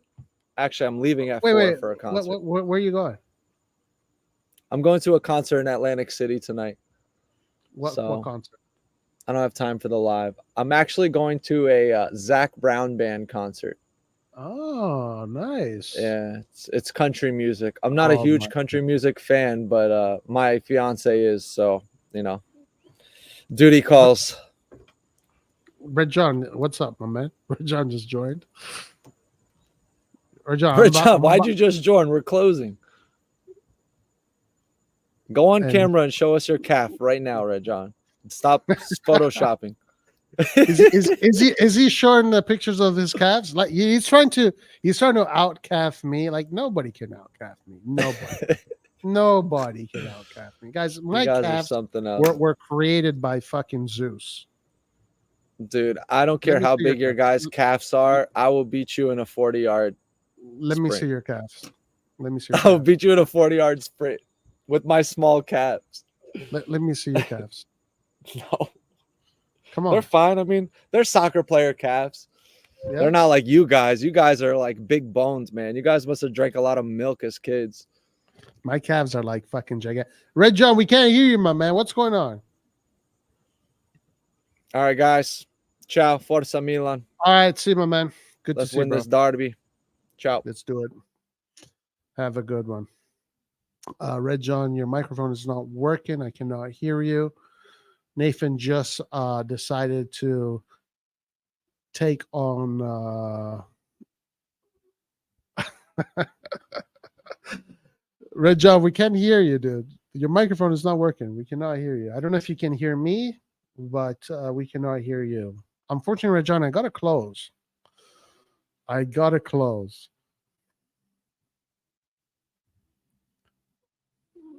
Oh wait. I can hear, right? Mic not working. I can hear you. Yeah, your mic is not working. But anyway, I'm closing, Red John. If you want to All right, guys. See you later. Peace out. Till the next one. Forza Milan. Tomorrow, big day. We'll see you tomorrow. Ciao. Arrivederci.